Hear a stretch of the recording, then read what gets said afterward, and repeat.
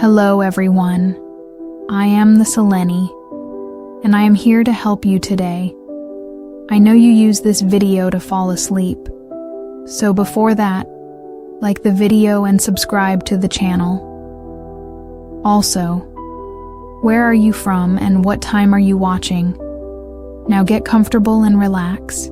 The spray of the North Atlantic was a constant, chilling kiss on Jessica's face as the hired fishing trawler, skippered by a taciturn old salt named Martin, bucked and rolled towards the jagged silhouette of Sturridge Point. The lighthouse, officially named the Beacon of St. Brenda, though locals just called it Sturridge Light, stood like a solitary, defiant sentinel against the bruised purple sky. It was her inheritance, a bizarre and unexpected bequest from a great aunt.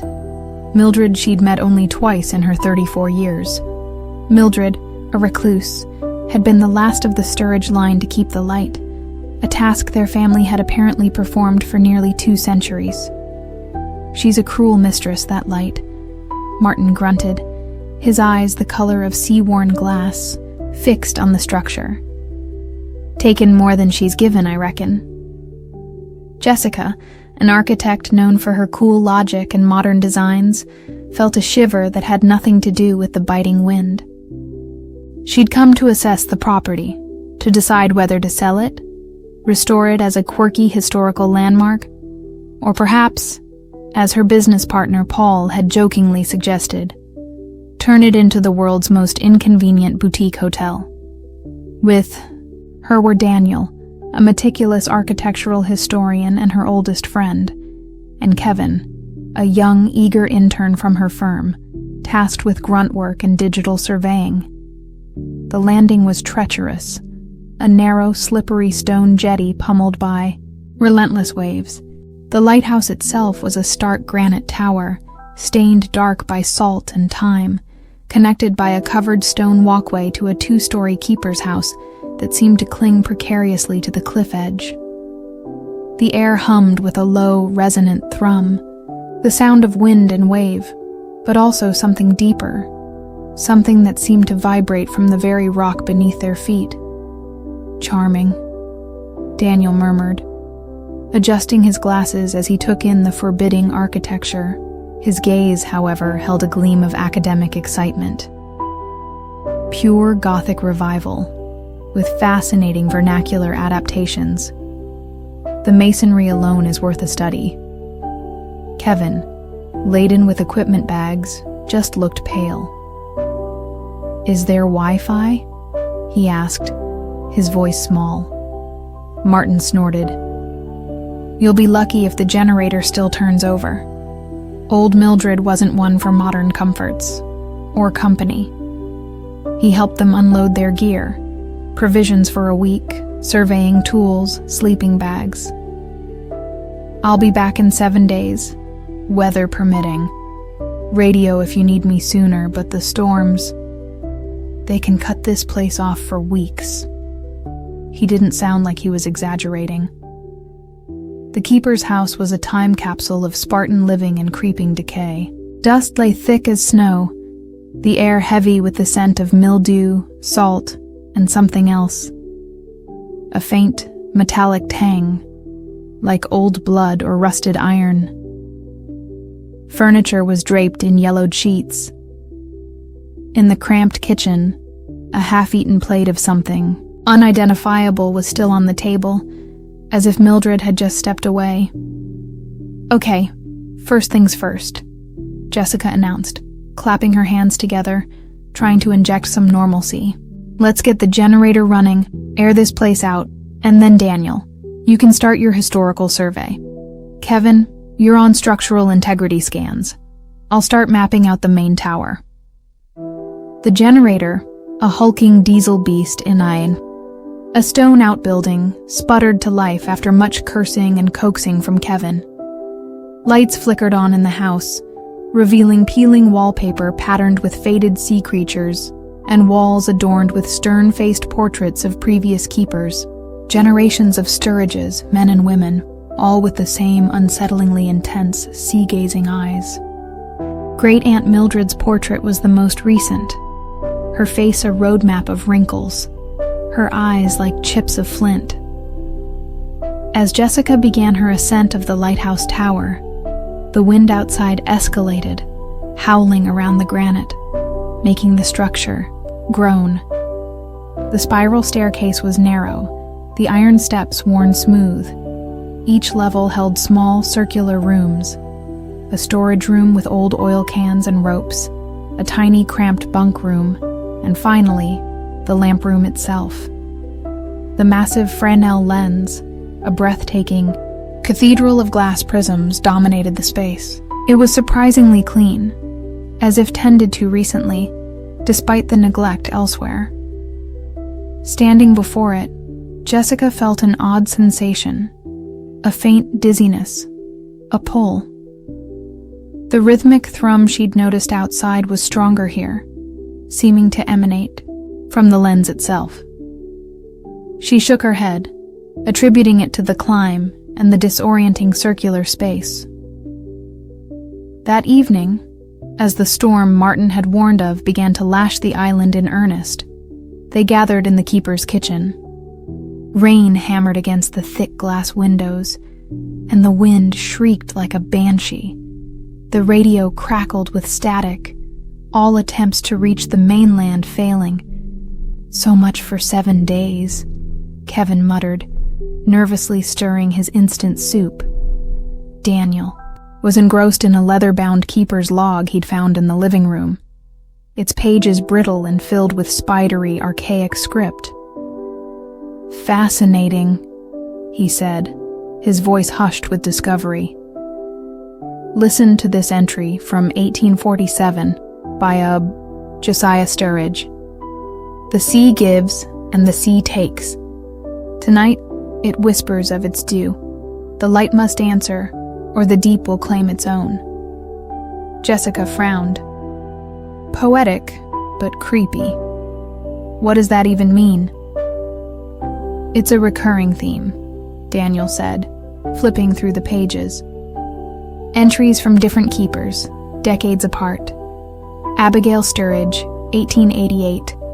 The bargain holds. The glass shows visions when the tide turns hungry. We watch, we serve. And this, from Elijah Sturridge, 1923.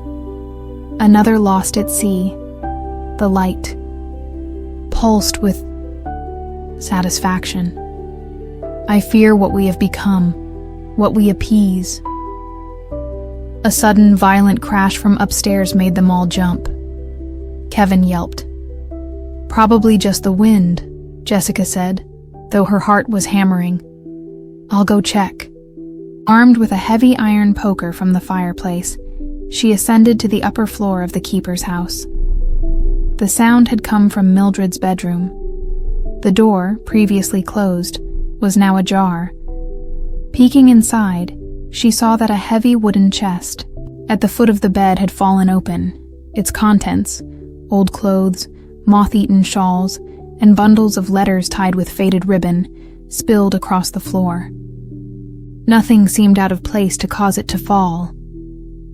As she bent to examine it, she noticed something tucked beneath the bed, something that hadn't been there before. A small, child-sized wooden rocking horse, its paint chipped, one glass eye missing. It rocked gently, as if recently pushed. Jessica hadn't seen it when they'd first explored. Where had it come from? Downstairs, Daniel had found another section in the log. "There are mentions of the offering," he said, his face pale in the lamplight. "It's vague, but it seems to refer to something or someone given to the sea or to the light, in exchange for safe passage for ships or to calm the storms. It speaks of a covenant." "Human sacrifice?" Kevin whispered, his eyes wide. "It's folklore, Kevin," Jessica said, trying to sound dismissive, though the image of the rocking horse and the unnatural way the chest had opened pricked at her composure. "Isolated people, harsh conditions. They develop strange beliefs. But the night brought little reassurance. Jessica found herself unable to sleep. The wind's howl punctuated by other sounds, creaks and groans from the old house that seemed too rhythmic, too intentional. And beneath it all, that persistent, low thrum, which seemed to be growing in intensity. She could almost feel it in her bones. Sometime after midnight, she heard a faint, melancholic singing, like a woman's voice carried on the wind, seemingly coming from the direction of the lighthouse tower itself. When she strained to listen, it faded into the storm's roar. The next day, the storm raged unabated. The island was a prison of wind and water. Kevin, attempting to get a signal on the roof, narrowly avoided being blown into the churning sea. He came back inside, soaked and terrified, claiming he'd seen a face in the waves, pale with dark, empty eyes, looking up at him. "It was Mildred," he stammered. "I swear it looked just like her portrait." Jessica and Daniel exchanged worried glances. Stress and isolation were clearly taking their toll on the young intern. Later, Daniel, exploring the base of the lighthouse tower, found a loose stone in the foundation. Behind it was a small, lead-lined cavity containing a tin box. Inside, nestled on a bed of dried seaweed, was a collection of small, intricately carved ivory figures, sailors, ships, and disturbingly, several small, bound human forms. There was also a single, child silver locket, tarnished with age. Engraved on it was the name Eliza. This is beyond folklore, Jessica," Daniel said, his voice strained. "These are votive offerings. This covenant, it was real." He cross-referenced the name Eliza in the keeper's log, an entry from Josiah Sturridge, dated 1852. Little Eliza taken by the fever. The sea was kind. It accepted her. The storms have passed. The light shines true. A cold dread washed over Jessica. Little Eliza, the rocking horse, the faint singing. That afternoon, while trying to reinforce a window shutter in the lamp room, Jessica felt the thrumming intensify. The massive Fresnel lens began to glow with a faint internal luminescence, even though the main lamp mechanism was off. As she stared, mesmerized, the light within the prism swirled, and for a horrifying instant, she saw an image form within the glass. Not a reflection, but a scene. A small, terrified girl, Eliza, being rowed out into a stormy sea by a grim-faced Josiah Sturridge. The girl was clutching a small wooden rocking horse. Then the image dissolved, leaving Jessica breathless, her heart pounding. She stumbled back, a scream catching in her throat. The lens was just glass again. Had she imagined it? She hurried down to tell Daniel, but found him and Kevin in the kitchen, staring at the radio. It was emitting a strange, melodic sequence of static bursts and clicks, almost like a distorted musical phrase, repeating over and over. "It started a few minutes ago," Daniel said. "It's not any station I recognize.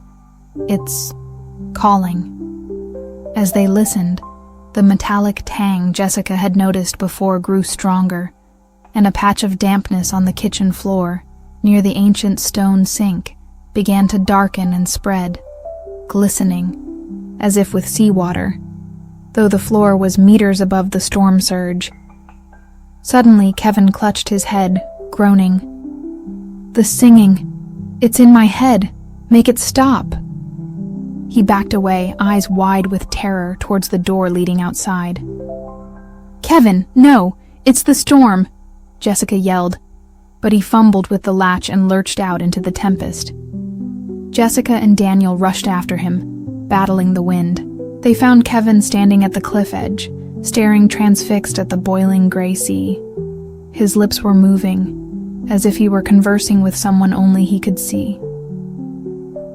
"They want me to come," he whispered, his voice eerily calm. "She says, it's peaceful in the water. Mildred says, it's time for a new offering."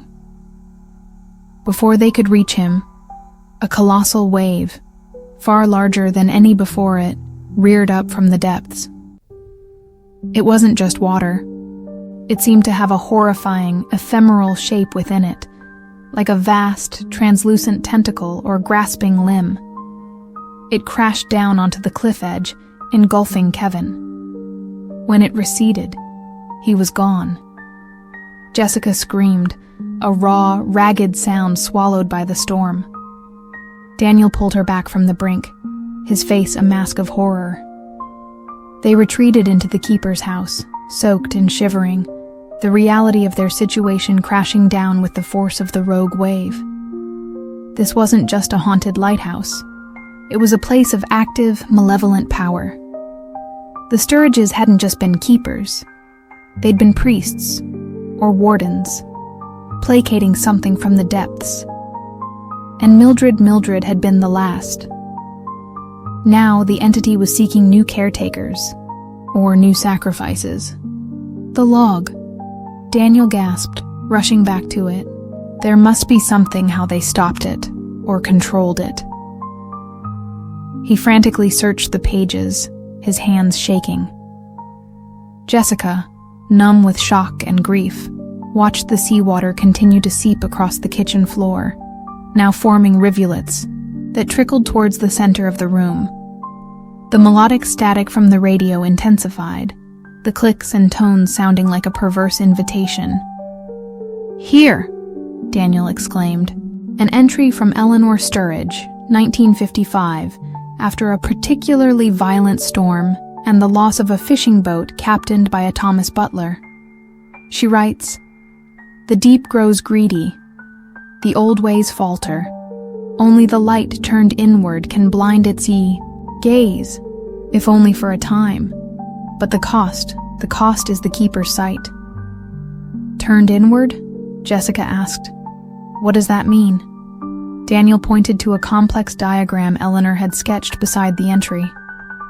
It showed the Fresnel lens, but with certain prisms reoriented, almost reversed. She's talking about reconfiguring the lens, to disrupt its focus, to break the connection. But the keeper's sight? Daniel looked at her, his eyes filled with dread.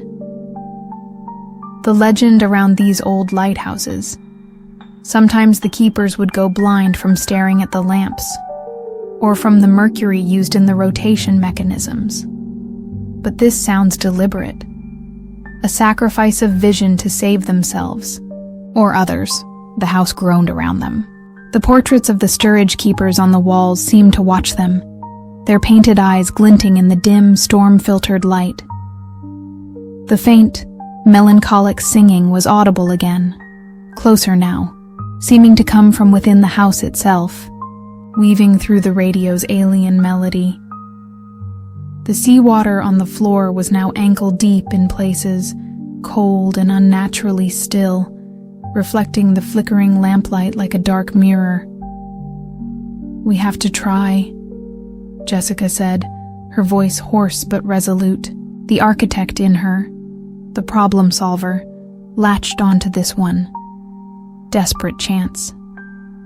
"If we don't, that thing out there, it will take us both." They fought their way through the covered walkway to the lighthouse tower, the wind threatening to tear the structure apart.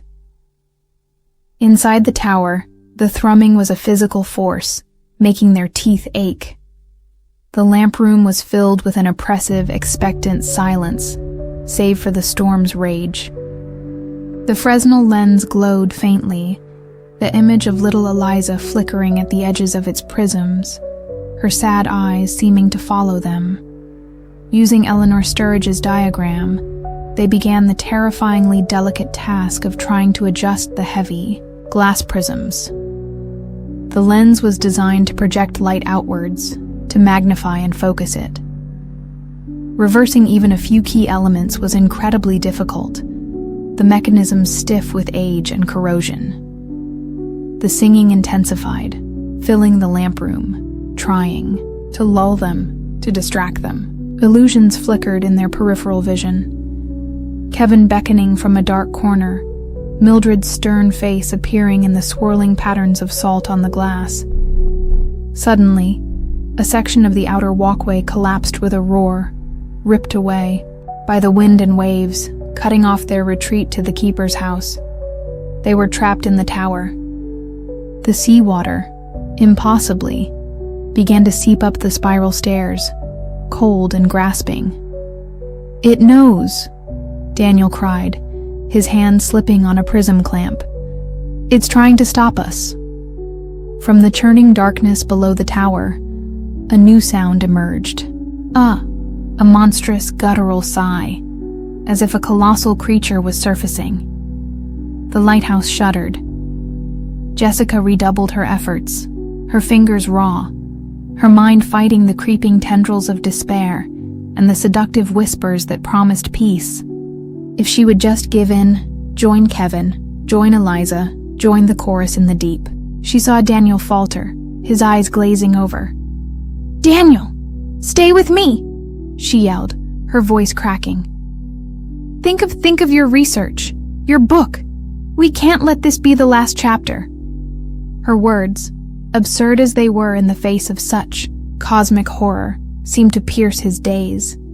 He shook his head, a renewed determination hardening his face. Finally, with a groan of protesting metal and glass, the last prism clicked into its new inverted position. For a moment, nothing happened. The storm still raged, the singing still echoed, the water still rose. Then, the Fresnel lens began to glow, not with the faint, ethereal light from before, but with an intense, blinding white radiance directed inward into the heart of the tower itself. The thrumming became a piercing shriek of pure energy that vibrated through their very atoms. Jessica and Daniel cried out, shielding their eyes, but the light seared through their eyelids. It was a pain beyond imagining, a scouring, purifying agony. The spectral singing turned into a chorus of shrieks, not of malice, but of pain, of dispersal. The encroaching seawater hissed and steamed, retreating down the stairs as if burned. The monstrous sigh from the depths became a frustrated, fading roar. When Jessica could finally bear to open her eyes, blinking against a kaleidoscope of searing, after images, the intense light was fading from the lens. The lamp room was filled with the smell of ozone and burnt salt. The storm outside, while still violent, had lost its unnatural fury. It was just a storm now, not a malevolent entity. The oppressive psychic pressure was gone. Daniel lay on the floor, groaning, clutching his face. "Daniel, are you okay?" Jessica crawled towards him. He slowly lowered his hands. His eyes were wide, unfocused, staring blankly ahead. I can't see," he whispered, his voice raw with terror and disbelief. "Jessica, I can't see anything. It's all just light, burning light. The cost, the keeper's sight." Eleanor Sturridge's warning had been literal. The inverted light, meant to blind the entity, had claimed Daniel's vision. The storm broke by morning. The sun, when it finally appeared, seemed pale and hesitant. The sea was still rough, but the monstrous, unnatural swell was gone. The keeper's house was severely damaged. Parts of its seaward wall collapsed. The covered walkway to the tower was mostly destroyed, but they were alive. It took 2 more days for Martin's trawler to appear on the horizon, drawn by the sight of a distress flag Jessica had fashioned from a tattered sheet and flown from the tower's railing. The descent from the damaged tower with a newly blind Daniel was a harrowing ordeal. Martin asked no questions when he saw their state, the ruined lighthouse, and the absence of Kevin. His sea-worn face was grim, his eyes holding a deep, weary understanding. "Some places they just gotta hunger," was all he said as he helped them aboard. "Sturridge Light, she's had her fill for a while, I expect." Back on the mainland, their story was met with a mixture of disbelief and hushed local speculation. Kevin was officially listed as lost at sea, presumed drowned, a tragic accident in a violent storm. The authorities, represented by a pragmatic Constable Roger, saw no reason to investigate further, especially given the lighthouse's remote location and notorious reputation. Jessica and Daniel didn't try to explain the truth. Who would believe them? Daniel never regained his sight. The ophthalmologists, including a specialist named Dr. Susan Wright, were baffled, diagnosing it as a rare form of photic retinopathy combined with severe psychological trauma. But they couldn't explain the sheer instantaneous totality of the blindness. He adapted, with time, his other senses sharpening, his mind still keen, but a part of him remained trapped in that burning, light-filled darkness of the lamp room. He dictated his notes on Sturridge Light to Jessica, and they co-authored a monograph, carefully sanitized of the true horror, focusing on its unique architecture and the sociological impact of isolated lighthouse communities. It was a critical success, lauded for its meticulous detail. Jessica sold Sturridge Point to a historical preservation society, a shell company fronted by a wealthy benefactor named Mr. George Blackwood, who, curiously, stipulated in the sale that the lighthouse itself remain untouched, its lamp never to be lit again. She never returned to the island. She tried to move on, throwing herself into her work, designing sleek modern buildings of glass and steel, structures that embraced the light, that held no dark corners, no whispering depths. But sometimes, during the fiercest coastal storms, when the wind howled and the rain lashed against her city apartment windows, she would feel a faint thrumming in her bones, a distant echo of the lamp room.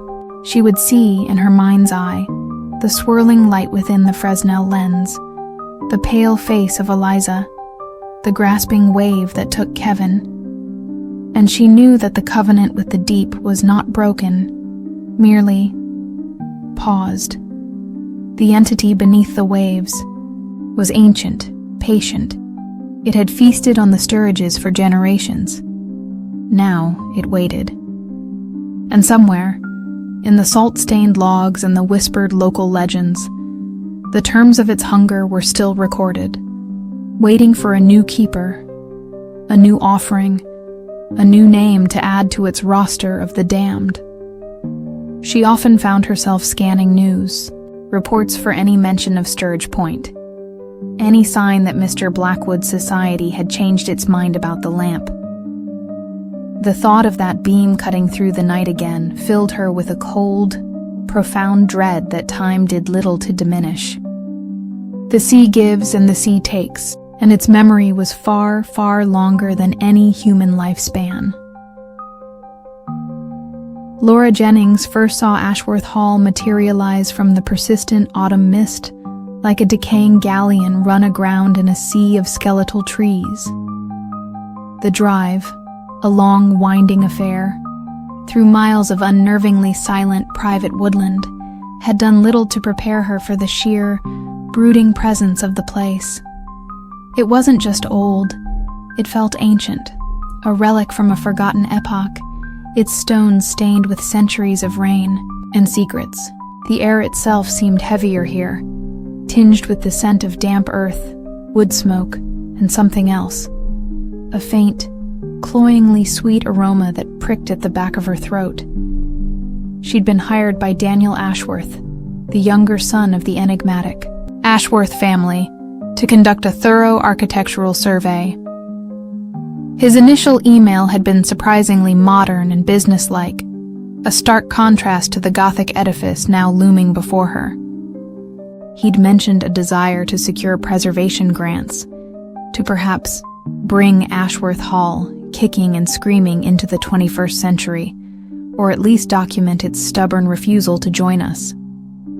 Laura, an architectural historian with a penchant for the forlorn and forgotten, had jumped at the chance. Properties like Ashworth Hall were rare, whispered about in historical circles but seldom accessible. The heavy oak front door, studded with black iron, creaked open before she could lift the grotesque griffin-shaped knocker. A man stood silhouetted in the dim hallway, tall, gaunt, and dressed in an impeccably old-fashioned butler's uniform. This had to be Herbert, whom Daniel had briefly mentioned as the estate's lifelong caretaker.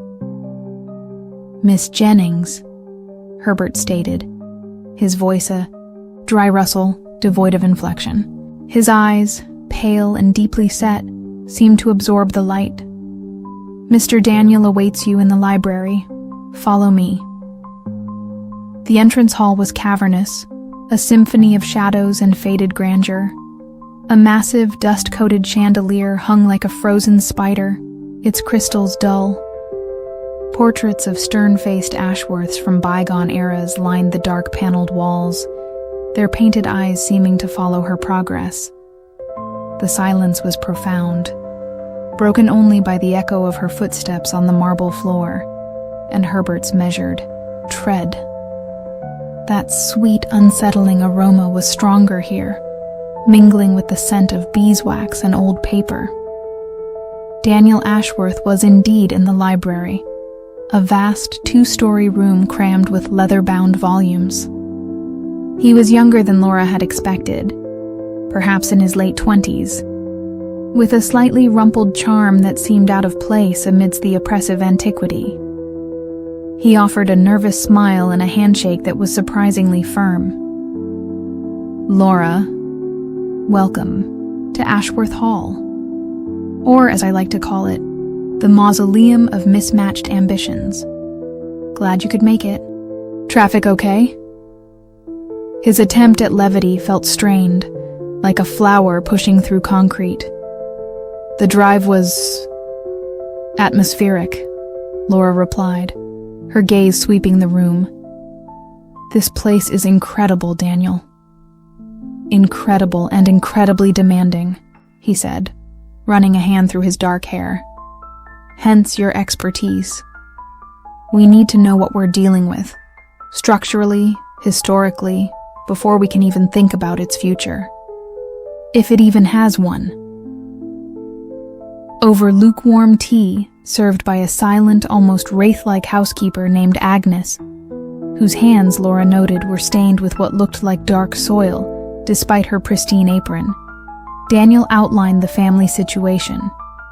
His father, Arthur Ashworth, was the current patriarch, a man of traditional views. His mother, Elizabeth, was frail.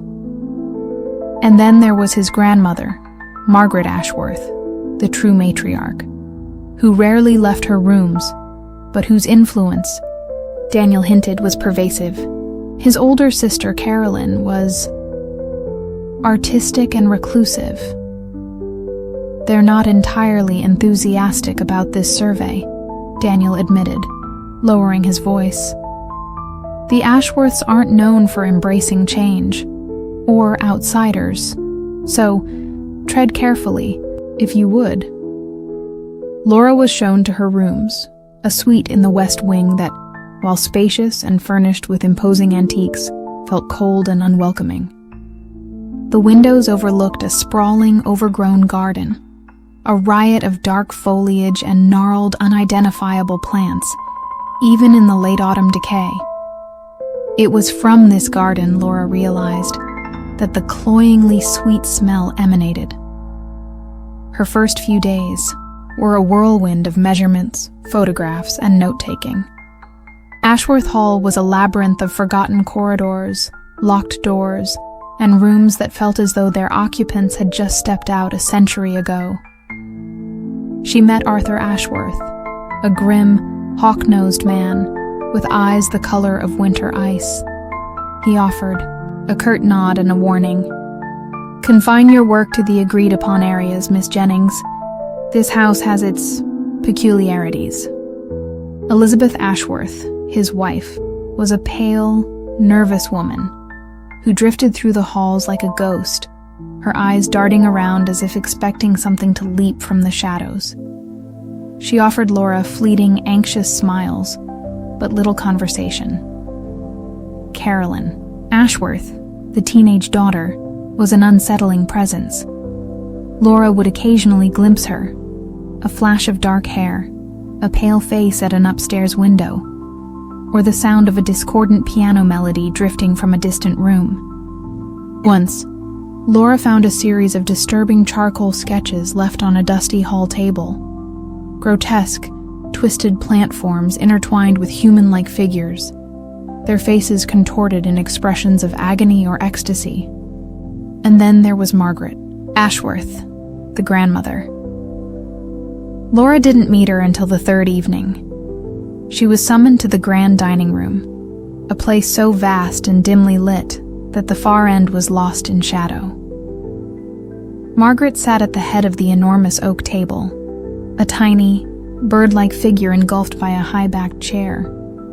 Her skin was like wrinkled parchment, her eyes startlingly bright and intelligent, holding a disconcerting amusement. "Miss Jennings," Margaret said, her voice surprisingly strong, a slight tremor in it. "The chronicler of our decay. Tell me, what do your modern eyes make of our ancestral pile?" Laura spoke carefully of the hall's architectural significance, its unique features. Margaret listened, a faint smile playing on her lips. "It has stood for 5 centuries, Miss Jennings. It has seen kings rise and fall. It has roots, deeper than you can imagine." Her gaze drifted towards the windows overlooking the garden.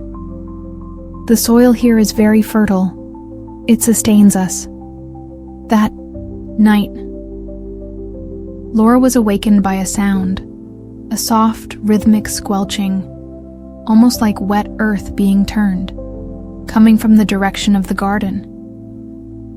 When she looked out her window, the moon was hidden by thick clouds, and the garden was a pool of impenetrable blackness. But the sweet, cloying scent was overpowering, almost suffocating. She also heard a faint, almost inaudible humming, a deep, resonant tone that seemed to vibrate through the very stones of the hall. The next day, Laura decided to explore the garden, despite an unspoken sense that it was off-limits. Daniel had vaguely warned her about some rare and rather temperamental botanical specimens. The garden was even stranger up close.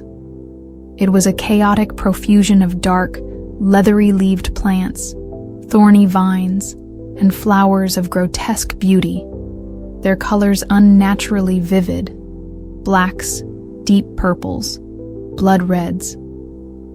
Many were unidentifiable, unlike anything Laura had seen in botanical texts.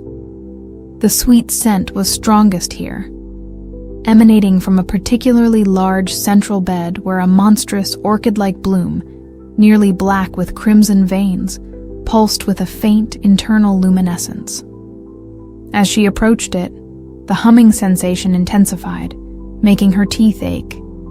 She noticed small, almost hidden pathways leading deeper into the undergrowth. And then she saw them, small stone markers, almost like miniature, weathered headstones, tucked away beneath certain plants. There were no names, just dates, some going back centuries. Shaken, she retreated to the library and began to delve into the Ashworth family archives, old journals, account books, letters. One volume, bound in faded green leather, caught her eye. It was the diary of an Eleanor Ashworth, dated 1788. Much of it was mundane, but then Laura found a series of entries that made her blood run cold. The grafting approaches. Father is weak. The bloom requires its due. Young Thomas, the stable boy, has been chosen. His mother weeps, but the Ashworth line must endure. The soil remembers its pact. Another entry. The ceremony was difficult. Thomas fought. But the tendrils are strong. The bloom fed well. Father is much improved. His color returns. The hall breathes anew. Tendrils? The bloom? Grafting? Laura felt a wave of nausea. The sketches Carolyn had drawn flashed in her mind, the twisted plant forms, the human figures. She sought out Daniel, her hands trembling as she clutched Eleanor's diary. "Daniel, what is this? What is the grafting?" Daniel's face went pale. He snatched the diary from her. "Where did you find this?" "I told you. Some things are best left undisturbed." "Undisturbed?" Laura's voice rose. "This talks about human sacrifice, about feeding someone to a plant." "It's old folklore, Laura," Daniel said, his voice tight, his earlier charm gone, replaced by a hunted look. "Our ancestors were eccentric, superstitious. It means nothing." "It means something to Carolyn," Laura retorted. "Her drawings, they're of this bloom, aren't they? And those stone markers in the garden, those are graves." Daniel flinched. "Please, Laura, just do your survey. Focus on the architecture. Don't dig into things that don't concern you, for your own sake." His fear was palpable, and it terrified Laura more than any overt threat. That night, the house seemed to come alive with unsettling sounds. Whispers seemed to sigh from the walls. The rhythmic squelching from the garden was louder, more insistent. Laura barricaded her door with a heavy chair, but sleep was impossible. She kept seeing the crimson-veined bloom in her mind, its faint internal pulse. Desperate for answers, Laura decided to contact Mr. Samuel Pike, a local historian whose name she'd found in a county archive record related to Ashworth Hall. The hall had no internet, and her mobile phone had no signal within its thick stone walls. She'd have to drive into the local village a few miles away. She made an excuse to Daniel about needing specific surveying supplies. The village of Ashworth Magna was a quaint, insular place.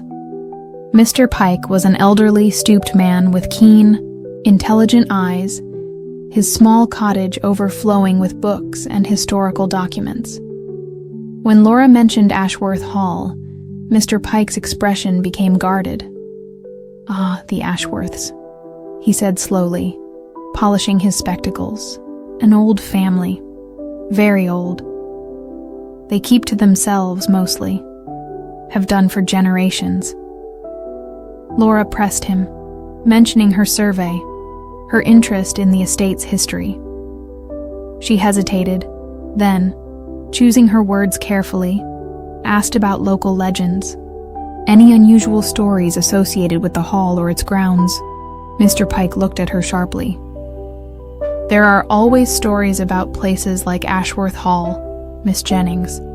Tales of long lives, of unusual horticultural practices. Some say the Ashworths made a pact, long ago, that the land itself sustains them, but it demands a price." "What kind of price?" Laura whispered. "They say," Mr. Pike continued, his voice dropping, "that the garden at Ashworth Hall doesn't just grow plants. It cultivates life, borrows it, and that every so often It needs fresh soil, a new root, a grafting they called it in the old days. He met her gaze. Some folks who went to work at the hall over the centuries, they never came back, vanished without a trace. The official explanations were always plausible.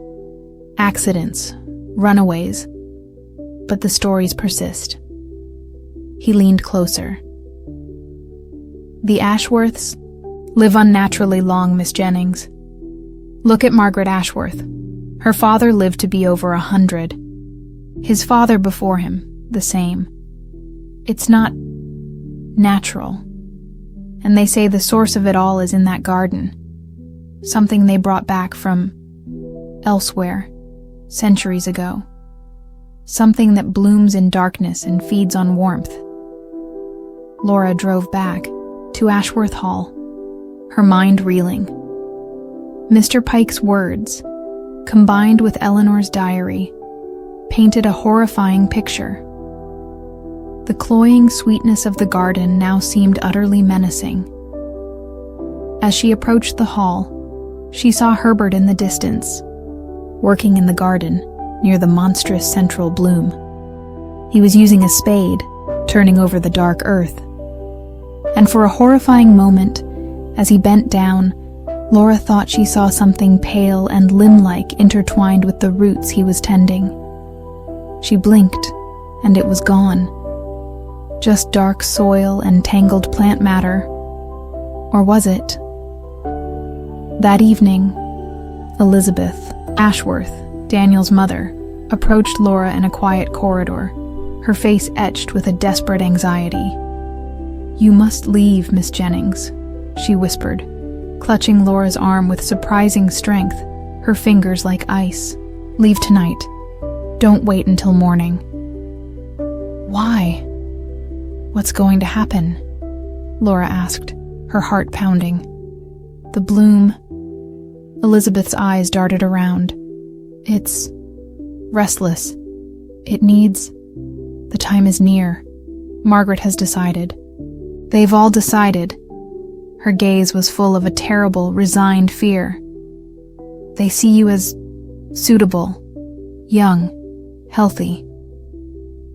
"Suitable for what?" Laura breathed. But Elizabeth just shook her head, tears welling in her eyes.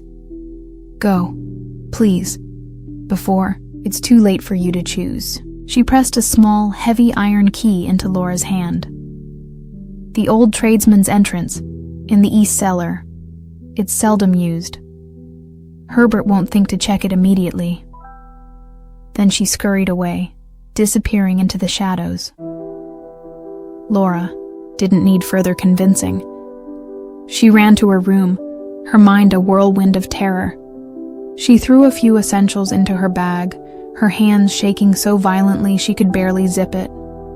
The sweet scent from the garden seemed to be seeping through the floorboards, through the very walls, coiling around her.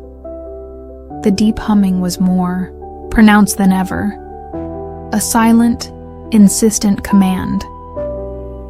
She made her way through the darkened, silent corridors of Ashworth Hall, every creak of a floorboard, every rustle of ancient drapery, sending jolts of fear through her.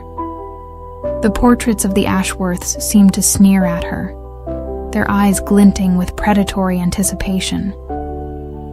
She found the stairs to the cellars, her flashlight beam cutting a nervous path through the oppressive darkness.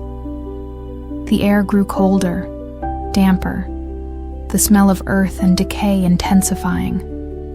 The east cellar was a labyrinth of stone arches and forgotten storage, filled with cobweb-draped barrels and discarded furniture. Finally, she found the tradesman's door, a heavy iron-banded wooden door, its lock crusted with rust. The key, Elizabeth had given her scraped and protested, but finally, with a grating shriek of metal, the lock turned. Freedom was just beyond. She pulled the door open, expecting to see the moonlit path to her car. Instead, she saw Herbert. He stood there, silhouetted against the faint moonlight, his gaunt frame filling the doorway. In one hand, he held a long, wickedly sharp pruning hook. His pale eyes gleamed. "Leaving so soon, Miss Jennings?" he rasped, a ghost of a smile on his thin lips. "But the garden is so eager to welcome you." Behind him, Laura could see figures emerging from the misty darkness of the grounds. Arthur Ashworth, his face set in a grim mask of determination. Carolyn, her eyes wide and unnervingly blank, clutching a handful of dark, pulsating petals. And even Daniel, his earlier fear now replaced by a strange, resigned calm, his gaze fixed on something beyond Laura. And then, Margaret Ashworth, supported by Daniel but moving with an unnatural agility for her age, her bright eyes fixed on Laura with an expression of chilling, possessive hunger. "The bloom has chosen, my dear," Margaret said, her voice soft, but carrying an immense weight of ancient authority. "It finds your vitality appealing. You will become part of something much grander, much more enduring than mere stone and mortar. You will help Ashworth Hall flourish." Laura screamed and slammed the heavy cellar door shut, ramming the bolt home just as Herbert's hook thudded against the wood. She was trapped. The only way out was back up, into the heart of the house. She could hear them on the other side of the door, their voices calm, insistent, promising her a place in their eternal garden. The sweet, cloying scent was seeping under the door, thick and nauseating. Terror gave her a desperate strength. She raced back up the cellar stairs, her mind frantically searching for another escape. The main doors would be watched. The windows were too high or barred. As she reached the main hall, she saw that the great front doors were indeed blocked by Arthur, who now held a heavy, antique fowling piece. Carolyn was drifting towards her, humming a strange, discordant melody, scattering petals that seemed to writhe on the marble floor. "Don't fight it, Laura," Carolyn whispered, her eyes unfocused. "It's beautiful when you join. You become so much more." The entire house seemed to be thrumming now, the air thick with the garden's monstrous perfume. Laura felt a wave of dizziness, her thoughts becoming sluggish, a strange lethargy creeping over her. The whispers she'd heard before were clearer now, insidious voices promising peace, an end to fear, if she would just accept. But the image of Eleanor's diary, of young Thomas the stable boy, of Elizabeth's terrified face, flashed in her mind, cutting through the encroaching mental fog. She wouldn't be another forgotten grave marker in that hideous garden. She remembered the library, its 2 stories, its tall windows. Some of those on the upper gallery might be less secure. It was a desperate chance. She fainted towards the grand staircase. Then, as Arthur moved to intercept, she dodged and sprinted towards the library, Carolyn's eerie humming pursuing her. She burst into the library, slamming the heavy doors behind her and fumbling with the bolt. It wouldn't hold them for long. Her eyes scanned the upper gallery. One window, at the far end, looked less heavily leaded than the others, its casement perhaps old enough to be rotted. She scrambled up the narrow spiral staircase to the gallery, the wood groaning under her. Wait! Below, heavy thuds began to rain against the library doors. Reaching the window, she wrestled with the corroded latch. It wouldn't budge. Tears of frustration and terror streamed down her face. The doors below splintered, then burst. Open, Arthur, Herbert, and Daniel surged in, their faces grim. Margaret followed, her eyes glittering. "There is no escape, child," Margaret said, her voice echoing in the vast room. The hall always gets what it needs. As Herbert started up the spiral staircase, his pruning hook glinting, Laura, in a last desperate act, grabbed a heavy brass statuette, a bust of some forgotten philosopher, from a nearby pedestal. With a scream of defiance, she hurled it at the window. The leaded panes shattered, glass exploding outwards into the misty night. For a moment, everyone froze. Then, Laura did the only thing she could. She climbed onto the narrow window ledge. Below was a 20-foot drop onto the flagstone terrace. But beyond that lay the relative safety of the wider estate grounds, and her car, if she could reach it. It was a suicidal leap, but better than the alternative. "You'll die," Daniel yelled, a flicker of his former self, of horror in his eyes. "Better than being your fertilizer," Laura spat back. She jumped. The impact knocked the breath from her, sending a searing pain through her ankle. She lay there for a precious second, gasping, darkness swimming at the edge of her vision. But the sounds of pursuit from above, the enraged shouts, spurred her on. She scrambled to her feet, her ankle screaming in protest, and limped, half ran, towards where she'd left her car, near a dilapidated stable block. The mist swirled around her, the sweet scent of the garden chasing her, trying to reel her back in. She could hear them crashing through the undergrowth behind her. Herbert's rasping breaths, Arthur's curses. She reached her car, fumbling for the keys, her injured ankle throbbing. The engine coughed, sputtered, then mercifully roared to life.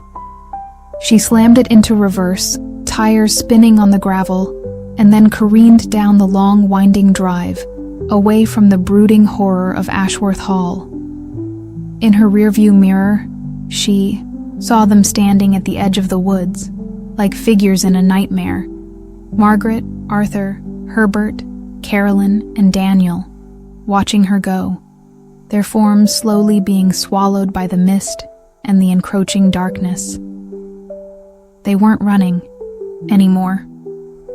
They looked patient, as if they knew this was only a temporary reprieve. Laura never looked back.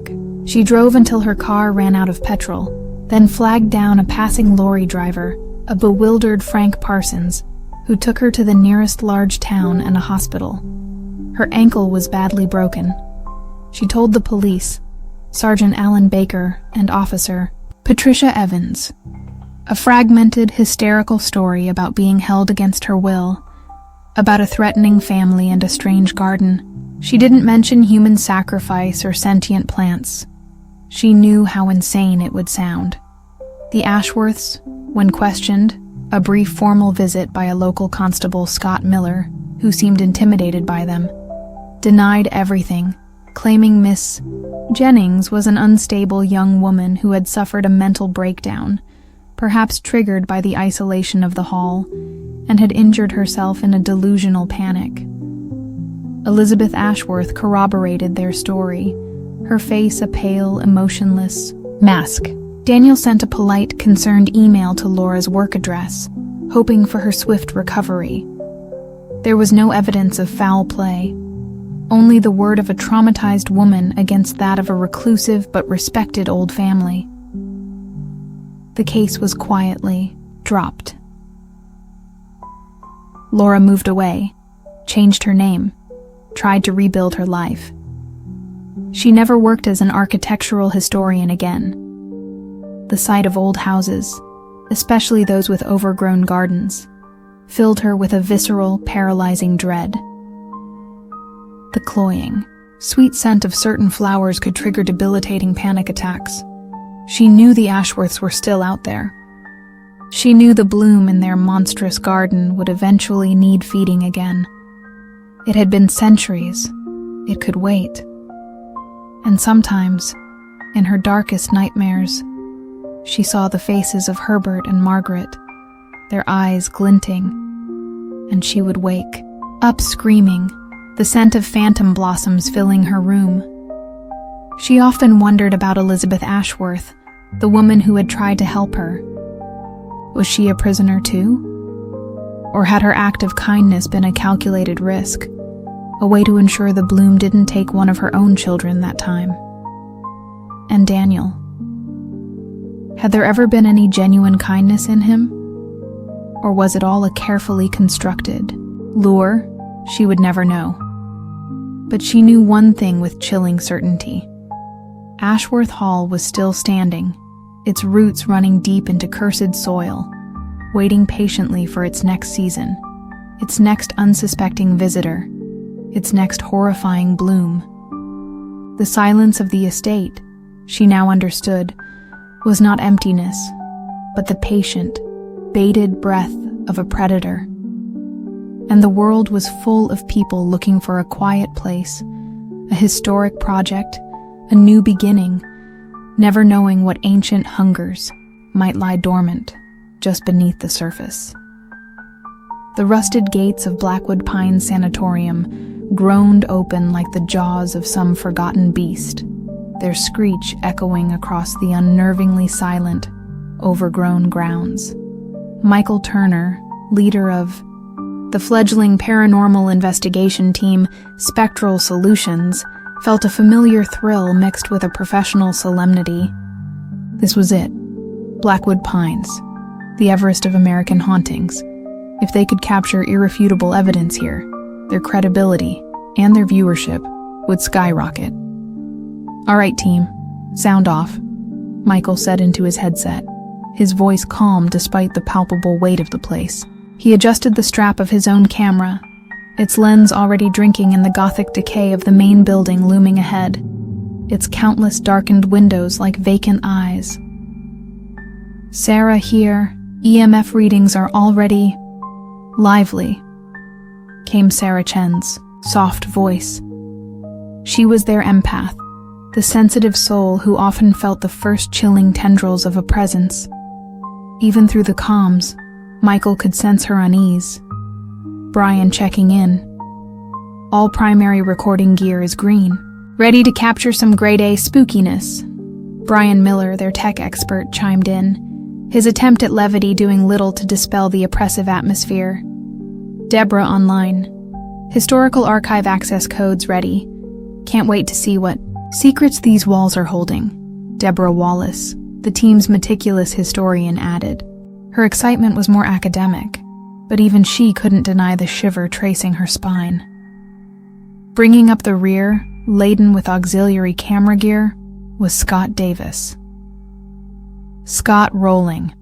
Man, this place gives the term fixer-upper a whole new meaning. You getting this, Mike? Pure nightmare fuel. Their battered van, affectionately nicknamed the Ghostbuster, had barely made it up the winding, unmaintained track. They'd passed a ramshackle cottage a mile back, smoke curling from its chimney. The presumed caretaker, an old man named Earl, who Deborah had briefly corresponded with for access, had been terse and unhelpful, offering only a grunted, "Place's got a bad memory. Best not to stir it." They set up their base camp in the sanatorium's former administrative wing, one of the few sections deemed relatively structurally sound.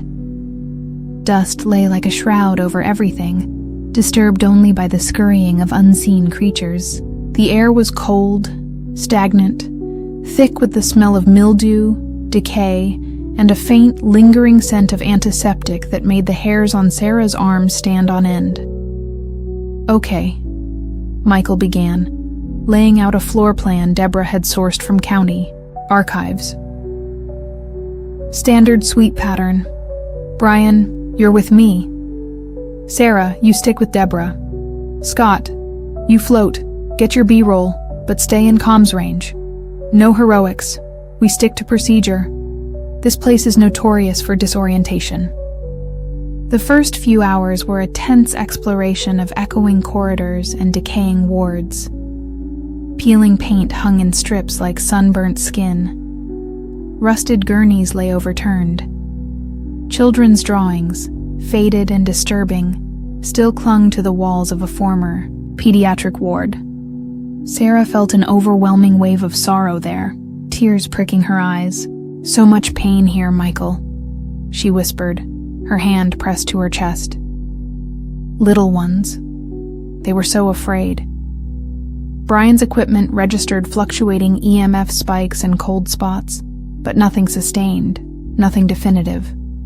Scott, Ever, the showman, ventured into a darkened solitary confinement cell, narrating dramatically for his camera. A heavy steel door slammed shut behind him, plunging him into blackness. His yelp was sharp. "Scott? Report!" Michael's voice was tight. Door just slammed. I'm okay, just... Damn, that was loud." Michael and Brian found him shaken but unharmed, the door now inexplicably ajar. "Probably a draft, Scott. This place is full of them," Michael said, though the air in the corridor was unnervingly still. Scott grumbled but didn't argue, though he cast nervous glances back at the cell. Meanwhile, Deborah had located the records room. It was a disaster. Burst pipes had turned most of the paper files into a pulpy, unreadable mess. But in a series of surprisingly intact metal filing cabinets, she found patient ledgers and staff logs from the sanatorium's early to mid-20th century heyday. "I think I'm onto something," she radioed. "There are repeated mentions of a Dr. Arthur Holloway, chief physician 1930s into the late 40s. Seems he ran a specialized wing. Very little official documentation on it, though. It's like it was scrubbed." That first night, as they reviewed the initial footage and audio, the unsettling nature of Blackwood Pines began to truly seep in. Brian isolated several EVPs. Faint, breathy whispers. One, caught in the children's ward, was a chillingly clear child's voice, repeatedly murmuring a single name. Elsie, Elsie. The next day, Deborah delved deeper into the salvaged records. "Dr. Arthur Holloway," she announced, her voice tight with a grim fascination. "He was a pioneer in what he termed psychic resonance therapy. Utter quackery by today's standards. He believed certain individuals were conduits. He had a particular obsession with a young patient, Elsie Carmichael, admitted for acute nocturnal hysteria and visual disturbances. She claimed to see shadow men." Sarah shivered, the name resonating with a profound sadness. "According to these fragmented notes," Deborah continued, her brow furrowed, "Elsie died in 1948. Official cause, heart failure secondary to her condition. But there are inconsistencies. Rumors among the staff at the time hinted at in these logs of unorthodox methods, abuse even. Holloway was trying to amplify her connection, as he called it." "And Holloway?" Michael asked. "Vanished shortly after Elsie's death. Some say he died here, took his own life in guilt. Others believe he simply fled when an internal investigation was launched. The wing he ran, Ward C, was sealed off after his disappearance. Permanently, Ward C. The name hung in the air, a new, irresistible focal point for their investigation. "That's where we need to go," Michael stated, his eyes gleaming with a hunter's intensity. Breaching the entrance to Ward C was an ordeal. A heavy steel door, bolted and rusted shut, then a secondary brick wall, crudely erected. It took Scott and Brian, with crowbars and a sledgehammer, the better part of an hour. The air that billowed out when they finally broke through was foul, thick with the scent of dust, decay, and something else.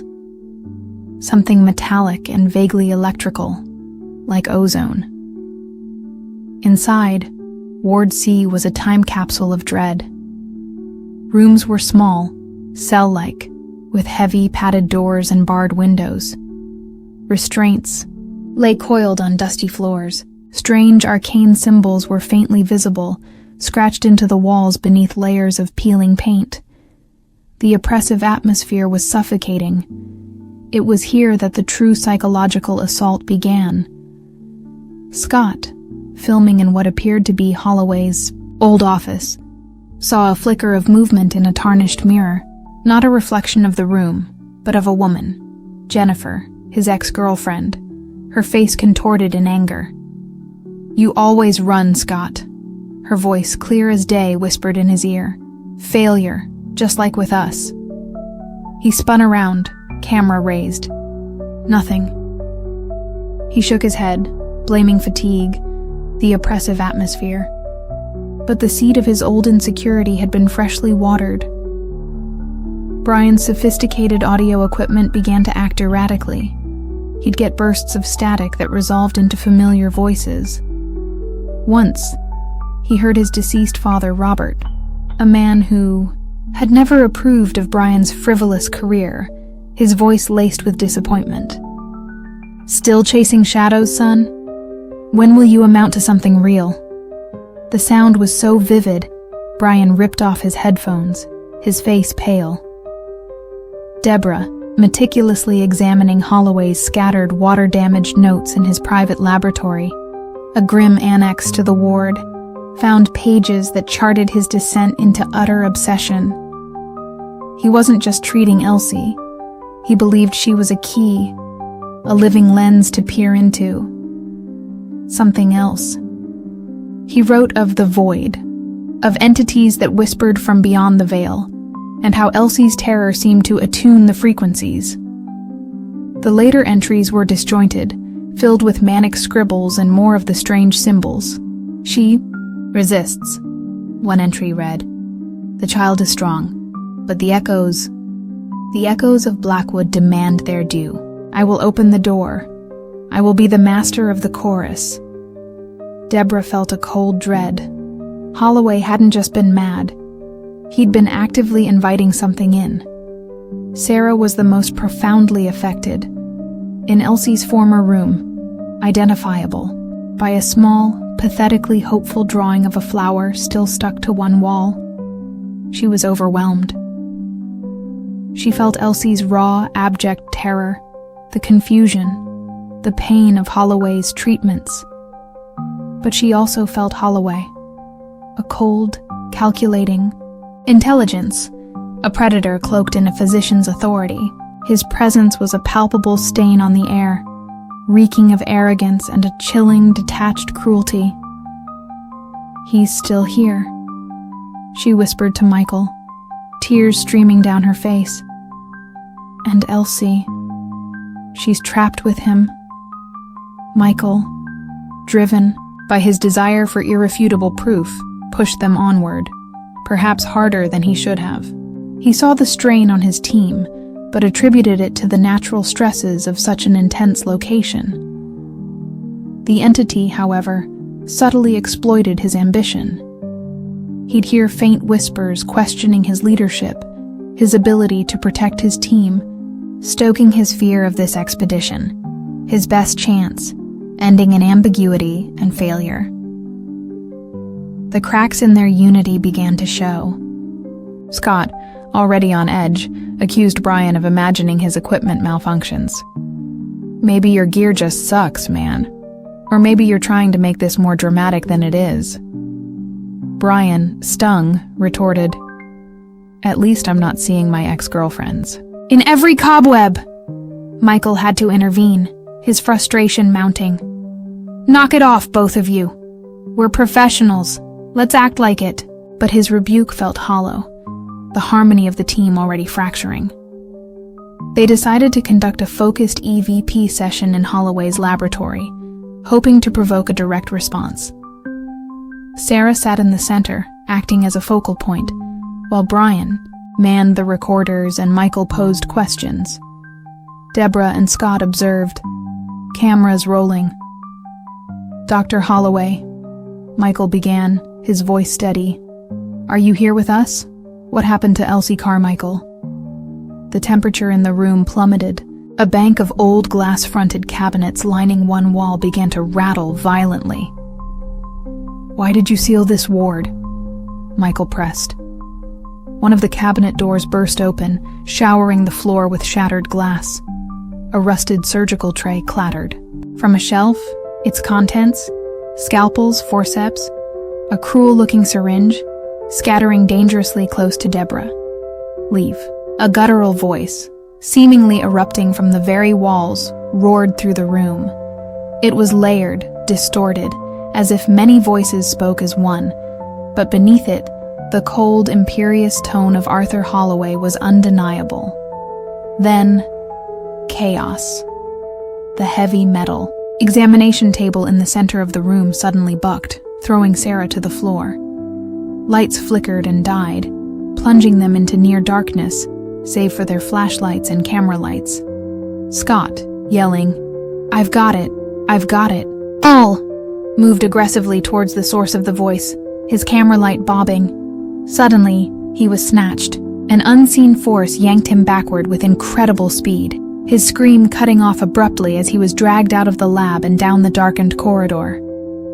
"Scott!" Michael roared, scrambling after him, Brian and Deborah close behind. Sarah, still dazed on the floor. They found Scott slumped at the far end of the corridor, near a barricaded window. He was alive, but barely conscious, his expensive camera smashed beside him. His face was ashen, his eyes wide with a terror that went beyond fear. "Holloway," he choked out, his eyes burning. "He's not a ghost, Mike. He's something else." Across his arm, 3 deep, parallel gouges bled freely, as if raked by metallic claws or impossibly sharp fingernails. The jovial thrill-seeker was gone, replaced by a broken, whimpering man. Getting Scott back to their base camp was a nightmare. The layout of the sanatorium seemed to shift around them, corridors lengthening, doorways disappearing. It was as if the building itself was actively trying to prevent their escape from Ward C. When they finally made it, Scott was delirious, muttering about the master and the price of seeing. His wounds, despite Deborah's careful cleaning and bandaging, looked inflamed, angry. An unnatural, preternatural storm had descended upon Blackwood Pines, cutting off any chance of immediate escape or outside communication. The wind howled like a legion of tortured souls, rain lashing against the windows with hurricane force. Scott's condition deteriorated rapidly. The scratches on his arm were turning a sickening black, the infection spreading with terrifying speed. He thrashed in his sleeping bag, his fevered eyes darting around, accusing them. You brought me here. He wants you all. He told me. You're next." Brian, usually the most pragmatic after Michael, was visibly shaken. "This isn't normal, Mike. That infection, it's too fast. This place, it's feeding on him. Or something in him is." He theorized it was a psychic parasite, anchored by Holloway, amplified by the asylum's decades of misery, thriving on their fear, their negative energy. Sarah, pale but resolute, felt a subtle shift. Amidst the suffocating presence of Holloway, she felt Elsie more clearly now, not as a source of terror, but as a fellow victim, a pinprick of desperate light in the overwhelming darkness. "Elsie didn't want this," she said, her voice barely a whisper.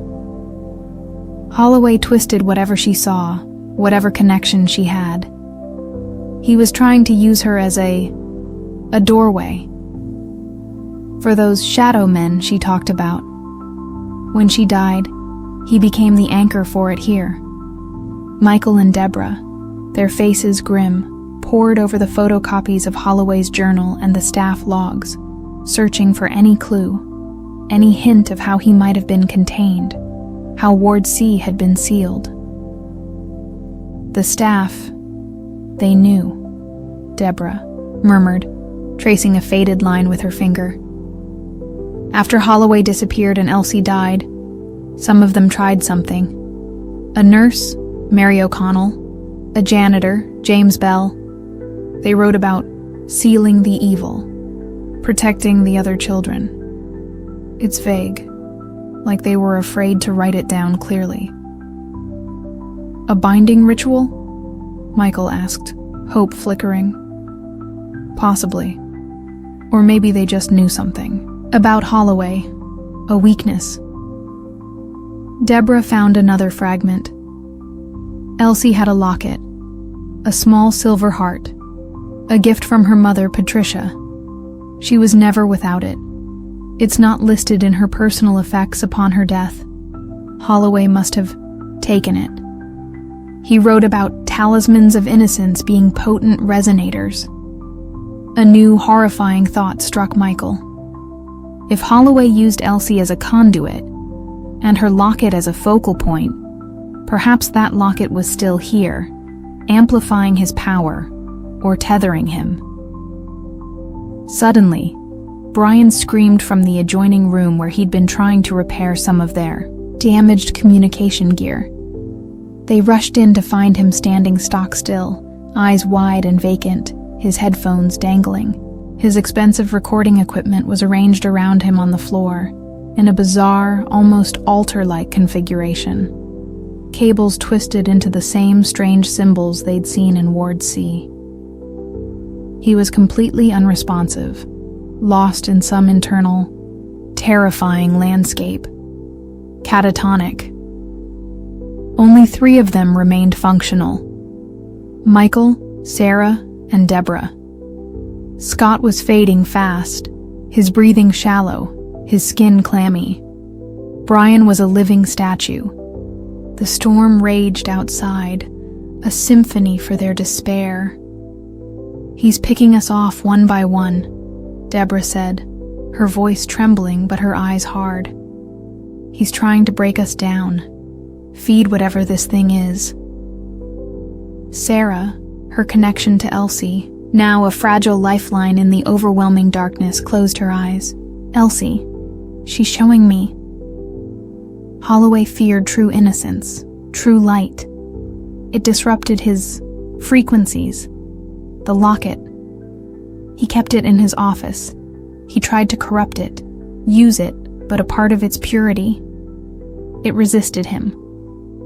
It's still there, in Ward C hidden. A desperate, near-suicidal plan formed.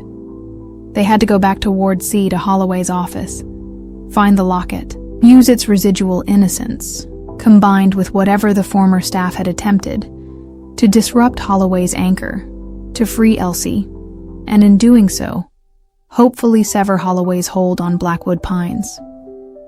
"It's our only chance," Michael said, his face a grim mask. He looked at Scott, at Brian. He wouldn't leave them, but he couldn't save them by staying. "Deborah, you stay here. Barricade the door. Keep them as safe as you can." "No, Michael," Deborah said, grabbing a heavy iron pry bar. "I started this with the records. I'm seeing it through. Besides, you'll need someone to watch your back. Sarah will be focused on Elsie." Michael looked at her, saw the fierce determination in her eyes, and nodded. There was no time to argue. Ward C was even more alive with malevolence than before. The air crackled with unseen energy. Shadowy forms flickered at the edge of their vision. Holloway's guttural voice echoed around them, mocking, cajoling, threatening. "You cannot stop the inevitable. Blackwood is eternal. I am its voice, its will." In Holloway's office, the oppressive atmosphere was at its peak. The room was icy cold. As Sarah focused, trying to pinpoint the locket's location through Elsie's fading senses, the entity of Arthur Holloway began to manifest more substantially. A towering shadow, vaguely man-shaped, with eyes that burned like cold, black embers. It showed Michael visions. His team dead, their bodies contorted, their faces accusing him, his reputation shattered, his life's work a monument to failure and death. You led them to slaughter, Michael Turner. For what? A fleeting glimpse of a truth you cannot comprehend? Michael gritted his teeth, fighting the poisonous images, focusing on Sarah's strained face. The entity then turned its attention to Sarah, trying to overwhelm her, to possess her, to make her its new conduit. Such a sensitive soul, so open. You will serve me far better than the child ever could, Sarah cried out, stumbling back, her hands clutching her head. Deborah, seeing Sarah falter, charged forward, swinging the pry bar at the shadowy manifestation. "Leave her alone, you bastard!" the shadow lashed out. An invisible force slammed Deborah against a rusted filing cabinet. She crumpled to the floor, a sharp cry of pain escaping her lips, her arm bent at an unnatural angle. "The desk," Sarah gasped, pointing a trembling finger towards Holloway's massive oak desk. "It's in a hidden compartment, underneath." While the Holloway entity was momentarily distracted by Deborah's attack, Michael lunged for the desk. He felt blindly underneath, his fingers searching for a catch, a loose panel. The shadow thing turned, its burning eyes fixing on him, a wave of nauseating cold washing over him. His fingers found a small, recessed button. He pressed it. A tiny drawer, no bigger than his hand, clicked open. Inside, nestled on faded velvet, was a small, tarnished silver locket, heart-shaped. Elsie Carmichael's locket. It felt surprisingly warm to the touch, pulsing with a faint, almost imperceptible light. "Sarah!" Michael yelled, tossing her the locket. Sarah caught it, her fingers closing around the metal. As she did, a wave of pure, unadulterated sorrow, Elsie's sorrow, washed through her, followed by a surprising surge of childlike defiance, of resilience. The oppressive cold in the room seemed to recede slightly. The Holloway entity recoiled, a hiss of fury escaping it. "Insolent gnats! You cannot silence the echoes!" "Elsie doesn't belong to you anymore, Holloway," Sarah cried, her voice imbued with a strength that wasn't entirely her own. She held the locket aloft. "Her light, it's stronger than your darkness." The locket flared, a soft, pure white light emanating from it, pushing back against the cloying shadows. The entity shrieked, a sound of pure agony and rage, its form flickering, becoming less substantial. Michael, remembering the staff notes about sealing the evil, grabbed a heavy iron letter spike from the desk, something James Bell, the janitor, might have used, or something symbolic of order and containment. He plunged it into the center of the desk, where the shadow of Holloway seemed most concentrated, yelling Elsie's name. The effect was explosive. The shadow thing convulsed, then imploded with a sound like 1,000 breaking panes of glass. The burning eyes vanished. The oppressive weight lifted from the room, replaced by a profound, echoing silence and the faint, lingering scent of ozone. The locket in Sarah's hand grew cold, its light fading. Michael rushed to Deborah. Her arm was broken, and she was badly bruised, but conscious. Sarah was exhausted, but the terror had left her eyes, replaced by a deep, weary sadness. They stumbled out of Ward C, out of Blackwood Pines Sanatorium, supporting Deborah between them, leaving the darkness and the shattered remnants of their investigation behind. The storm had broken, the preternatural fury gone, leaving only a cold, steady rain. Scott Davis died before they could get him to a hospital. the strange infection overwhelming him. Brian Miller remained in a psychiatric facility, diagnosed with profound catatonia. He never spoke another coherent word, his eyes forever fixed on some unseen horror. Deborah Wallace recovered physically, but the psychological scars and the loss of her friends would haunt her always. Michael Turner and Sarah Chen disbanded Spectral Solutions. They had their proof: damaged footage, garbled audio, the locket. But the cost was unbearable. They presented their findings anonymously to a parapsychological research institute, along with a solemn warning about Blackwood Pines. The institute, intrigued but cautious, classified it as anomalous data requiring further heavily controlled investigation. Blackwood Pines Sanatorium still stands, a monument to suffering and a warning. The entity of Arthur Holloway was perhaps not destroyed, merely quieted, disrupted. His connection to the place, to the echoes of its pain, was too deep. Or perhaps, with Elsie's spirit finally at peace, a crucial part of his power was simply gone. Michael and Sarah knew the truth. Some doors are best left unopened, some voices best left unanswered. The echoes of Blackwood Pines were a testament to that. And in the silence of their own haunted nights, they could still hear them, a chilling reminder that the veil between worlds is terrifyingly thin, and some entities that lurk beyond have a hunger that can never truly be sated. The world was, they now knew with chilling certainty, far more dangerous and predatory than they had ever dared to imagine. The town of Harmony Creek unfolded before Jessica Martin like a meticulously painted idol. Nestled in a valley carved by the titular creek, it was a patchwork of verdant fields, blooming orchards, even in the late summer haze, and charming, white picket-fenced homes. Smoke curled lazily from stone chimneys, and the air, sweet with the scent of ripe fruit and damp earth, hummed with a peaceful, almost soporific energy.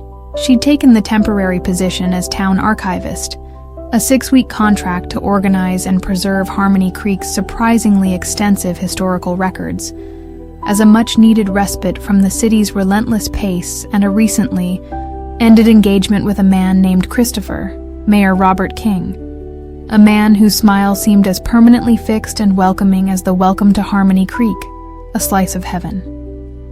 Sign at the valley entrance greeted her at the small clapboard town hall. His handshake was firm, his eyes a clear, earnest blue. "Miss Martin, a pleasure. We're all so thrilled to have someone of your expertise finally bring some order to our humble history. It's a rich one, you know. We're very proud of our heritage." "I'm looking forward to exploring it, Mayor King," Jessica replied, returning his smile, though a tiny, unbidden flicker of unease danced at the edge of her perception. There was an intensity to his gaze, a fervent gleam that seemed just a fraction too bright for a simple welcome. She was set up in a cozy room at the Founder's Rest, the town's only inn, run by the jovially rotund Frank Miller and his quiet, perpetually smiling wife, Betty. The room overlooked the town square, dominated by a massive ancient oak tree whose branches spread like gnarled protective arms. Across the square was the schoolhouse, where Jessica saw children playing, their laughter echoing in the still air. Their teacher, a kind-faced woman named Mary Johnson, waved warmly when she caught Jessica's eye. "You'll find Harmony Creek a peaceful place, Miss Martin," Frank said, setting down her suitcase. "A bit old-fashioned, perhaps, but we like it that way. We look after our own. And the land, well, the land looks after us." He chuckled, a hearty sound that nonetheless didn't quite dispel the faint, almost metallic tang that Jessica now noticed underlying the sweetness in the air. The archive was housed in the town hall's surprisingly dry and well-maintained basement. Boxes overflowed with ledgers, diaries, photographs, and brittle yellowed documents. Her first few days were spent in a pleasant routine: coffee and pie at Betty Miller's diner, immersed in the past during the day, and quiet evenings reading by her window. The townsfolk were unfailingly polite, if a little reserved when it came to deeper conversation.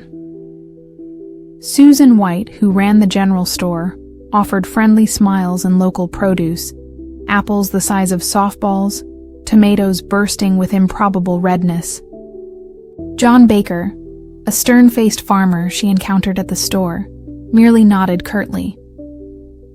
It was during her exploration of the earliest town records, dating back to its founding in the late 1700s, by a Josiah Ashworth, a name that sent a faint, unrelated shiver down her spine from a half-remembered article about another, darker Ashworth legacy elsewhere, that Jessica first encountered references to the Founder's Bloom.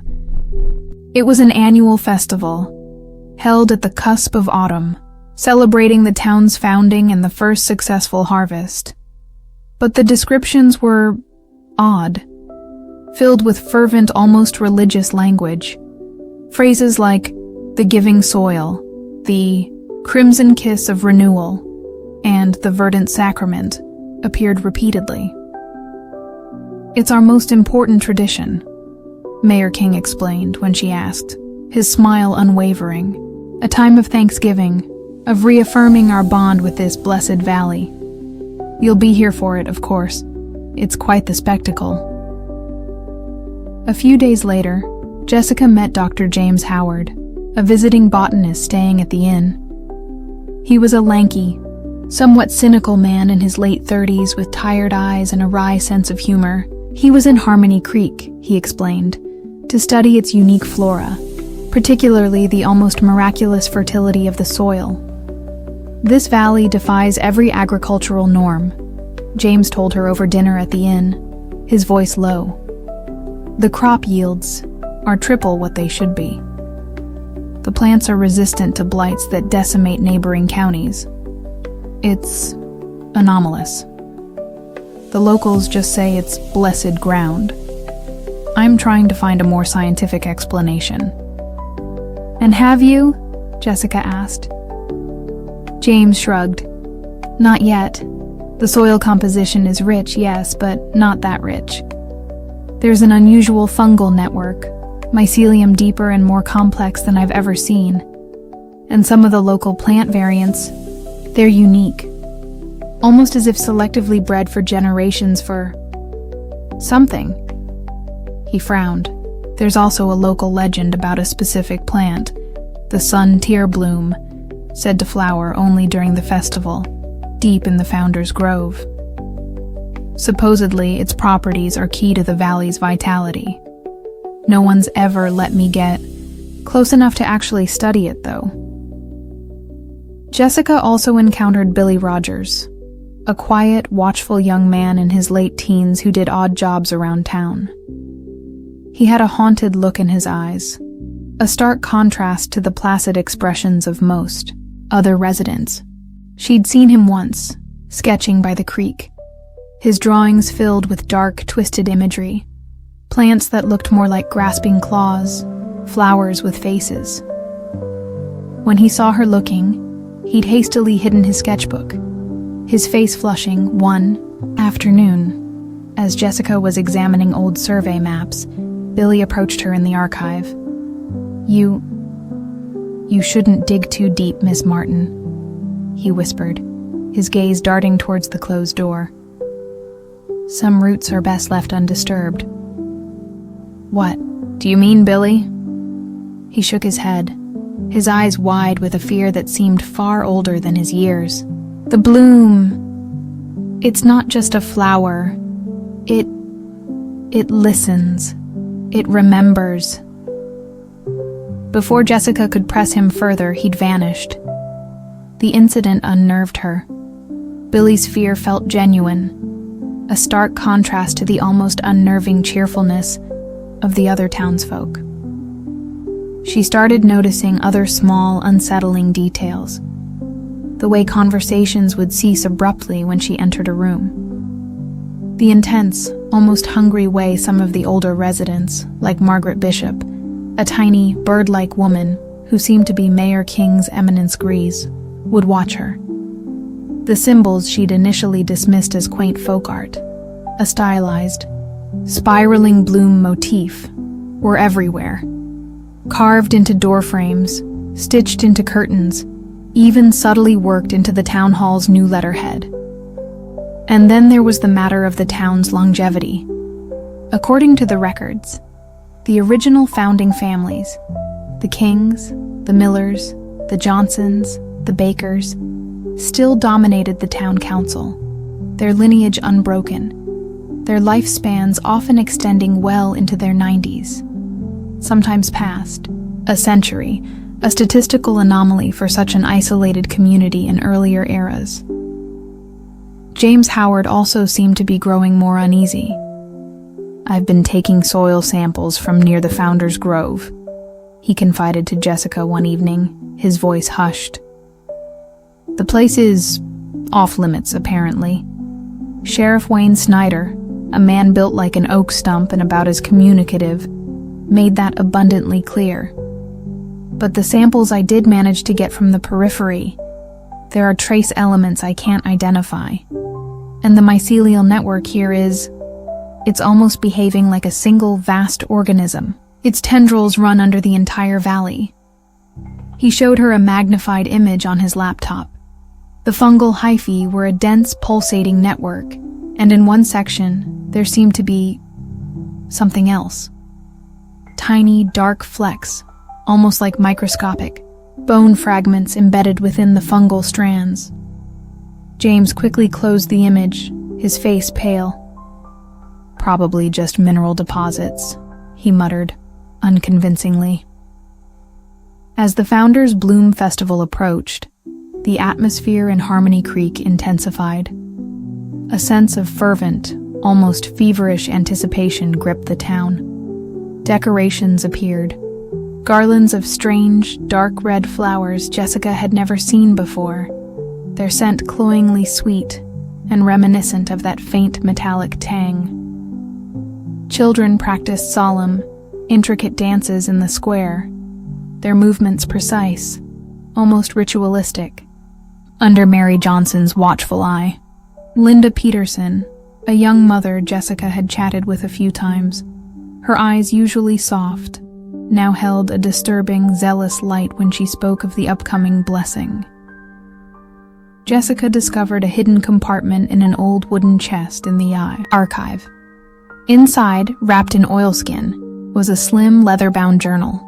It belonged to an Eleanor Vance, a schoolteacher who had come to Harmony Creek in the 1880s. Her early entries were filled with descriptions of the town's beauty and the kindness of its people. Then, the tone began to change. "The festival draws near. There is a hunger in the air. The people speak of the sacrament with a reverence that chills me. Young Timothy Baker fell ill. They say the valley will heal him if he is given to the bloom." A later entry, her handwriting shaky. "Timothy is gone, vanished. They say he returned to the soil to bless us all. His mother, Sarah, weeps in private, but in public, she smiles and speaks of his honored gift. I saw them taking him towards the Founder's Grove. He was so small, so pale." The final entry was a terrified scrawl. "They know I've been reading the old texts. Mayor Thomas King, the current one's great-grandfather, his eyes are like ice. He said I have a rare vitality, that the bloom favors new essence. I must flee. If this is found, know that Harmony Creek is not heaven, but a well-tended cage, and its bounty is watered with—" The entry ended there, a dark stain obscuring the final words. Eleanor Vance was listed in the town registry as having departed suddenly due to family illness shortly after that date. She was never mentioned again.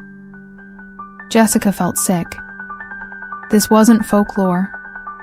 This was a history of human sacrifice. The unusual longevity, the impossible fertility, the unsettling intensity of the townsfolk. It all began to coalesce into a horrifying picture. The verdant sacrament wasn't a metaphor. She sought out James. She found him by the creek, his usual cynical demeanor replaced by a grim anxiety. He'd managed to get a sample of one of the dark red festival flowers. "This thing is extraordinary," he said, holding up a vial containing a petal. "Its cellular structure is unlike anything I've ever seen. It's almost animalistic, and it contains enzymes that can break down organic matter with terrifying efficiency. But more than that," he hesitated. "There are human proteins present in its nectar, trace amounts, but undeniably human." Jessica showed him Eleanor Vance's journal. As he read, his face grew progressively paler. "My God," he whispered. "It's a symbiotic relationship. The town feeds something, and in return, it ensures their prosperity. This sun-tier bloom, it's not just a plant, it's the heart of it, or the mouth. They knew they had to get out, and they had to warn someone. But who? Sheriff Snyder was clearly part of it. The nearest state police barracks was 50 miles away, and with the festival just 2 days off, they feared they wouldn't make it in time, or be believed. Their unease hadn't gone unnoticed.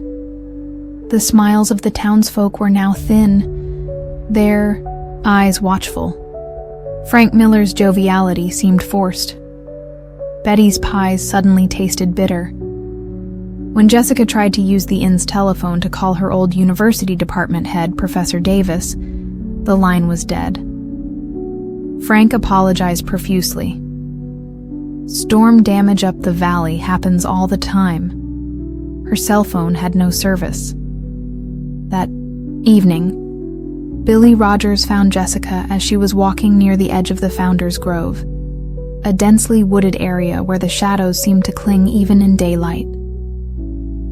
"They're watching you, Miss Martin," he hissed, his eyes wide with fear.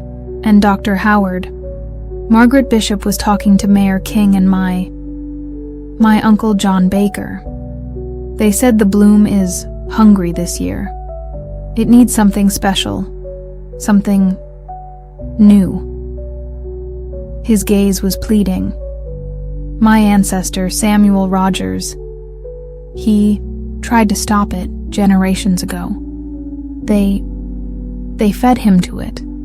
They say his defiance made the soil even richer that year." "Billy, what is in that grove?"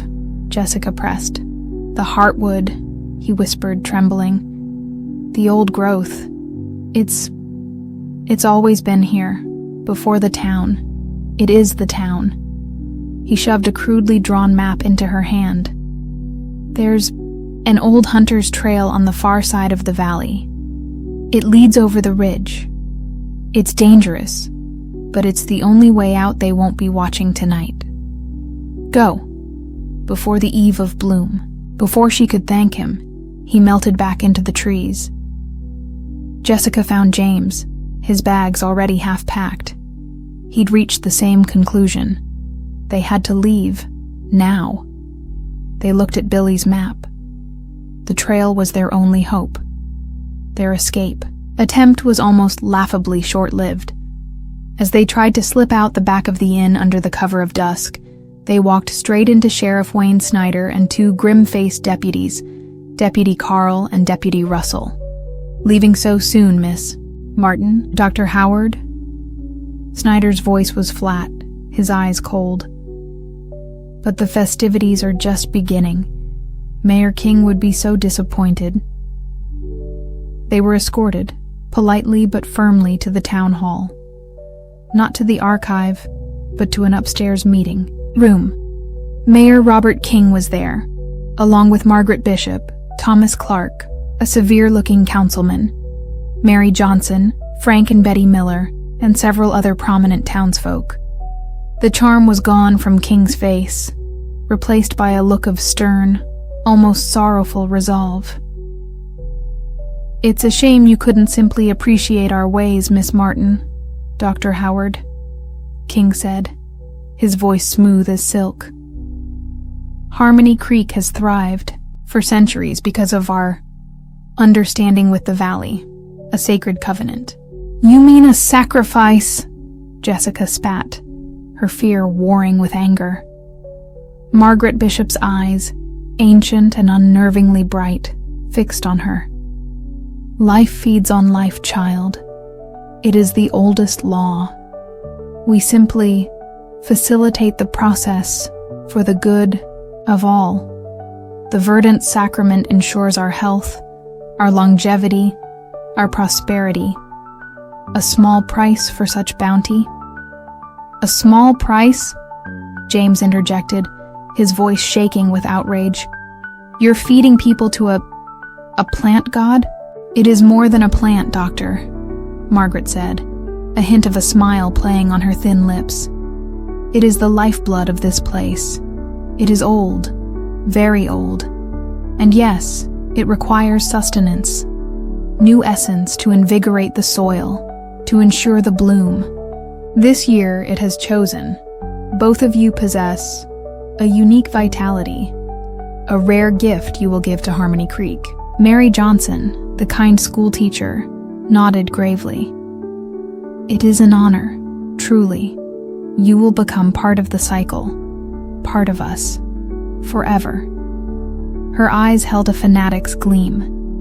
They were locked in separate, secure rooms in the town hall's upper floor. The windows were barred. The Founders Bloom Festival was to begin the next evening. They were to be its centerpiece. Jessica spent a sleepless night, her mind racing. She thought of Eleanor Vance, of young Timothy Baker, of Samuel Rogers. She thought of Billy, his fear, his desperate attempt to help. He was their only slim hope, if he even dared to act. The next day, the sounds of the festival preparations reached her. Distant music, chanting, the excited cries of children. The cloyingly sweet metallic scent was overpowering, seeping into her room, making her nauseous. As dusk began to settle, Sheriff Snyder and Deputy Carl came for her. They led her out into the town square. It was transformed. Torches burned, casting flickering shadows. The townsfolk were gathered, their faces illuminated by the firelight, their expressions a disturbing mixture of solemnity and ecstatic anticipation. They wore wreaths of the dark red flowers. In the center of the square, near the ancient oak, a large flat stone, almost like an altar, had been cleared. James was already there, his face pale but defiant, flanked by John Baker and Thomas Clark. Mayor King stood before the altar stone, dressed in a robe embroidered with the spiraling bloom motif. Margaret Bishop was beside him, holding a gnarled wooden staff topped with a cluster of the sun-tear blooms, which seemed to pulse with a faint, internal light in the twilight.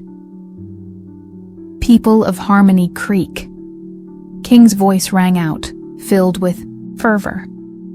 "The time of renewal is upon us. Tonight, we honor the covenant. Tonight, the giving soil will drink deep. Tonight, the verdant sacrament will ensure another season of bounty." A roar of approval went up from the crowd. Jessica and, James were forced towards the altar stone. The townsfolk began to chant, a low, rhythmic drone that vibrated through Jessica's bones. The scent of the flowers was dizzying. Suddenly, a disturbance at the edge of the square. Billy Rogers, his face streaked with dirt and tears, burst through the crowd, brandishing a flaming torch he'd snatched from a wall sconce. "Stop!" he screamed, his voice cracking. "This is wrong! You can't keep doing this!" Several townsfolk, including his uncle John Baker, moved to intercept him. "Billy, you foolish boy! You'll ruin everything!" Baker snarled. But Billy was desperate. He threw his torch, not at the altar, but towards a large, dry pile of festival decorations, hay bales, wooden carvings, and stacks of dried wreaths near the side of the schoolhouse. They ignited with a whoosh. "Fire!" someone screamed. For a precious few seconds, chaos erupted. The townsfolk's attention was diverted. In that moment of confusion, James, with a sudden surge of adrenaline, headbutted Thomas Clark, sending him staggering. He grabbed Jessica's arm. "Now!" They ran. Not towards the road. That would be blocked. But towards the Founders' Grove, the one place Billy had said the townsfolk revered and feared in equal measure. The place they would be most reluctant to pursue them recklessly with fire. Angry shouts rose behind them. "Stop them! They are for the bloom!" They plunged into the darkness of the grove, the ancient trees closing in around them. The air here was thick, almost tangible, the sweet metallic scent overwhelming. The ground beneath their feet felt strangely soft, resilient, like living flesh. The humming Jessica had occasionally felt was a palpable thrum here, resonating from the earth itself. They could hear the pursuit behind them, the townsfolk crashing through the undergrowth, their torchlight flickering. They stumbled upon a small clearing, and in its center they saw it, the heartwood. It wasn't a tree, not entirely. It was a colossal, pulsating mass of intertwined roots, vines, and what looked like fungal growth, rising from the earth like a living, breathing tumor. At its apex, a monstrous orchid-like flower, the sun-tear bloom, larger than any Jessica had imagined, unfurled its dark, crimson-veined petals. It glowed with a sickening internal luminescence, and from its depths, the cloying, metallic scent poured forth like a poisonous breath. Tendrils, like questing vines tipped with sharp thorns, snaked out from its base, slowly probing the surrounding soil. Embedded in the pulsating mass around its base were pale, vaguely human shapes, their forms partially absorbed, their features indistinct but undeniably organic. The giving soil was a charnel garden.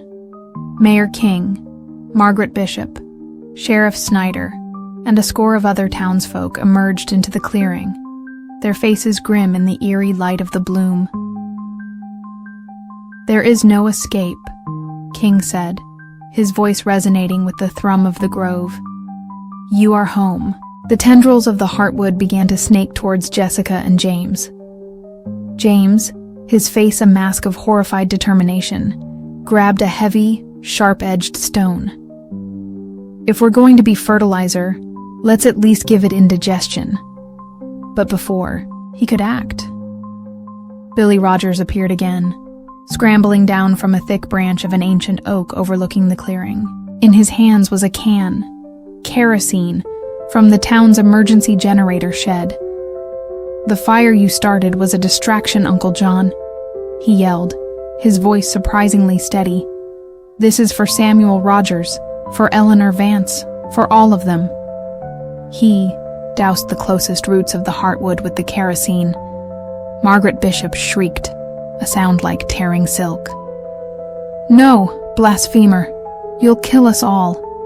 Before anyone could stop him, Billy struck a match and tossed it onto the doused roots. The heartwood erupted in flames. The monstrous bloom thrashed, letting out a silent psychic scream that lanced through Jessica's mind, making her stagger. The townsfolk cried out in agony, clutching their heads, some falling to their knees as if a vital connection had been severed. The tendrils recoiled from the fire, writhing, The fire spread with unnatural speed, consuming the dry, resinous growth of the heartwood. The cloying, sweet scent was replaced by the acrid smell of burning, something that was neither wholly plant nor animal. In the ensuing chaos, as the townsfolk were torn between fighting the fire and their own sudden, debilitating weakness, Jessica and James saw their chance. They grabbed Billy, who was staring at the inferno with a mixture of terror and grim satisfaction, and plunged back into the woods, away from the burning heart of Harmony Creek's power. They ran until their lungs burned and their legs ached, guided by the distant glow of the burning grove. Behind them, they could hear screams, not of pursuit, but of pain, of loss. They found Billy's hidden trail and scrambled up the ridge, not daring to look back until they reached the crest. Below, Harmony Creek was a scene of chaos. The fire in the Founder's Grove burned furiously, casting a hellish glow over the valley. Figures moved erratically in the town square. The idyllic peace was shattered. It took them 2 days to reach the nearest highway, exhausted, starving, and traumatized. They told their story to a disbelieving state trooper, Officer Gary Peterson, who reluctantly called it in. The investigation that followed was confused and ultimately inconclusive.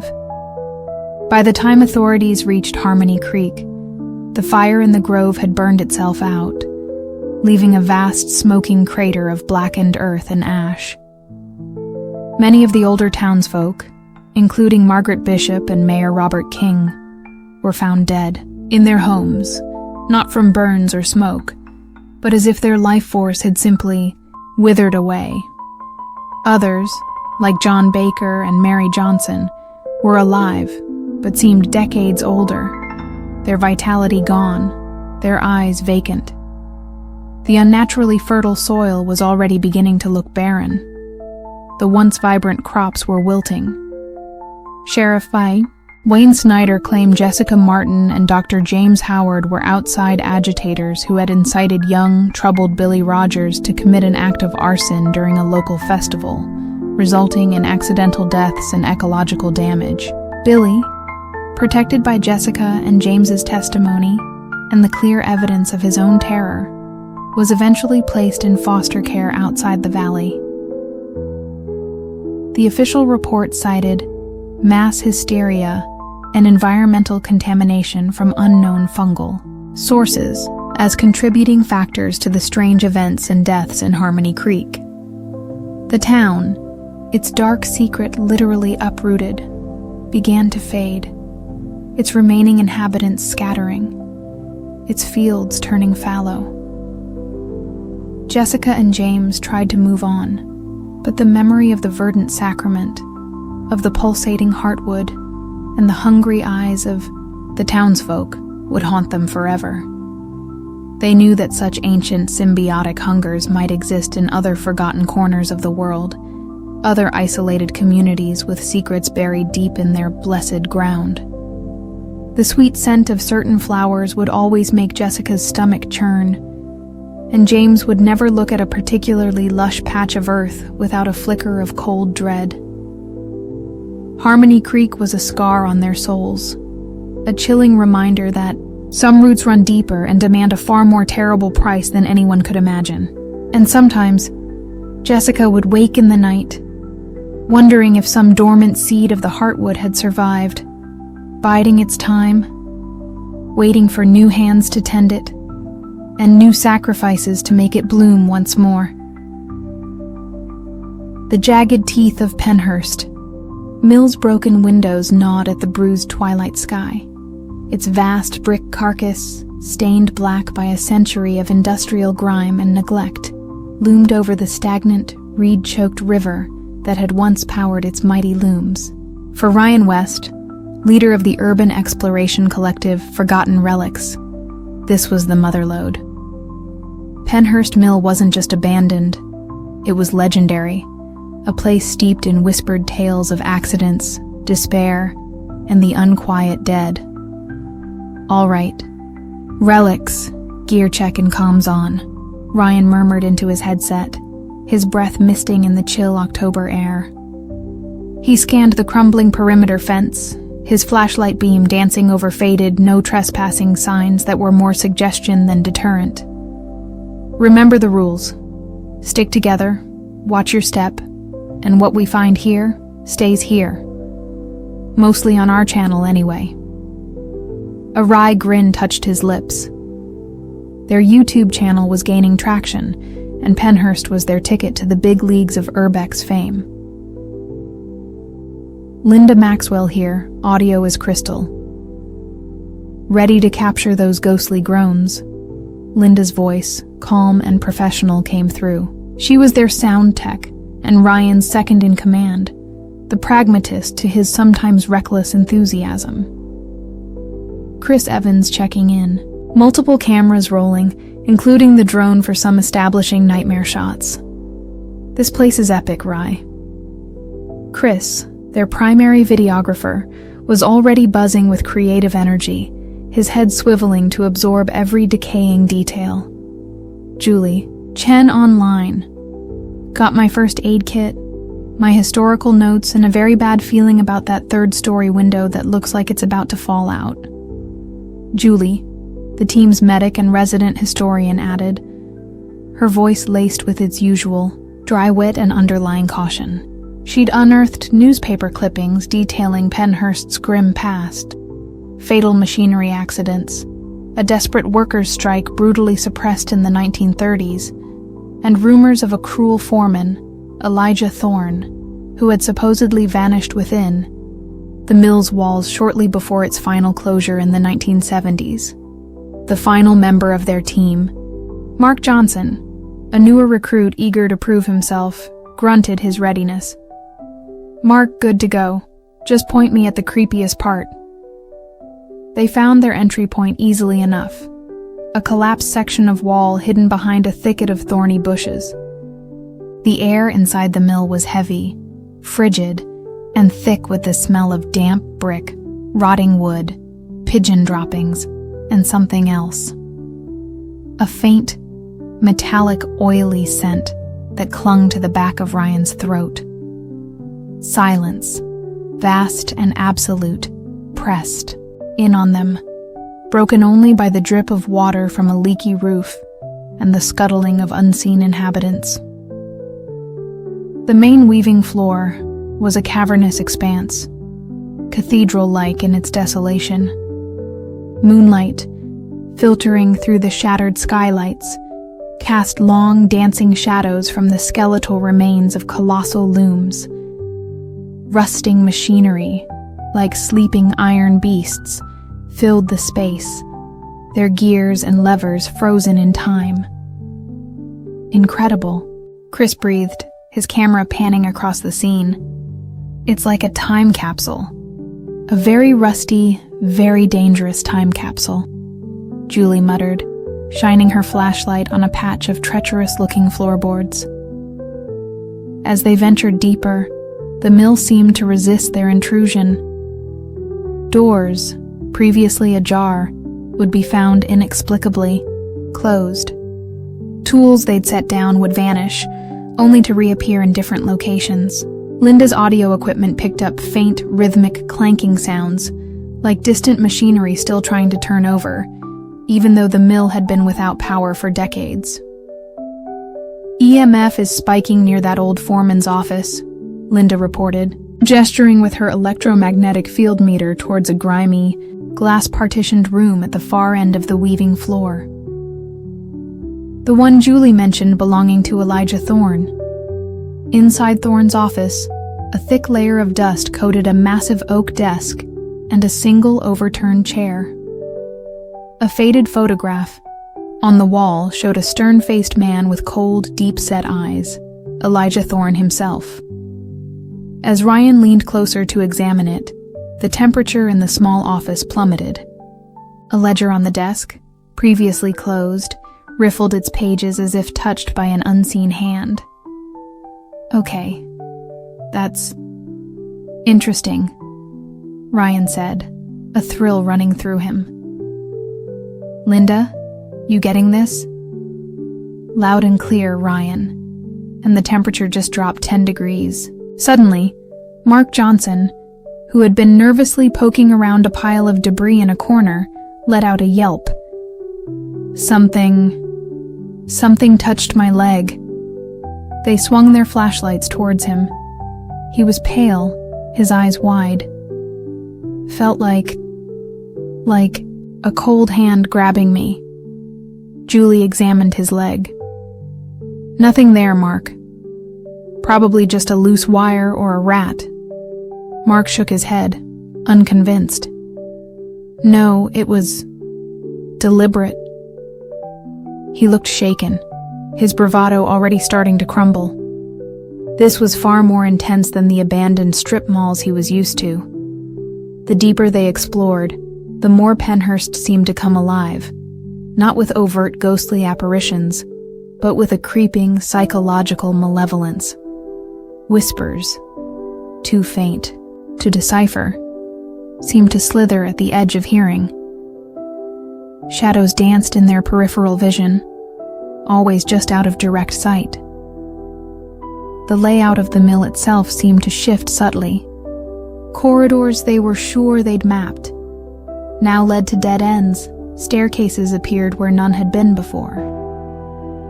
Is it just me, or are we going in circles? Chris muttered, lowering his camera, a frown creasing his brow. I swear we passed that broken loom 5 minutes ago. Ryan consulted the rudimentary floor plan he'd sketched.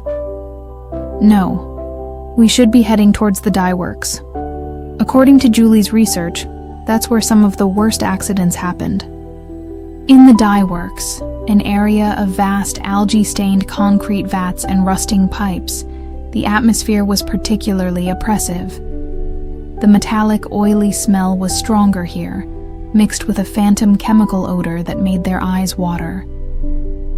Linda recorded distinct EVPs, disembodied moans, a faint cry of, "Help me." Julie, examining the crumbling brickwork near one of the vats, found something scratched into the stone, almost hidden by grime. A crudely drawn spiral symbol, similar to ones she'd seen in obscure texts about site-specific hauntings and genius. Lochai, the spirit of a place. This is unusual, she said, tracing the symbol with a gloved finger. This isn't just residual energy. This feels older, more intentional. It was then that the entity, or entities, within Penhurst began to target them individually, exploiting their specific fears and insecurities. Chris, obsessed with capturing the perfect shot, became convinced he was seeing fleeting figures through his viewfinder. A child with vacant eyes, a woman with a horrifically mangled hand, a common injury in the mill's heyday. He'd chase these apparitions, his camera whirring, only to find nothing, growing increasingly frustrated and agitated.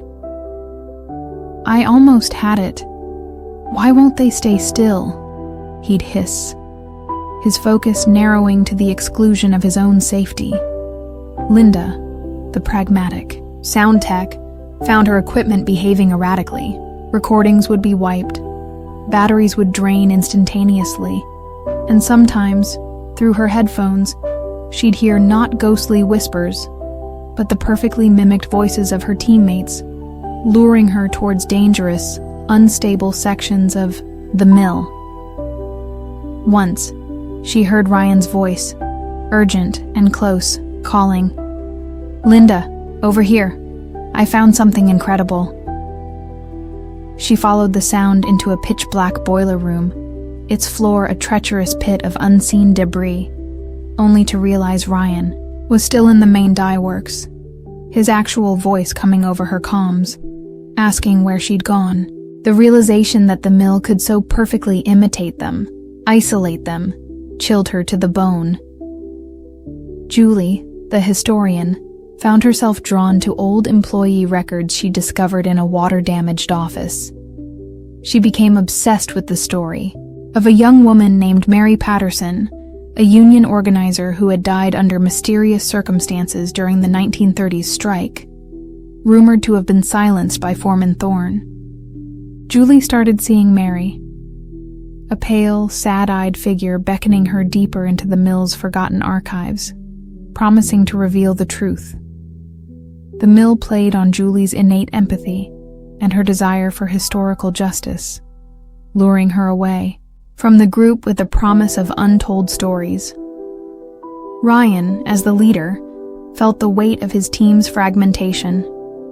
He heard whispers too, questioning his judgment, his ability to keep them safe. "You brought them here, Ryan. Their fear, it feeds this place. It feeds Thorne." He saw glimpses of Mark, pale and terrified, beckoning from shadowy doorways, only to vanish when Ryan approached. The mill was turning his leadership into a source of guilt and self-doubt. "We need to find Mark and get out of here," Ryan said, his voice strained, trying to rally his fracturing team. "This place, it's not just haunted, it's actively hostile. It's playing with us." But finding Mark, or even regrouping, proved impossible. The mill's layout seemed to actively conspire against them. Corridors twisted into Escher-like impossibilities. Doors opened onto sheer drops. Staircases crumbled beneath their feet. Their comms became increasingly unreliable, filled with static, whispers, and the chillingly accurate mimicry of their own voices. Chris, chasing a particularly vivid apparition of a child down a narrow, unlit passage, tripped over a piece of loose machinery.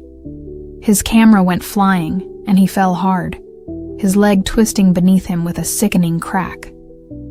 His scream echoed through the decaying halls. Ryan and Linda rushed towards the sound, but the passage seemed to lengthen, the shadows deepening. When they finally reached him, Chris was cradling his shattered leg, his face a mask of agony and dawning terror. The kid, it just watched me fall. Then it smiled. His camera, miraculously, was still recording, pointed at a blank wall. The playful, adventurous spirit of their urbex trip had curdled into a desperate fight for survival. Linda tried to radio Julie for medical assistance, but Julie's comm was silent. They knew, with a sinking feeling, that she had likely followed her own spectral lure. While Linda tried to stabilize Chris's leg with a makeshift splint, Ryan pushed deeper, desperately searching for Julie and Mark. He found Julie in a vast, forgotten storeroom, surrounded by towering shelves of rotting fabric bolts. She was staring intently at a crumbling brick wall, talking softly. "Julie, what are you doing? Chris is hurt. We need to go." Julie turned slowly, her eyes unfocused. "Mary, she's showing me where Thorne buried her, right here, inside the wall." She pointed a trembling finger. "We have to free her."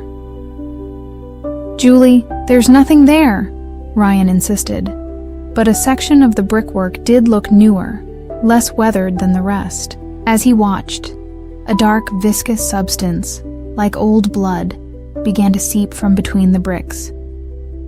The spirit of Elijah Thorne, or whatever malignant intelligence had adopted his persona, seemed to be growing stronger, feeding on their fear, their division. The rhythmic clanking of machinery grew louder, more insistent, as if the mill itself was awakening. Suddenly, the towering shelves around them began to sway. Bolts of heavy, sodden fabric crashed down, narrowly missing them. The floor, beneath their feet, groaned. "It's a trap, Julie. We have to move." Ryan grabbed her arm, pulling her away just as a massive section of shelving collapsed where she'd been standing. They fought their way back to Linda and the injured Chris, the mill now actively trying to impede them. Doors slammed shut in their faces. Debris rained down from the decaying ceilings, and the whispers intensified, a chorus of despair and malice. They realized Mark was truly lost to them, another victim swallowed by Penhurst's insatiable hunger. Their priority now was to get Chris out, but the way they'd come in was now blocked by a fresh collapse of brickwork. They were trapped in the deeper, older sections of the mill, sections not on any known floor plan. The oily, metallic scent was overpowering now. The air crackled with an unseen energy.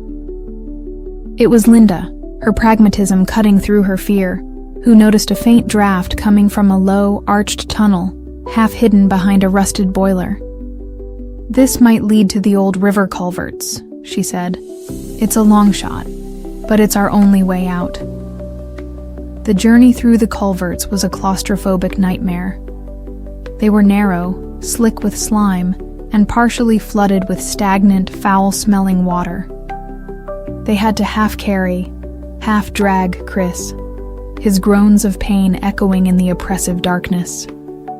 The whispers followed them, seeping from the damp stone walls, promising relief, an end to their struggle, if they would only stay, become part of Penhurst's sorrowful chorus.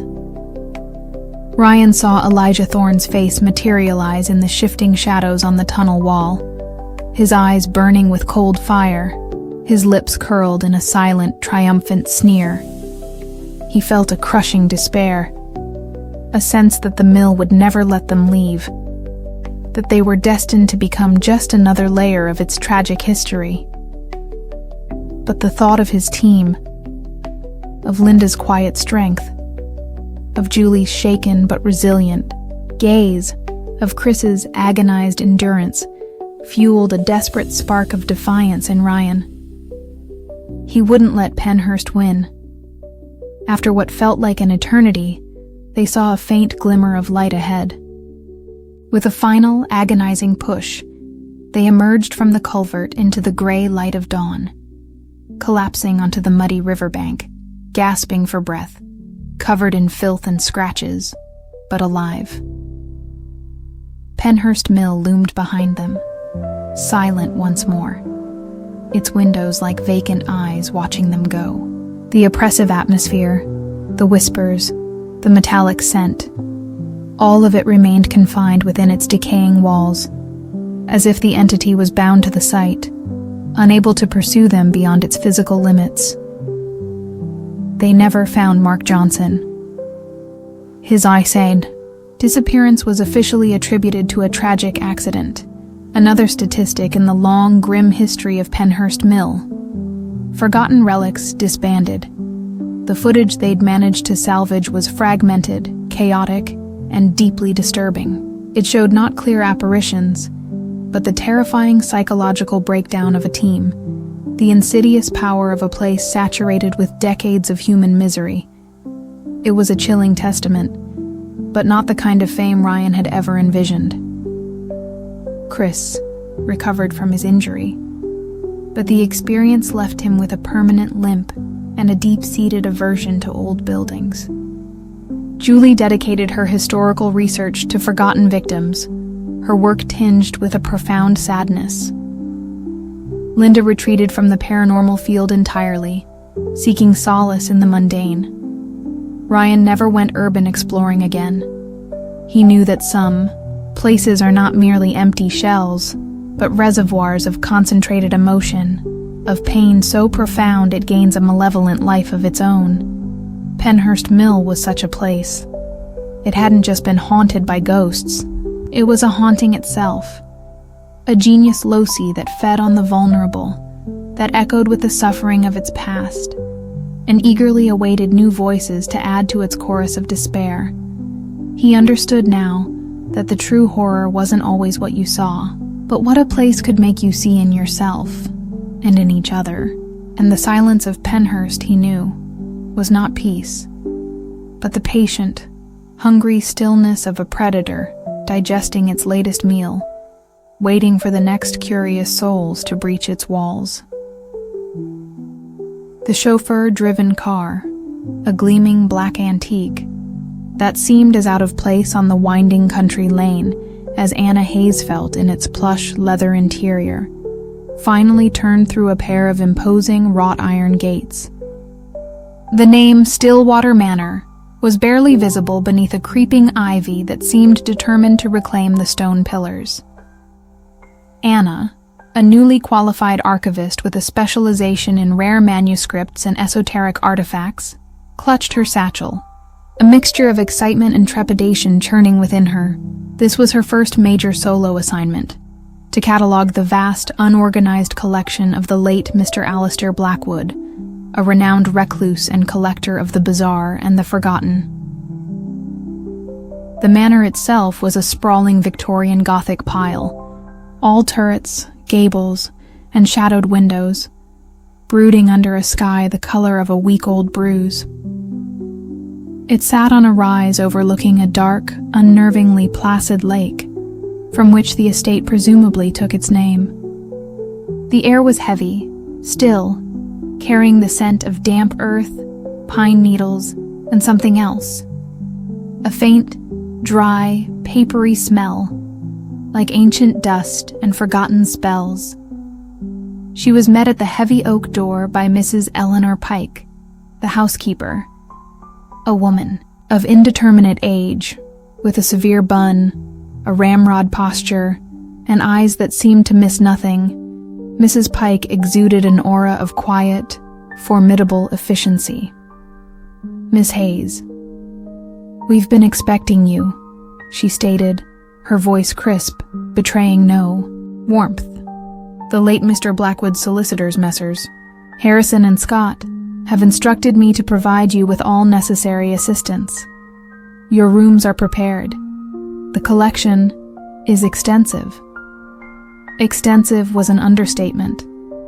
The west wing of Stillwater Manor, where Alistair Blackwood had housed his life's obsession, was a labyrinth of dust-sheeted rooms crammed floor to ceiling with an astonishing array of objects. Ancient, leather-bound grimoires whispered from shadowy shelves alongside Sumerian clay tablets etched with cuneiform. African tribal masks with vacant, staring eyes perched near cabinets filled with strange, taxidermied creatures that seemed to defy natural classification. There were astrolabes of tarnished brass, obsidian scrying mirrors, shrunken heads from forgotten jungles, and reliquaries containing, well, Anna wasn't entirely sure what they contained, and a part of her didn't want to know.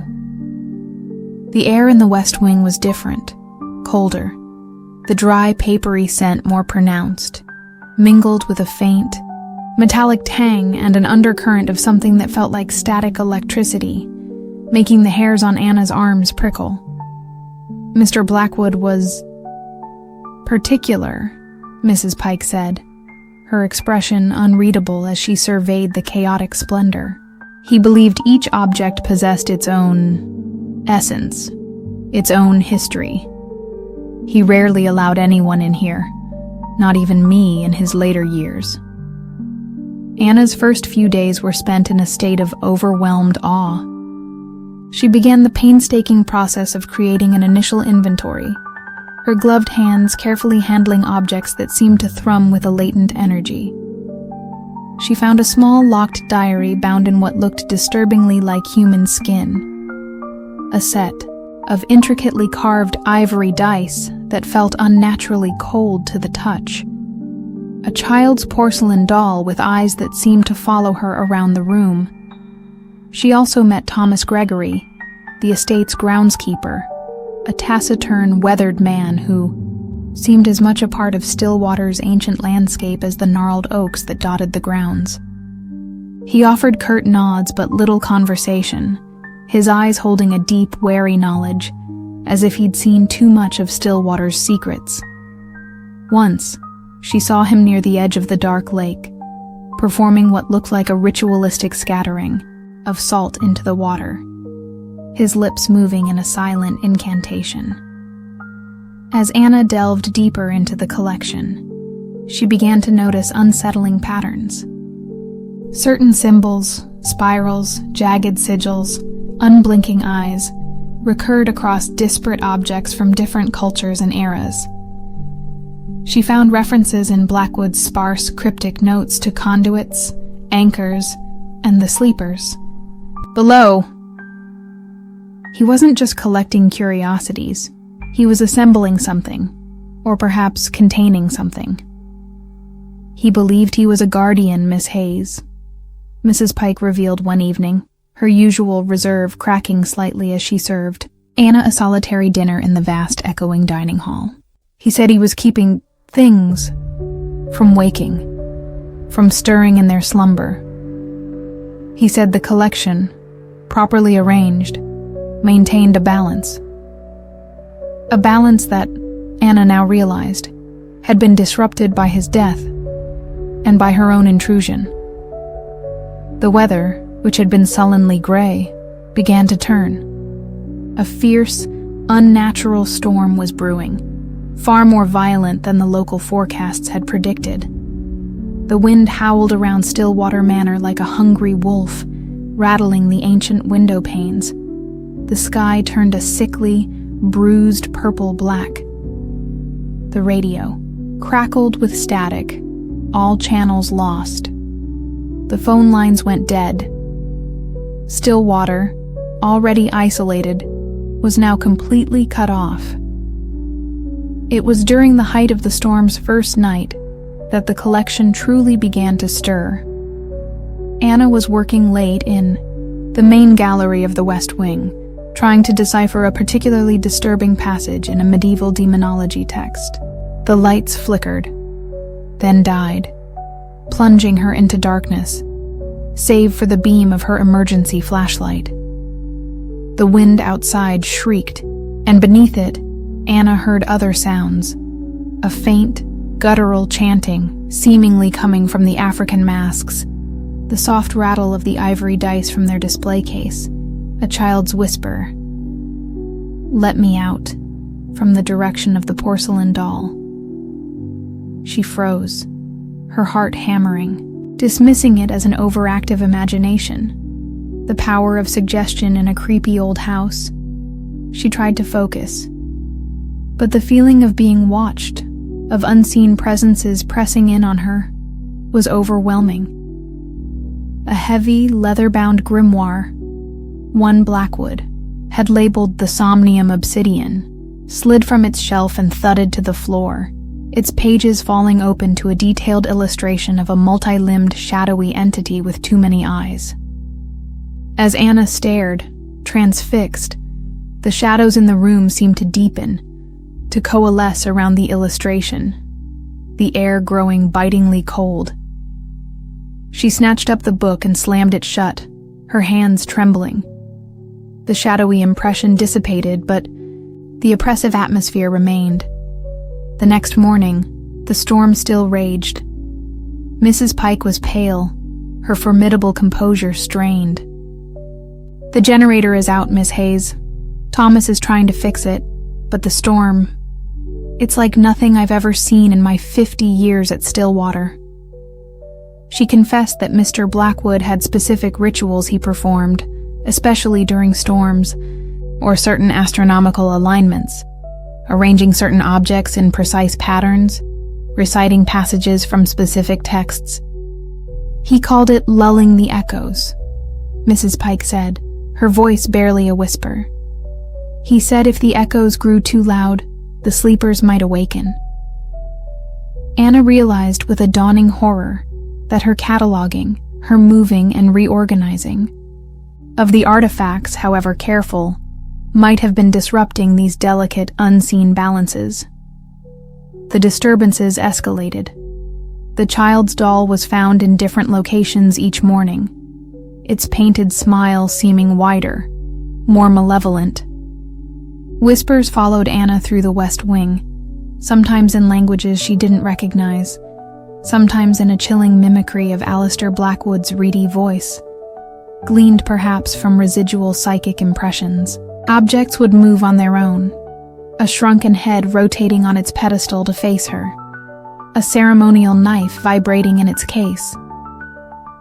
The air grew thick with a palpable sense of anticipation, as if numerous unseen entities were stirring, testing the boundaries of their containment. Thomas Gregory, the groundskeeper, appeared at the west wing door, his face grim, his clothes soaked. "The lake, Miss Hayes," he said, his voice hoarse. "It's restless. Something stirring in the depths. Old Alistair always said the water was a gateway." He clutched a small leather pouch. "He gave me this, for emergencies. Said it was a ward against the hungry ones." He opened it, revealing a handful of dried herbs and small, smooth stones, inscribed with the same strange sigils Anna had seen on some of the artifacts. He had his ways, Mr. Blackwood. Mad, some called him. But he knew things from before. Anna, Mrs. Pike, and Thomas found themselves unlikely allies against the encroaching supernatural forces. Anna's academic knowledge of ancient rituals and esoteric lore, combined with Mrs. Pike's intimate familiarity with the manor and Blackwood's habits, and Thomas's inherited folk wisdom and grim determination, formed their only defense.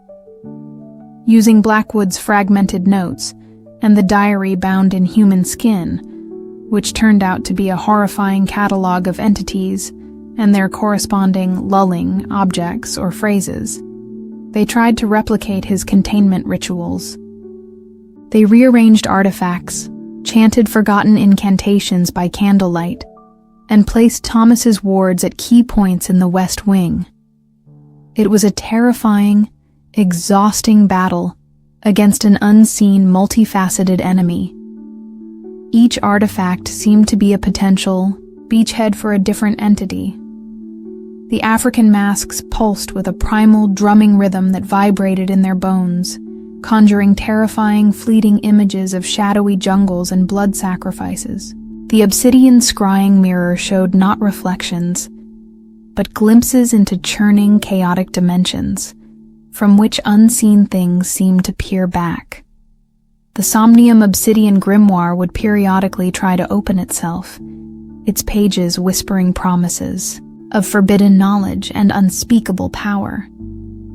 One evening, as Anna was attempting to secure a particularly active display case containing a collection of ancient Egyptian amulets rumored to house guardian spirits, the porcelain doll suddenly appeared, on the floor behind her, its head swiveled with a dry, cracking sound, its painted eyes fixing on her.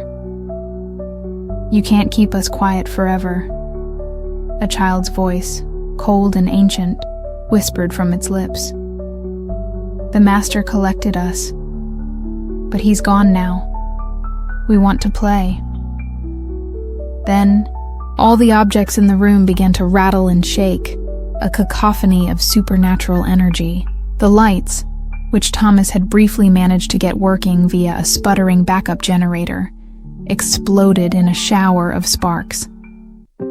Anna screamed, stumbling back, as a shadowy, child-sized tendril, seemingly made of pure darkness, uncoiled from the doll and lashed out at her. Mrs. Pike, her face a mask of grim resolve, hurled a silver candlestick, a family heirloom she later explained blessed by a long-dead bishop, at the doll. It struck the porcelain figure, shattering it into a dozen pieces. The shadowy tendril recoiled with a hiss, then dissipated. The oppressive atmosphere in that particular room lessened significantly. "Some of them. They're bound to the objects themselves, Miss Hayes," Mrs. Pike said, her voice trembling slightly. "Destroy the anchor." But destroying the entire collection was impossible, and many of the entities seemed to be more ethereal, their influence seeping from the very walls of still water. The storm reached its zenith. Wind and rain battered the manor with demonic fury. The ground itself seemed to tremble. Thomas Gregory reported that the dark waters of the lake were unnaturally agitated, strange lights pulsing beneath its surface. "It's the main one," Thomas breathed, his face ashen. "The one Blackwood feared most, the sleeper in the deep." He said it was tethered to the heart of the house itself, through the oldest stone in its foundation, a stone brought from elsewhere. Blackwood's notes spoke of a nexus object, a keystone for the entire collection's precarious balance. If this nexus could be identified and either reinforced or neutralized, it might calm the escalating chaos. But his notes were maddeningly vague about its identity. It was Anna, her mind racing, her archivist's training in pattern recognition kicking in, who had a breakthrough. The recurring symbols, the unblinking eye motif, the references to the Watcher in several texts, they all pointed to one object she had initially dismissed as a mere curiosity. A small, unassuming clay amulet, seemingly pre-Babylonian, kept in a lead-lined box in Blackwood's private study, a room even Mrs. Pike rarely entered. It was etched with a single staring eye. "This has to be it," Anna said, her voice hoarse. "The Oculus amulet." Blackwood wrote that it observes all, binds all, reflects all.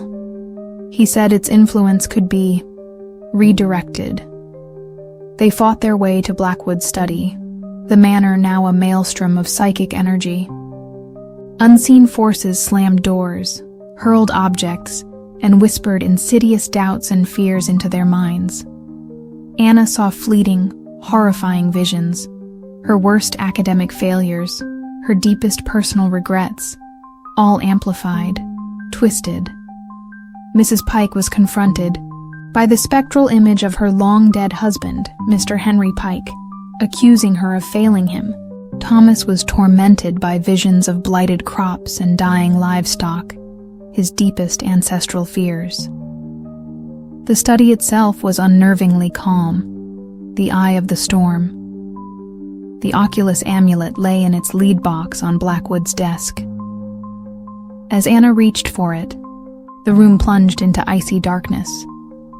A colossal, shadowy form, amorphous and vast, with a single malevolent burning eye, seemed to manifest, pressing in from all sides, its presence crushing, its silent voice promising oblivion. This was the sleeper, or at least its psychic projection. Anna, remembering Blackwood's note about the amulet reflecting all, had a desperate idea. She snatched the amulet and a small silver-backed hand mirror from Blackwood's dressing table. "Mrs. Pike, Thomas, the wards, focus whatever protective energy you have," she yelled. As Mrs. Pike began to chant a powerful prayer her grandmother had taught her, and Thomas held aloft his pouch of sacred herbs, Anna held the Oculus amulet up to the silver mirror, angling it so that its carved eye stared into its own reflection. The effect was instantaneous and terrifying. The amulet blazed with an intense, cold light. The shadowy, single-eyed entity shrieked, a soundless mental blast of agony and fury that threw them all to the floor. The mirror in Anna's hand shattered. The amulet itself glowed white-hot. Then, with a sharp crack, a fine fissure appeared across its surface. The colossal presence receded, as if sucked back into some unimaginable abyss. The psychic storm in the manor abated, the cacophony of whispers and moving objects fading to an exhausted, echoing silence. The storm outside began to break, the wind losing its unnatural fury, the rain softening. By morning, the sun was shining, weakly on a battered Stillwater manor. The West Wing was a chaotic mess, but the oppressive, watchful atmosphere was gone, replaced by a profound, almost sterile emptiness. The remaining artifacts felt inert. The cracking of the Oculus amulet, forcing it to observe itself, had seemingly broken the primary connection, severing the conduit for the sleeper in the deep, and in doing so, quieting the lesser echoes. Anna, Mrs. Pike, and Thomas Gregory were bruised, exhausted, and deeply traumatized, but alive. The solicitors' Messrs. Harrison and Scott, when they were finally able to reach the manor a day later, found a pale but composed Anna Hayes, who presented them with a preliminary inventory and a carefully worded recommendation that the Stillwater collection be either permanently sealed within the West Wing under specific multi-layered wards, or, preferably, meticulously dismantled and dispersed, each object to be returned to its place of origin or neutralized by appropriate experts. She made no mention of awakened entities or battling ancient evils. She spoke of extreme atmospheric phenomena and geological instabilities affecting the house and its contents. They looked at the wreckage, at her haunted eyes, and wisely asked few questions. Anna Hayes never finished cataloging the Stillwater collection. She left the esoteric field altogether, opting for a quiet, predictable job in a municipal library, far from ancient grimoires and whispering artifacts. Stillwater Manor was eventually sold, its West Wing permanently sealed. The Oculus amulet, cracked but still potent, was encased in lead and buried by Thomas Gregory in consecrated ground, at a crossroads, under a new moon, following instructions Anna had found in one of Alistair Blackwood's more lucid annotations. But Anna knew that such things, such ancient slumbering powers, were never truly gone, merely dormant. The echoes had been lulled, but the sleepers still dreamed their dark, patient dreams in the forgotten corners of the world, tethered by threads of belief, by objects of power, waiting. And sometimes, on stormy nights, she would feel a faint, dry, papery tingle in the air, and the unnerving sensation of being watched by unseen ancient eyes. The collection had been quieted, but its memory, its essence, was now a part of her, an indelible, chilling archive in her own soul. The sun beat down on Sarah Walker's dusty sedan as she finally spotted the crudely painted sign. "Welcome to Solstice Farms, sowing seeds of harmony." Beyond it, rows of impossibly lush crops stretched towards a cluster of weathered wooden buildings nestled in the crook of a shallow, sun-drenched valley. This was it. The place her younger brother, David, had written about with such fervent, almost cult-like enthusiasm in his last few letters before he'd vanished without a trace 3 months ago. David, always searching for meaning, for belonging, had found Solstice Farms Online, a community dedicated to sustainable living, organic farming, and spiritual reconnection with the earth. To Sarah, it sounded like a recipe for delusion, and now, a place that had swallowed her brother whole. The local sheriff, Sheriff Brody Evans, a man whose weary demeanor suggested he'd seen too much of the strange and inexplicable in his rural county, had been sympathetic but unhelpful. "Folks come and go from those communes, miss. David's an adult. If he wanted to drop off the grid, that's his prerogative. No signs of foul play up at Solstice. Just a bit odd, them folks." Odd didn't begin to cover the unnerving placidity Sarah felt as she drove onto the commune's grounds. The air was thick with the scent of ripe produce, damp earth, and an underlying, cloyingly sweet aroma she couldn't quite place. Several figures in simple, homespun clothes paused their work in the fields to watch her approach. Their faces serene, their smiles wide but somehow empty. She was met at the largest building, a communal dining hall, by a woman named Esther Miller. Esther appeared to be in her late 50s, her face weathered by the sun, her silver hair braided neatly, but her eyes held a startlingly youthful, intense blue. She was, Sarah would soon learn, the de facto leader, the spiritual heart of Solstice Farms. "Welcome, sister," Esther said, her voice calm and melodic, her hand extended. "You must be Sarah. We received your letter. We are so sorry for your worry about David. He was a bright spirit. He spoke often of his search for peace." "Where is he, Esther?" Sarah asked, her voice tight, trying to keep the desperation from it. His letters stopped. His phones disconnected. Esther's smile didn't falter. "David found what he was looking for, Sarah. He chose to deepen his connection with the land. He has become one with the great cycle. It was his time for planting." "Planting?" The euphemism sent a chill down Sarah's spine. Sarah, feigning a desire to understand David's choice and perhaps find her own peace, asked to stay at Solstice Farms for a few days. Esther, after a moment of unreadable contemplation, agreed. The earth welcomes all who seek her embrace with an open heart. She was given a small bare room in one of the communal dormitories.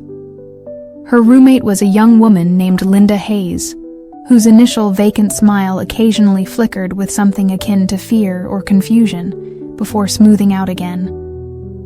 Most of the commune members, Robert Kingman, a gentle giant who worked the forge, Patricia Collins, who tended the beehives, with an almost reverent care, Michael Bell, who led the sunrise chants, exuded the same unnerving, blissful serenity. They spoke in soft tones, their conversations filled with platitudes about the mother soil, the blessed harvest, and the eternal renewal. The farm itself was a marvel of unnatural abundance. Fruits and vegetables grew to improbable sizes, their colors almost luridly vibrant. The animals, chickens, a few placid cows, a sway-backed horse named Old Joe tended by a quiet man named Thomas Pike, were healthy, their coats glossy. But Sarah noticed oddities. There were no pests, no blights, no weeds. The soil, a rich, dark loam, had that same underlying sweet, almost metallic scent she'd noticed upon arrival. And in the center of the main vegetable garden, there was a circular patch of earth, roughly 10 feet in diameter, that was kept meticulously bare, surrounded by a ring of smooth gray stones. The other commune members seemed to avoid looking directly at it, though their paths often skirted its edge. "That is the womb of the mother," Linda explained, her voice hushed when Sarah asked. "It is where the seeds of the new cycle are, blessed before planting. It is sacred ground." Sarah tried to subtly question the members about David. Most offered the same vague, rehearsed answers. He'd found peace. He'd embraced the cycle. He was nourishing the future. Only young Timothy Fuller, a boy of about 10 who helped his mother, Betty Fuller, in the kitchens, showed any deviation. When Sarah showed him a photo of David, Timothy's eyes widened, and he whispered, "He asked too many questions, like the others before." Before Betty could hustle him away, her face a mask of anxious reproof, Timothy added, "They plant them deep when the moon is dark. The others before." Sarah's blood ran cold. She began to search for any trace of David's belongings, any clue to what had truly happened.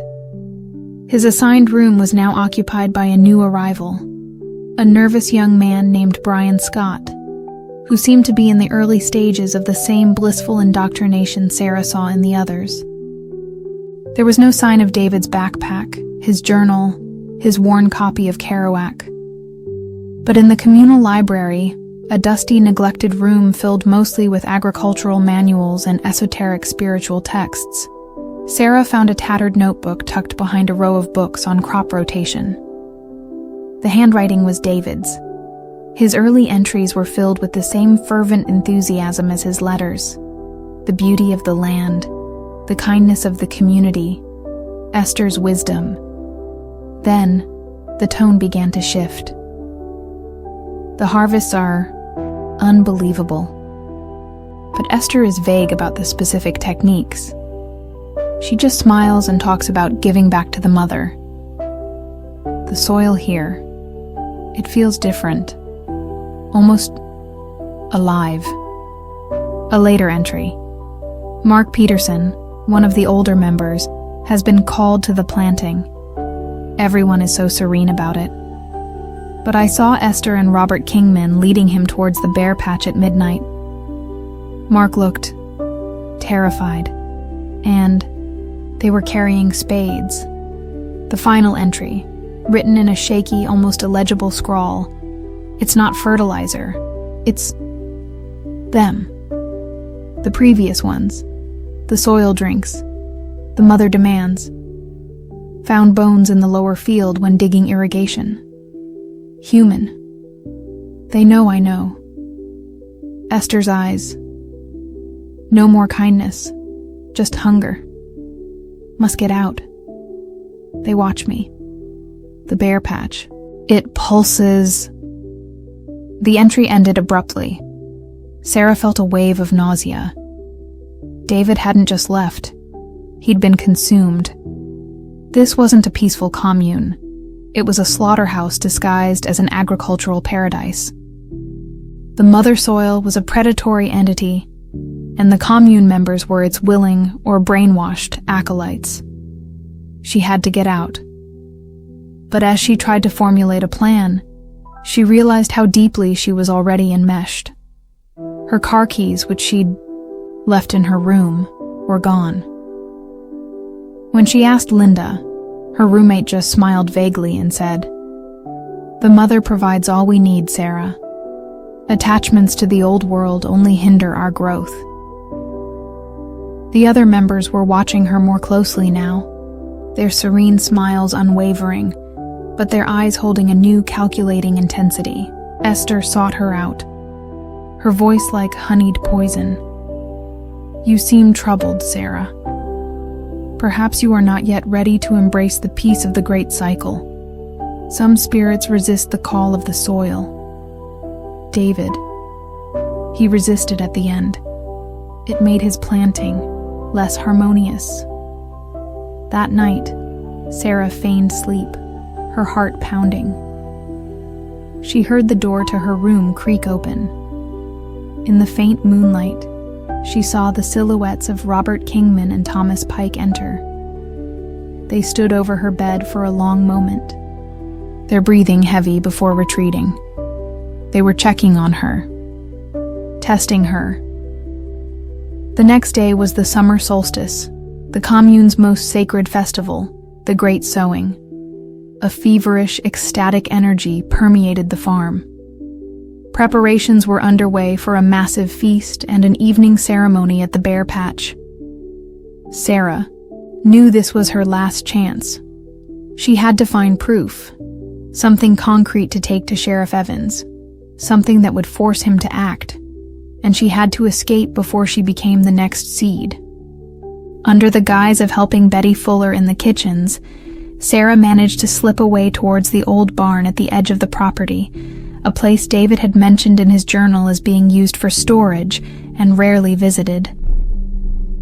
The barn was dilapidated, its doors hanging crookedly. Inside, it was dark, dusty, and filled with discarded tools, broken furniture, and piles of old sacks. In a far corner, hidden beneath a mound of moldy hay, Sarah found what she was looking for, a collection of weathered backpacks and duffel bags. David's distinctive patched bag was among them. Her hands shaking, she opened it. His journal was gone, but tucked into a side pocket was a small, cheap disposable camera. David had always loved taking pictures. With trembling fingers, she pressed the on button. The battery was almost dead, but the display flickered to life, showing 3 photos remaining. She scrolled back through the existing photos. Pictures of the farm, of smiling commune members. Then, the last few. A blurry nighttime shot of figures near the bear patch, carrying something long and wrapped in canvas. Another of the bear patch itself, the soil looking disturbed, almost like it was breathing. And the final, most horrifying photo, a close-up, taken in what looked like freshly turned earth, of a partially unearthed human hand, a silver ring glinting on one finger, a ring Sarah recognized instantly. It was David's, a gasp behind. Her made Sarah whirl around. Esther Miller stood in the barn doorway, her face no longer serene, but a mask of cold, hard fury. Flanking her were Robert Kingman and Michael Bell, their expressions grim. "It seems your heart is not as open as we had hoped, Sarah," Esther said, her voice devoid of its earlier melody. "Some seeds are stubborn. They refuse to take root in the mother's embrace." "You murdered him," Sarah whispered, clutching the camera. "You murdered them all." Esther's lips curved into a chilling smile. "Murder? Such a harsh word. We offer them to the soil, and the soil, in its infinite generosity, offers us life, bounty, harmony. It is a fair exchange, a sacred pact, made by our ancestors when they first came to this valley and found the mother waiting, hungry." She gestured to Robert and Michael. "The festival begins soon. Sarah will be our most honored offering this cycle. Her spirit is strong. She will nourish the mother well. Perhaps her planting will be more harmonious than her brother's." Sarah didn't scream. A cold, desperate resolve filled her. She wouldn't be another forgotten body feeding this monstrous entity. She feigned a sudden, racking cough, doubling over. Then, with a surge of adrenaline, she kicked out, catching Michael Bell in the shin. As he howled in pain, she bolted. Not for the main door where Esther and Robert stood, but for a small, rotten section of the barn's back wall she'd noticed earlier. She burst through the decaying wood into the sunlight, an alarm shout rising from the barn behind her. She ran, not towards the road, but towards the densest part of the surrounding woods, the camera clutched tightly in her hand. The pursuit was immediate. She could hear them crashing through the undergrowth. Esther's voice, no longer melodic but sharp and commanding, directing them. "She goes towards the dark wood. Circle around. The mother will guide her back to us." The woods were an unfamiliar, terrifying labyrinth. Branches tore at her clothes, roots tripped her. But the thought of David's fate, of the horrors hidden beneath Solstice Farm's idyllic facade, spurred her on. She knew she couldn't outrun them for long. They knew this land. She stumbled into a small, hidden clearing. In its center was a dark, moss-covered stone, almost like a primitive altar. The soil around it felt wrong. Cold, yet strangely vibrant, pulsing with a faint, almost imperceptible rhythm. This was not the bear patch, but it felt connected. To it, an older, wilder node of the entity's influence. And then she saw him. Young Timothy Fuller. He was cowering behind the stone altar, his face pale with terror. "Miss Sarah," he whispered. I followed them. Mama tried to stop me. They're going to plant you." Before Sarah could react, Robert Kingman and Thomas Pike burst into the clearing, their faces grim. "Nowhere left to run, Missy," Robert grunted, advancing. It was Timothy, in a surge of desperate courage, who saved her. He scrambled up from behind the altar, holding not a weapon, but a small, rusty can. Weed killer. Stolen from a locked shed where Thomas Pike kept the farm's, apparently seldom used, chemical supplies. "Leave her alone," Timothy shrieked, his voice high and thin. He unscrewed the cap, and before anyone could stop him, began to pour the corrosive liquid directly onto the dark, pulsing soil around the altar stone. The effect was instantaneous and horrifying. The soil seemed to recoil, to writhe. A low, guttural moan, not quite sound, but a psychic vibration of agony, emanated from the ground.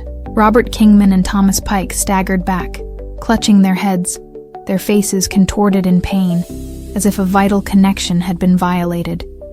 The cloyingly sweet scent in the air intensified for a moment, then soured, turning acrid and foul. "Tata, Mother! You're hurting the mother!" Thomas Pike gasped, his eyes wide with terror and disbelief. Sarah seized the opportunity. She grabbed Timothy's hand. "Run!" They fled, leaving the two men writhing on the ground. This time, they ran towards the main road, towards the distant hope of civilization. They could hear screams from the direction of the farm, not of pursuit, but of pain, of confusion. The entity, wounded at one of its nodes, was reacting. They burst out of the woods onto the dusty county road just as Sheriff Brody Evans's patrol car was slowly cruising by. He'd been on his way to Solstice Farms for a routine check-in before the festival, a nagging unease about Sarah Walker's visit prompting him. The sight of a frantic, scratched-up Sarah and a terrified Timothy Fuller stumbling out of the woods, babbling about murder and a sentient soil-devouring entity, was enough to finally galvanize him into decisive action. The disposable camera, with its horrifying final photo of David's hand, sealed it. The raid on Solstice Farms was chaotic. Many of the commune members, including Esther Miller, were found in a state of shock, some catatonic, others writhing, in apparent agony, as if suffering from a profound psychic backlash. The impossibly lush crops were already beginning to wilt, their vibrant colors fading. The bare patch in the garden was now just a circle of ordinary, unremarkable dirt. Excavations conducted by a horrified county forensics team soon uncovered the gruesome truth. Dozens of bodies in various states of decomposition were unearthed from the fields, their bones intertwined with a strange, dark, root-like fungal network. David Walker was among them. The mother soil had indeed been feeding for generations. The survivors of Solstice Farms, those who regained coherence, had little memory of the rituals, their minds seemingly wiped clean or clouded by a pervasive, blissful delusion. Esther Miller, when she finally spoke, rambled about the eternal promise of the earth and the necessary sacrifices for harmony, her eyes vacant. Sarah Walker returned to the city, carrying the unbearable weight of her brother's fate and the horrifying knowledge of what lay beneath the idyllic facade of Solstice Farms. Timothy Fuller was placed in foster care, his young mind forever scarred by the horrors he had witnessed and the desperate courage he had shown. The land at Solstice Farms was declared contaminated, not by chemicals, but by something far older, far more insidious. It was cordoned off, left to revert to wilderness. But Sheriff Evans, until the day he retired, would sometimes drive by, and he swore that on still nights, when the moon was dark, he could almost hear a faint, rhythmic pulsing from deep within the abandoned valley, as if the wounded earth still dreamed of its next harvest, its next sanguinary bloom. And Sarah knew, with a certainty that chilled her to the core, that such ancient hungers, once awakened, are never truly sated, merely waiting for new seeds and new hands to tend their bloody furrows. The fog rolled into the village, of Port Blossom like a silent gray tide, swallowing the quaint salt-bleached cottages and muting the mournful cry of the distant foghorn. It was a constant companion here, clinging to the narrow, cobbled streets and the skeletal fingers of the fishing wharves with an almost sentient tenacity. Laura Hayes, a folklore postgraduate student, found it both atmospherically perfect for her research and deeply unsettling. She'd come to Port Blossom to study the unique local tradition known only as the lamplighting, an annual ceremony whose origins were shrouded in vague, almost fearful local memory. Her initial inquiries had been met with polite but firm reticence.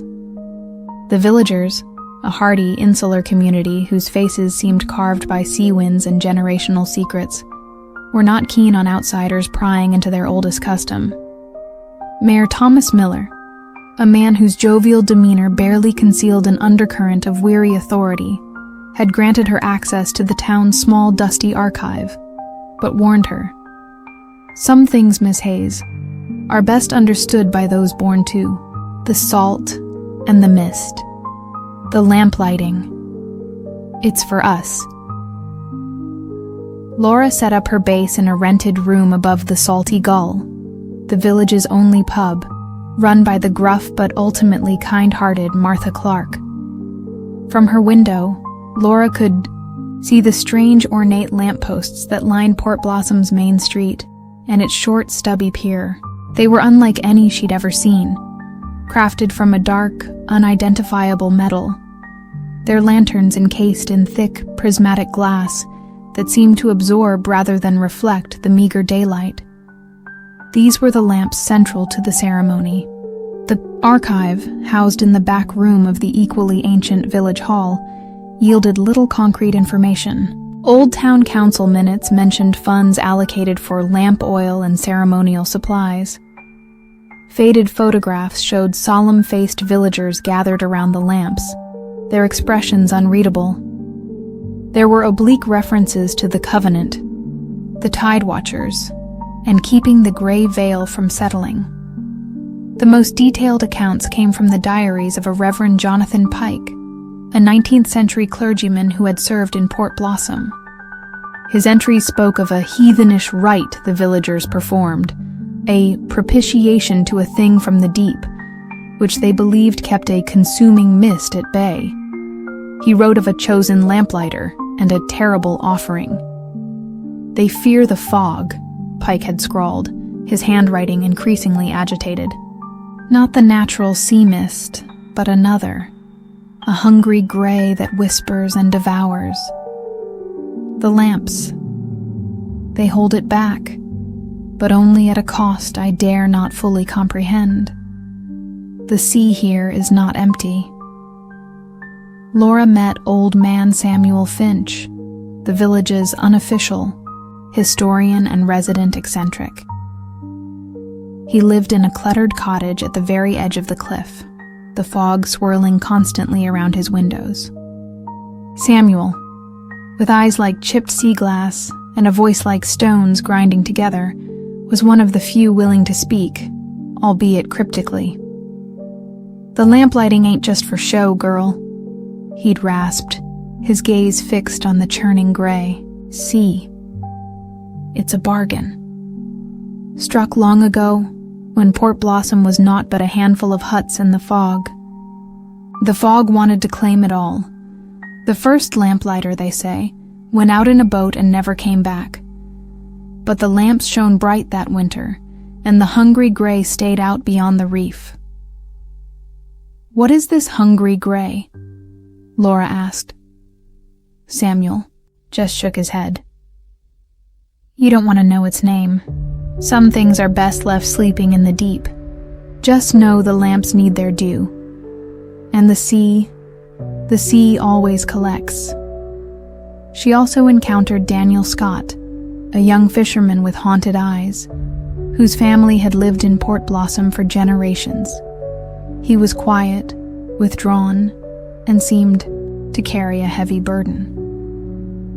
Once, Laura saw him staring at one of the ornate lampposts, his expression a mixture of fear and resignation. When he noticed her watching, he quickly looked away. His mother, Mary Scott, a woman worn down by a lifetime of worry, told Laura, in a moment of hushed confidence, that Daniel's older brother, Michael, had been chosen as lamplighter 5 years prior. He fulfilled his duty, Mary whispered, tears in her eyes. The lamps burned bright, but the fog, it still took a piece of him. It always does. She wouldn't elaborate. As the date of the lamplighting approached, the eve of the winter solstice, a palpable tension settled over Port Blossom. The fog grew thicker, more oppressive, pressing in on the village as if testing its defenses. The already reserved villagers became even more withdrawn. The ornate lamps were meticulously cleaned and polished by a solemn committee led by Mr. Robert Thorne, the current head councilman, and a man whose stern demeanor brooked no questions. Special, dark, viscous oil, stored in ancient-looking clay jars, was brought out from a locked cellar beneath the town hall. Laura observed a strange ritual performed by a group of older women, including Patricia Evans and Betty Coleman. They would walk the perimeter of the village at dusk, chanting in a low, mournful dirge, scattering something that looked like dried seaweed and salt at key points. One evening, Daniel Scott approached Laura at the pub, his usual reticence overcome by a desperate need to talk. "You shouldn't be here for this, Miss Hayes," he said, his voice low and urgent. "This isn't some quaint folk custom. It's a debt." He explained that the lamplighter wasn't just a ceremonial role. Each year, one young person, chosen by a complex, undisclosed method rooted in lineage and attunement to the sea, was tasked with not just lighting the lamps, but with something more. They go out to the old lighthouse ruin on Blackwood Isle. Just before the ceremony, Daniel whispered, his gaze darting around the pub. No one knows exactly what happens there. But when they come back, if they come back, they're changed, emptied, like something vital has been siphoned off. My brother Michael, he was never the same. He just faded, died a year later, looking like an old man, though he was only 23. He paused, his throat working. This year, they've chosen Linda Bell, my fiancé. His voice broke. She's trying to be brave, but I see the fear in her eyes.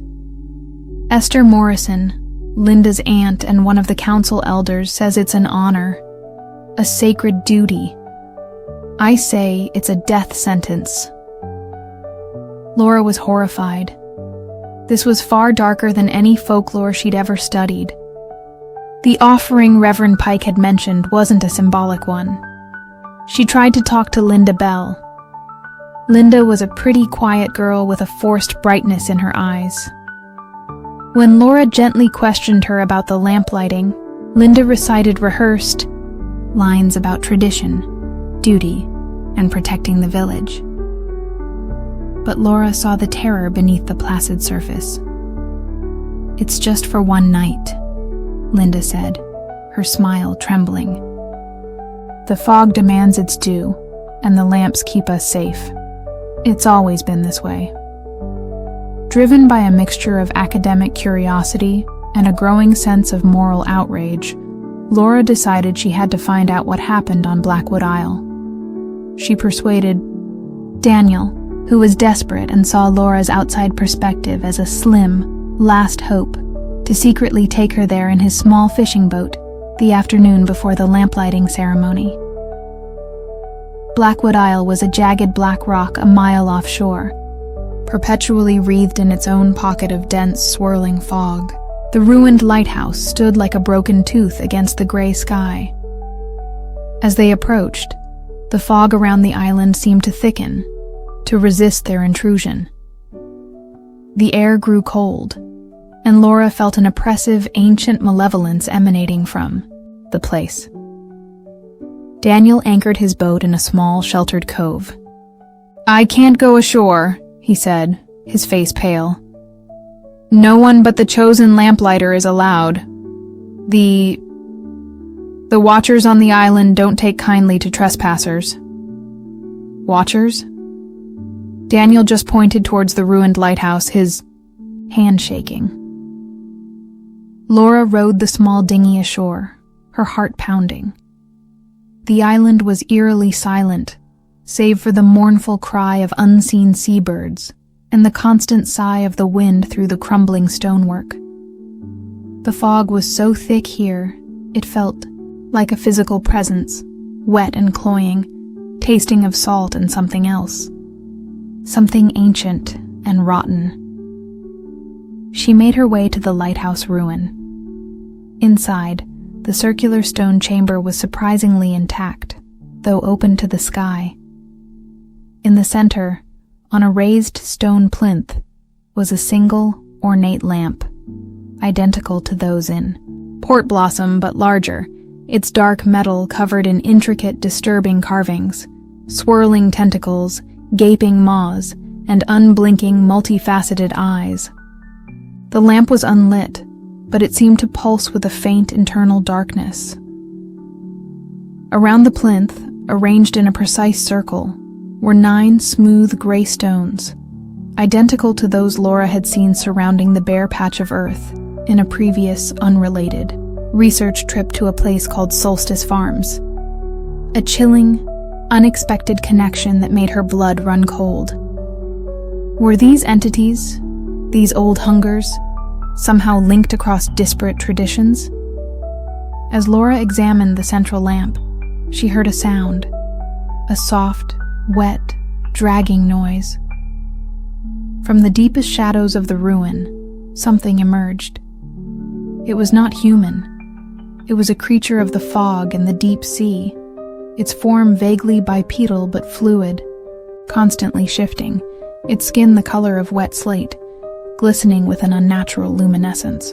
It had too many joints in its limbs, and its head was a bulbous, featureless mass from which a single, large, milky eye stared at Laura with cold, alien intelligence. It carried a long, thin, dark metal rod, similar in design to the lampposts.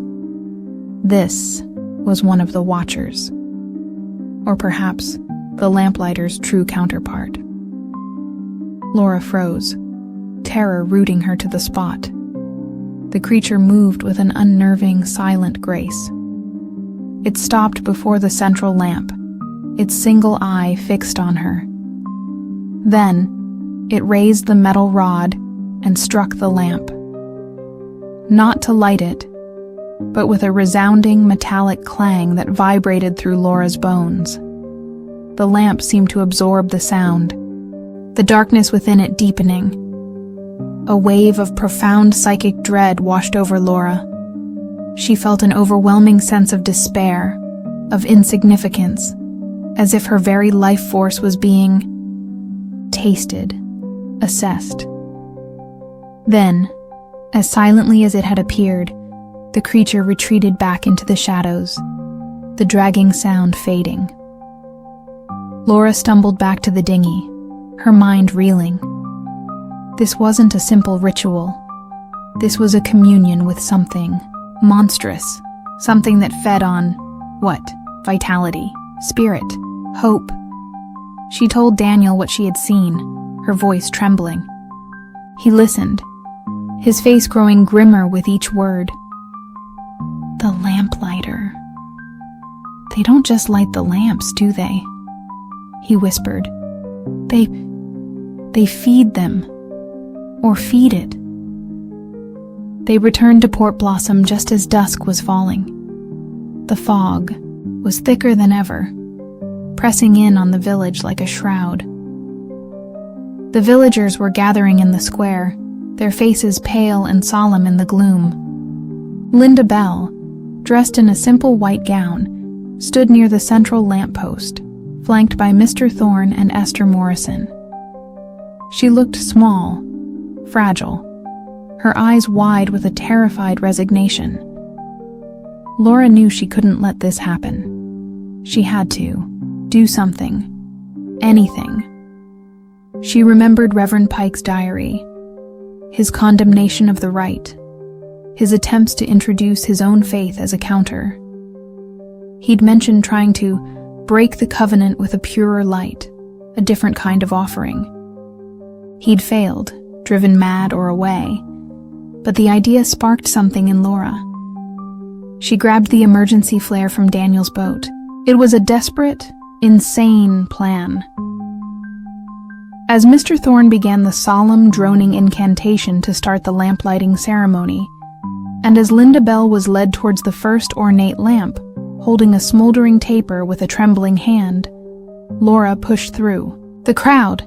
Stop!" she cried, her voice ringing out in the oppressive silence. "This isn't a tradition. It's a sacrifice. You're feeding a monster." The villagers stared at her, their faces shocked, then hardening into anger. Mayor Miller stepped forward. "Miss Hayes, you don't understand." "I understand perfectly," Laura retorted. "I saw what's on that island. I saw what this lamp lighting really is." She held up the flare. "There are other lights. Lights that don't demand a human soul." Before anyone could stop her, she struck the flare. It erupted with a brilliant, sputtering crimson glare, cutting through the oppressive fog, momentarily blinding everyone. The effect was immediate and violent. The ornate lamps lining the street seemed to recoil from the flare's harsh chemical light. A low, guttural moan, like the one Laura had heard on the island, seemed to emanate from the fog itself, a sound of displeasure, of thwarted hunger. The fog churned, thickened, and then, with a terrifying, silent speed, it began to advance. Not the normal drifting sea mist, but the hungry gray Reverend Pike had written of. A tangible, oily darkness that seemed to have substance, to writhe, with unseen shapes. It flowed down the main street, extinguishing the few peripheral gaslights that hadn't been part of the main ceremony, swallowing the edges of the crowd. Panic erupted. The villagers screamed, stumbling back from the encroaching, sentient fog. Mr. Thorne cried out, "The lamplighter! She must complete the ritual, appease it!" But Linda Bell, galvanized by Laura's defiance and the terrifying reality of the advancing fog, dropped her taper and ran towards Daniel. The fog consumed the first of the ornate lampposts. The dark metal seemed to hiss and buckle, the prismatic glass shattering as the gray tendrils enveloped it. And from within the fog, where the lamp had stood, Laura heard a faint, chilling sound, like something vast and ancient, feeding. Laura knew her flare wouldn't last long. Its light, though alien to the entity, was a temporary deterrent at best. The villagers were scattering, their ancient ritual broken, their only defense against the fog now a source of its fury. It was old man Samuel Finch who, surprisingly, took action.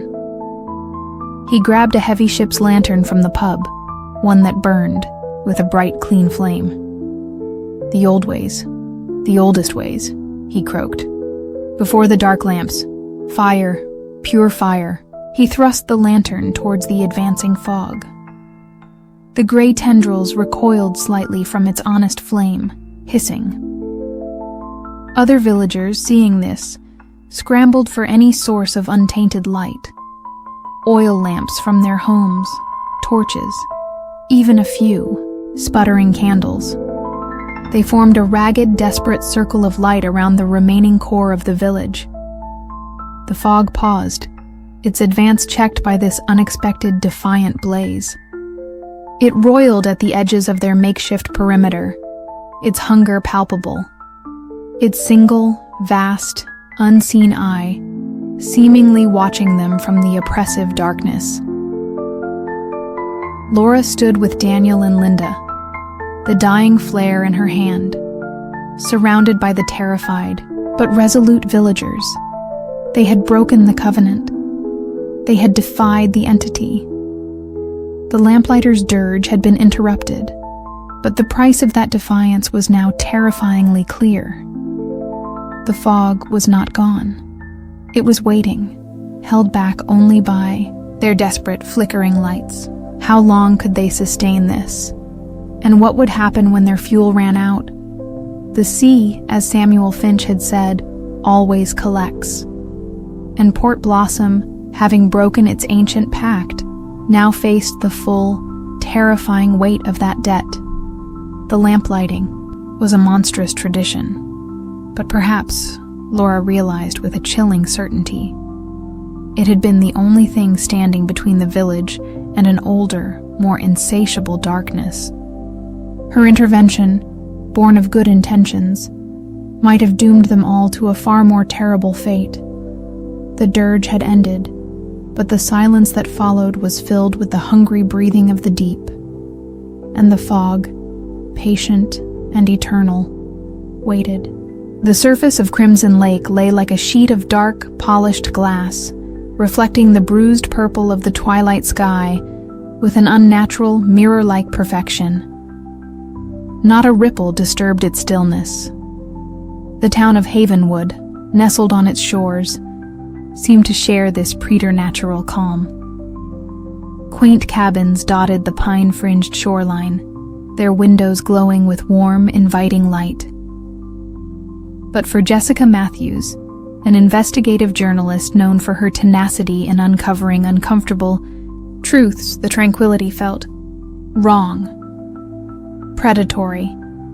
She'd come to Havenwood following a trail of unsettling disappearances, hikers, tourists, even a few locals. All vanished without a trace near the shores of Crimson Lake over the past few years. The local authorities, primarily the amiable but seemingly ineffectual Sheriff Dale Perkins, had dismissed them as unfortunate accidents, victims of the treacherous wilderness surrounding the lake. But the sheer number, the lack of any bodies recovered, and the hushed, almost fearful way some of the older townsfolk spoke of the lake's moods had piqued Jessica's interest. Her editor, Mr. Frank Harrison, had reluctantly agreed to the story, hoping for a sensational piece about a cursed lake for the Sunday supplement. Jessica suspected something far more terrestrial, and perhaps far more sinister. She checked into the Crimson Pines Lodge, a rustic, sprawling log building that was Havenwood's main, if not only, hotel. The proprietor, a woman named Eleanor Ainsworth, greeted her with a smile that didn't quite reach her cool, appraising eyes. Eleanor, Jessica soon learned, was a descendant of one of Havenwood's founding families and a prominent figure in the town council. "Welcome to Havenwood, Miss Matthews," Eleanor said, her voice smooth and cultured. "We trust you'll find our little corner of the world peaceful."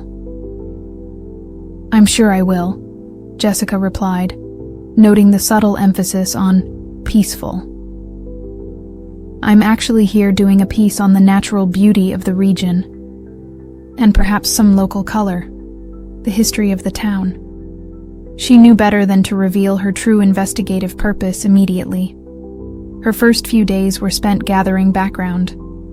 Havenwood had been founded in the late 1800s by a group of families seeking to create a utopian community, far from the corrupting influences of the cities. The town had prospered, despite its isolation, its primary industries being tourism drawn by the lake's eerie beauty, and a surprisingly successful, almost boutique logging operation, managed by the stern, taciturn Robert Thorne. The townsfolk were polite, reserved, and fiercely protective of their community. When Jessica tried to gently broach the subject of the disappearances, conversations would become vague. Uncomfortable silences would fall, and people would suddenly remember urgent errands. Young Linda Evans, who worked at the town's only diner, her eyes wide and perpetually nervous, would only whisper, "The lake takes what it wants," before her mother, Mary Evans, would sharply intervene. Jessica did find one person willing to talk, albeit reluctantly. Old man Walter Hemlock, the town's former librarian and self-appointed historian, now living in a cluttered cabin on the outskirts of town. Walter, his hands gnarled with arthritis, his eyes clouded with a lifetime of unspoken fears, initially rebuffed her. But Jessica's persistence, and perhaps her genuine concern, eventually wore him down. "This town, it ain't natural, Missy," Walter rasped, his gaze drifting towards the unnervingly still lake visible through his dusty window. "It was founded on a covenant. With it." "With it?" Jessica pressed. "What is it?" Walter shook his head. "They don't like its name spoken, but it sleeps in the deep, in the crimson heart of the lake. The first settlers, they were desperate, starving. The land here was barren.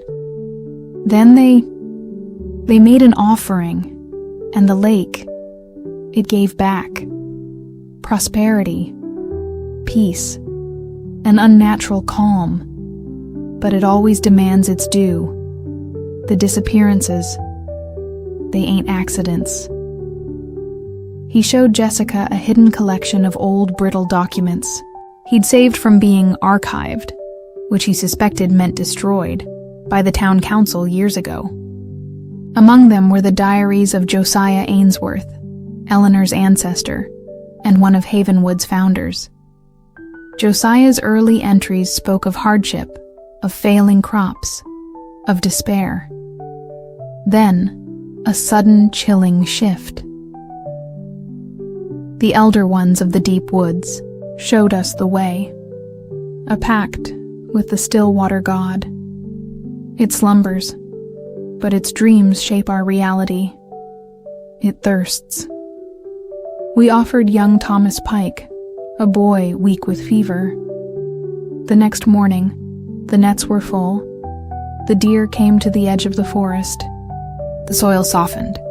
The lake accepted. The stillness blessed us. Later entries detailed a cyclical ritual, a quieting, performed whenever the lake grew restless, when its unnatural calm wavered, when strange, oily slicks appeared on its surface, or when the fish inexplicably vanished. The quieting always involved an offering, a life given to the lake to ensure its continued benevolence, its continued slumber. "The cycle demands balance," Josiah wrote. "A life for the life of the town. Outsiders are best. Their loss is less felt. Their essence, fresh to the stillness." Jessica felt a cold knot of dread tighten in her stomach. This wasn't just a story about a cursed lake.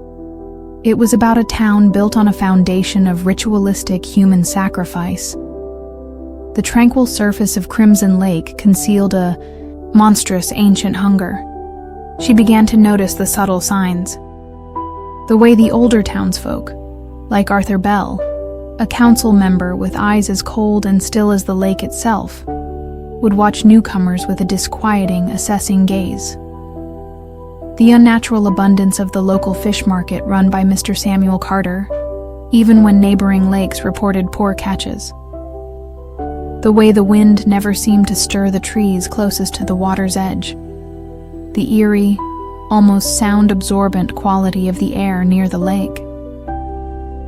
Jessica knew she needed more than just old diaries. She needed proof.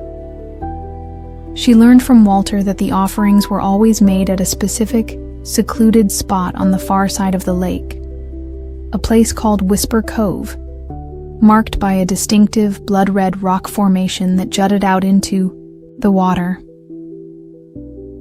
Under the guise of a nature hike, she rented a canoe from the lodge, paddling across the unnervingly silent expanse of Crimson Lake. The water was strangely clear, yet impossibly deep, its depths a featureless, inky black. The stillness was absolute, broken only by the dip of her paddle. She felt an overwhelming sense of being watched, not by human eyes, but by something vast, ancient, and indifferent, lurking just beneath the surface. Whisper Cove was hidden by a curtain of weeping willows. The blood-red rocks were stained even darker in places. And there, half hidden in a crevice near the waterline, Jessica found it, a small, tarnished silver locket. Inside, a faded photograph of a smiling young woman. Jessica recognized her from a missing person poster she'd seen in a neighboring county. Patricia Jennings, a hiker who had vanished near Crimson Lake 2 years prior. This was it. Her proof. As she paddled back, a sudden, localized squall erupted on the lake, seemingly from nowhere. The wind howled, the placid water churned into angry, white-capped waves, and a thick, unnatural fog rolled in, reducing visibility to near zero. Her canoe, tossed about like a toy, capsized, plunging her into the icy black water. She struggled, disoriented, the cold biting into her. Just as her strength was failing, she felt something brush against her leg. Not a fish, but something large, smooth, and colder than the water itself. A primal terror seized her. Then, just as suddenly, a strong hand gripped her arm, hauling her from the water into a small fishing boat. It was Daniel Miller, a quiet, solitary young man who worked odd jobs around town, his face grim. He'd apparently been fishing nearby and seen her capsize. The lake. She don't like being disturbed, he said, his voice low, as he rowed them towards the shore, the squall dissipating as quickly as it had arisen, the lake once more returning to its eerie stillness. Daniel's eyes held a strange mixture of fear and resignation, shaken but alive. Jessica knew she couldn't stay in Havenwood any longer. She had the locket. She had Walter's documents. She had her own terrifying experience. She had to get to Sheriff Perkins, then to the state authorities. But when she returned to her room at the Crimson Pines Lodge, Eleanor Ainsworth was waiting for her, flanked by Robert Thorne and Mr. Samuel Carter. Eleanor's smile was gone, replaced by an expression of cold, hard resolve. "It seems your nature hike was more investigative than you let on, Miss Matthews," Eleanor said, her eyes glinting. "The lake does not appreciate being provoked. It requires balance, stillness."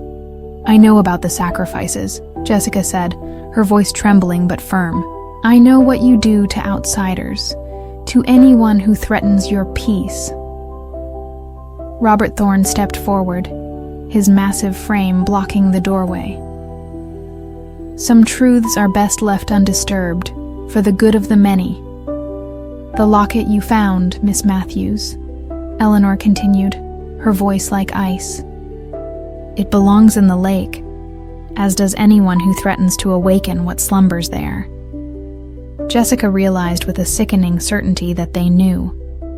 They knew she had proof, and they weren't going to let her leave.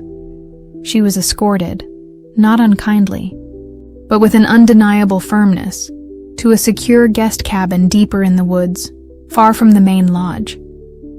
The cabin was comfortable, but the windows were barred, the door locked from the outside. She was a prisoner. Eleanor visited her later that evening. "The quieting ceremony is tonight, Miss Matthews," she said, her voice almost sorrowful. "The lake has been agitated since your little excursion. It demands appeasement. Your vitality, your inquisitive spirit. It will be a powerful offering. You will bring peace back to Havenwood. You will become part of the stillness." Jessica looked into Eleanor's eyes and saw not malice, but a terrifying, absolute conviction, the unwavering belief of someone who had made an unthinkable pact and would do anything to maintain it. Jessica knew that no one was coming for her. Sheriff Perkins was either complicit or too cowed to act. The town was united in its horrifying secret. As night fell, she heard them approaching the cabin, a soft procession of footsteps, the low murmur of chanting. Robert Thorne and Samuel Carter unlocked the door, their faces solemn, almost reverent. They carried a coil of rope and a white linen shroud. Desperation lent Jessica a surge of adrenaline. As they stepped into the cabin, she grabbed the heavy iron poker from the fireplace, the only potential weapon, and swung it wildly. She caught Samuel Carter on the arm, making him cry out and drop the shroud. She bolted past them, out into the darkness. She ran blindly through the dense woods, the sounds of pursuit behind her. She could hear the entire town, it seemed, moving through the trees, their voices a low, hunting chorus. The offering must not be denied. The stillness awaits. She stumbled towards the only place she could think of, the place her instincts screamed was both dangerous and potentially her. Only slim chance, the shores of Crimson Lake itself. If she could somehow disrupt the ceremony, expose them, create enough chaos. She reached the water's edge, her lungs burning. The lake lay before her, black and utterly still, reflecting the full moon like a malevolent eye. On the far side, at Whisper Cove, she could see the flicker of torchlight. The ceremony was beginning. She heard them closing in behind her. Then, a voice from the shadows near the water. Daniel Miller. He stepped out, holding a can of gasoline and a flare. They were going to choose my little sister, Julie, next year, he whispered, his face a mask of anguish and desperate resolve. I can't let them.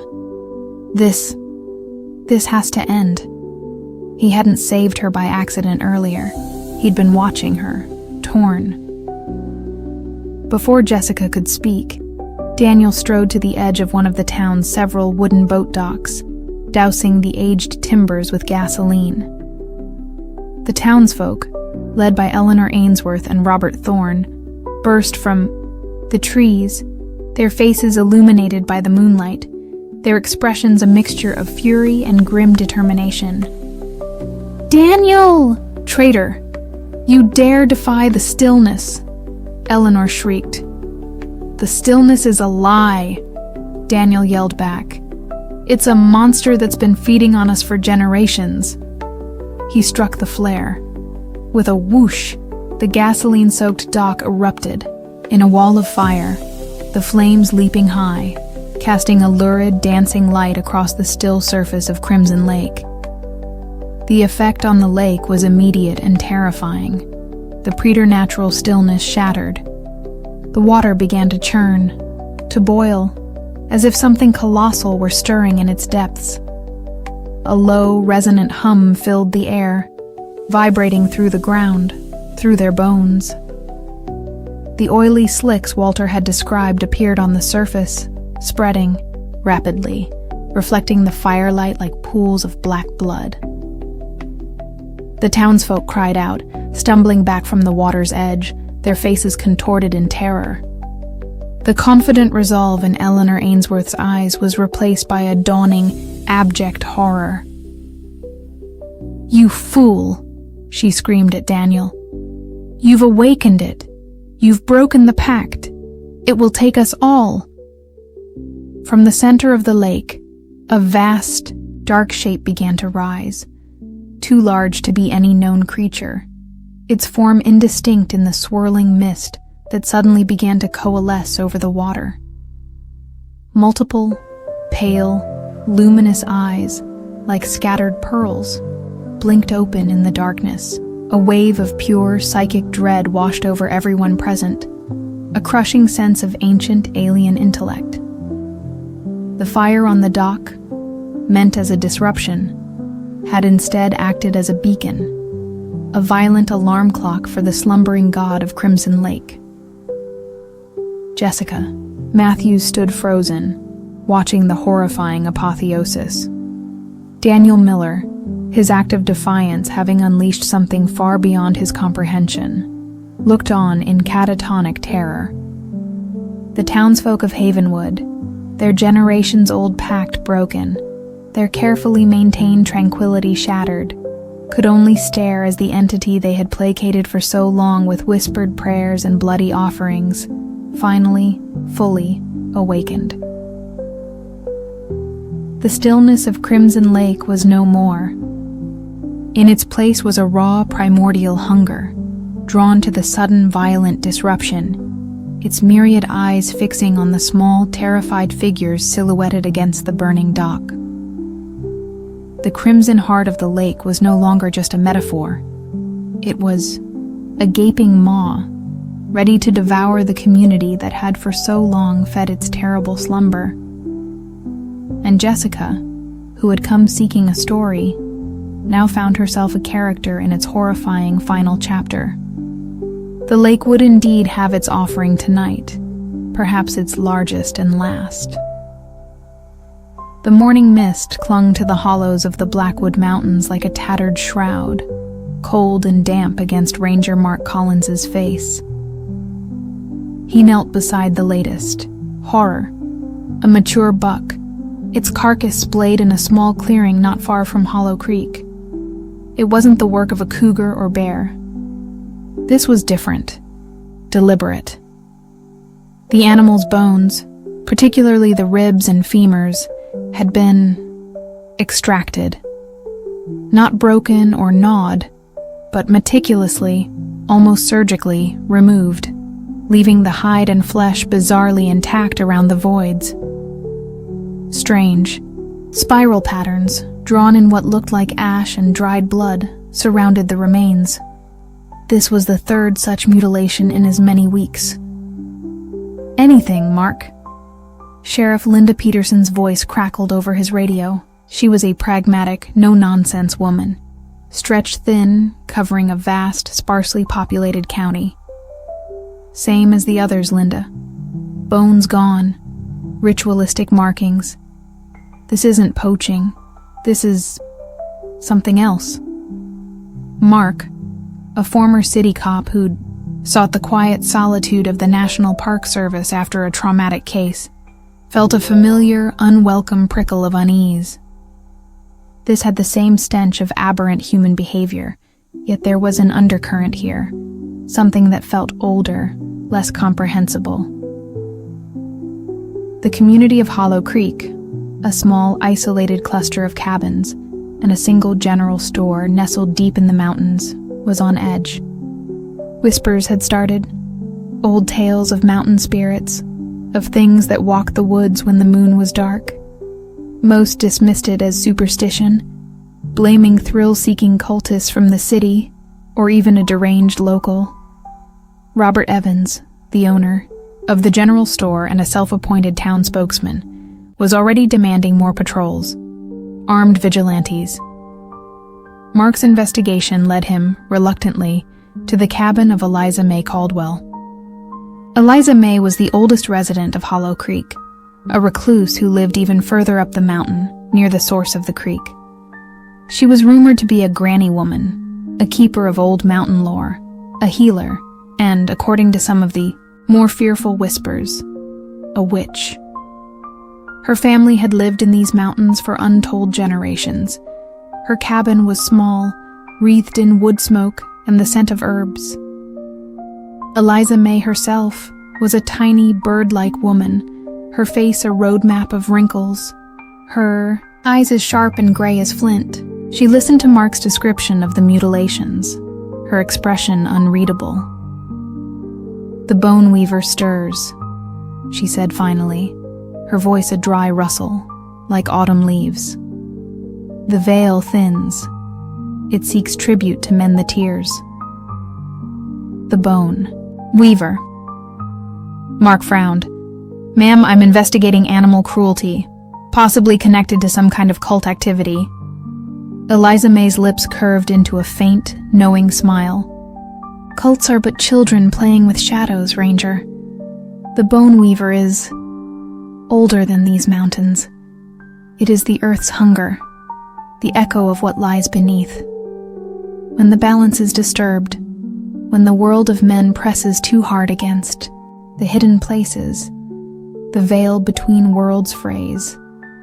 The weaver, it uses bone, the framework of life, to stitch it back together. But it must be given freely, or it will take."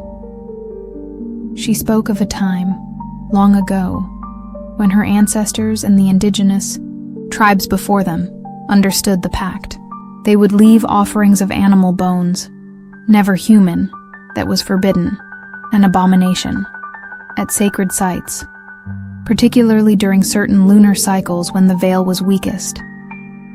These offerings were a kind of spiritual maintenance. But as the modern world encroached, as the old ways were forgotten, the tributes ceased. "The recent disturbances," Eliza May said, her gaze distant. "The new road blasted through Whisper Ridge, the deep well fracking tests over in Miller's Valley. They have torn the fabric. The weaver is trying to mend, but it is weak, starved of its due. So it calls out. And some answer. Not always wisely."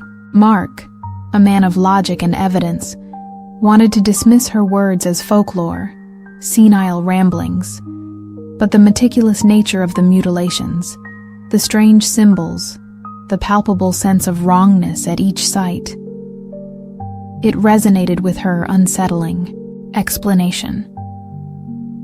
He learned that a group of disaffected local youths, led by a charismatic but troubled young man named Billy Ray Johnson, had been dabbling in occult rituals, piecing together fragments of local legends and online grimoires.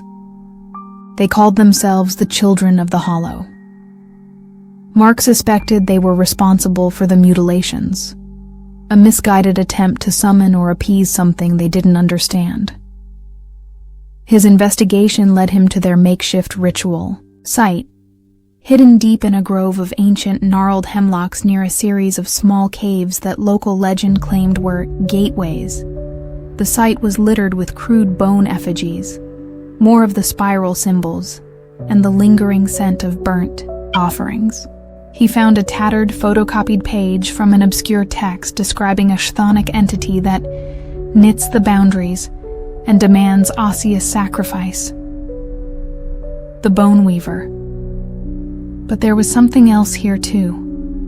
A feeling of immense ancient power, far beyond the capabilities of a few misguided teenagers. The air was cold, dead, and the ground beneath his feet seemed to hum with a faint, disturbing vibration. Meanwhile, the mutilations continued, growing bolder, closer to the village. A prized dairy cow belonging to farmer Thomas Ashton was found, its skeleton practically flensed. Then, several sheepdogs from Old Man Hemlock's, no relation to Walter, remote homestead vanished, only for their neatly extracted bones to be found arranged in a complex spiral pattern at the entrance to the Hemlock Caves. Fear in Hollow Creek turned to panic. Robert Evans was now openly calling for Eliza May Caldwell's arrest, claiming her witchcraft was to blame. Mark confronted Billy Ray Johnson and his followers. They were scared, jittery, their initial thrill having curdled into terror. We just wanted to feel something, Ranger," Billy Ray stammered, his eyes wide and haunted. "We read the old stories about the power in these hills. We thought we could control it." Ask it for things. What did you do, Billy Ray? Mark pressed. We did the rituals. Left the bones, like the old book said. But it wasn't enough. It's always hungry. It whispered to us, showed us things in our dreams, terrible things. It want more. He gestured towards the Hemlock Caves. It's in there, growing stronger. It said it needs a keystone bone, a human one, to seal the biggest tear. Mark felt a cold dread. The entity, inadvertently, or perhaps intentionally, amplified by the youth's misguided rituals, was no longer content with animal bones. It was demanding a human sacrifice. He returned to Eliza May. She was expecting him, a grim understanding in her eyes. The children of the Hollow have awakened something they cannot comprehend, Ranger, she said. They have fed its hunger, but not its purpose. The Weaver is now imbalanced, desperate. It will take what it needs to restore the veil, and it no longer distinguishes as it once did. She explained that the Hemlock Caves were indeed a nexus point, a place where the veil was naturally thin. The entity, in its current agitated state, was focusing its energy there, trying to draw in enough material to perform a massive, desperate mending. If it takes a human life there, Eliza May said, her voice heavy, it will not just mend the veil. It will bind that soul to itself, make it a permanent part of its fabric, an eternal conscious torment, knitting the darkness.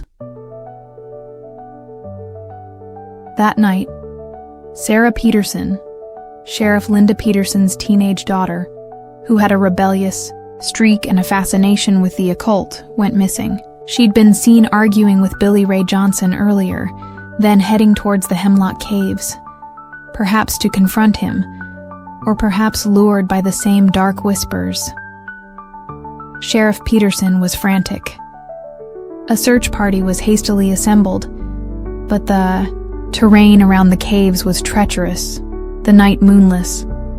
Mark knew, with a sickening certainty, where Sarah was, and what the Bone Weaver intended for her. There is only one way to appease it now, to guide it back to its true purpose before it takes the girl, Eliza May said, her gaze fixed on the dark silhouette of the mountains. A willing offering, not of life, but of connection. Someone must go to the heart of its lair, to the weaving chamber, and offer a bone willingly given. A bone that carries the memory of the old pact, the old understanding, to remind it of its duty, not just its hunger. She held out a small, intricately carved wolf femur, yellowed with age. This was my grandfather's offering, given to his grandfather. It holds the spirit of the covenant, but it must be presented by someone strong enough to withstand the Weaver's direct presence, someone whose will can guide its mending. She looked at Mark. You are an outsider, Ranger, but you have seen the darkness. You carry no fear of our old ways, only a desire for justice, for balance. The Weaver will sense this. It may listen to you, where it would only consume one of us now, tainted as we are by fear and broken faith. Mark, his skepticism warring with the undeniable horror of the situation and his desperation to save Sarah Peterson, found himself agreeing.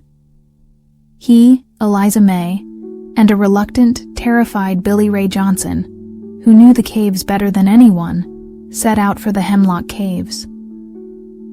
The entrance was a gaping black maw in the mountainside. The air emanating from it was freezing, rank with the smell of damp earth, decay, and something else. A dry, dusty scent, like old bones and forgotten sorrows. The faint vibrational humming Mark had felt at the ritual site was a palpable thrum, here resonating in his teeth. Inside, the caves were a labyrinth of twisting passages and echoing chambers. Strange, phosphorescent fungi cast an eerie glow on walls that seemed to be veined with what looked like solidified webs of bone dust. The sound of rhythmic clicking and scraping, like giant needles working unseen looms, echoed from the depths. They found Sarah Peterson in the largest cavern, the weaving chamber. She was alive, but catatonic, her eyes wide and vacant, standing unnervingly still in the center of the chamber. Around her, the very air seemed to shimmer and distort. And in the heart of that distortion, a monstrous form was slowly coalescing, a grotesque parody of a spider, its body a misshapen mass of earth and shadow, its many legs crafted from a horrifying amalgam of animal and, Mark feared, older, forgotten human bones, all clicking and weaving in the darkness.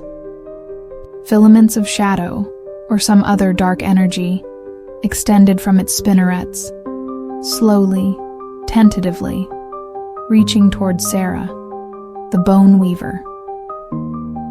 Its psychic presence was overwhelming, a crushing weight of ancient hunger, of cold, geological patience, and of vast, unutterable sorrow. It whispered in Mark's mind, not in words, but in raw emotions. Torn, broken, must mend. Need framework. Need stillness. Now, Ranger, Eliza May urged from the cavern entrance, her voice strained. She and Billy Ray could come no further. The Weaver's direct presence was too overpowering for them. Offer the bone of covenant, reminded of the old ways. Mark stepped forward, his heart pounding, the carved wolf femur clutched in his hand. He focused his will, pushing past the terror, the despair, the crushing weight of the entity's ancient mind. Weaver of the Veil! He called out, his voice surprisingly steady. We understand your purpose. The tears in the fabric. They cause you pain. We offer this willingly, a bone of the old pact, to help you mend, to restore the balance. He held out the wolf femur. The monstrous, bone-legged form paused in its advance toward Sarah. Its shadowy head, if it could be called that, tilted. The myriad unseen eyes within its form seemed to focus on Mark, on the offering. The psychic pressure intensified, probing, questioning. Pact, forgotten. Only hunger now. Only need. The pact is not forgotten, Mark insisted, channeling a strength he didn't know he possessed. We remember. We will honor it again. Take this bone, freely given. Let it be the first stitch. Let the girl go. She is not the framework you seek. He stepped closer, placing the carved wolf femur on a natural stone altar at the edge of the Weaver's immediate influence. For a long moment, nothing happened. The Weaver remained still, its shadowy filaments hovering inches from Sarah. The tension in the cavern was unbearable. Then, slowly, one of its bone-tipped legs extended. It touched the wolf femur with an unnerving delicacy. A faint, almost inaudible sigh, like the settling of ancient stones, echoed through the chamber. The psychic pressure lessened slightly. The Weaver's form seemed to soften. The sharp edges of its hunger dulled, replaced by a flicker of something else. Recognition? Acceptance. It retracted its shadowy feelers from Sarah. She swayed, then crumpled to the ground, but her eyes fluttered, a flicker of awareness returning. The bone weaver slowly, deliberately, drew the wolf femur into its shadowy mass. The rhythmic, clicking and scraping resumed, but it was different now. Less frantic, more purposeful. The entity began to turn its attention away from Sarah, towards a shimmering tear in the very fabric of the cavern wall, a place where the darkness seemed to bleed through from some other, unimaginable dimension. It began to weave, not with malice, but with an ancient, instinctual artistry, using the essence of the offered bone to spin new threads, to mend the frayed edges of reality. Mark snatched up Sarah, who was now weakly conscious, and scrambled, back towards Eliza May and Billy Ray. They fled the Hemlock Caves, not looking back, as the sounds of the bone weaver's chthonic needlework faded behind them. They emerged into the pre-dawn light, exhausted, traumatized, but alive. The oppressive atmosphere that had choked Hollow Creek for weeks had lifted, replaced by the clean, sharp scent of pine and mountain air. Sarah Peterson had no memory of her time in the weaving chamber, only a vague recollection of nightmares and a profound, lingering coldness. Billy Ray Johnson and his Children of the Hollow, thoroughly terrified, swore off occult dabbling forever. In the aftermath, Eliza May Caldwell became Hollow Creek's reluctant, respected guardian.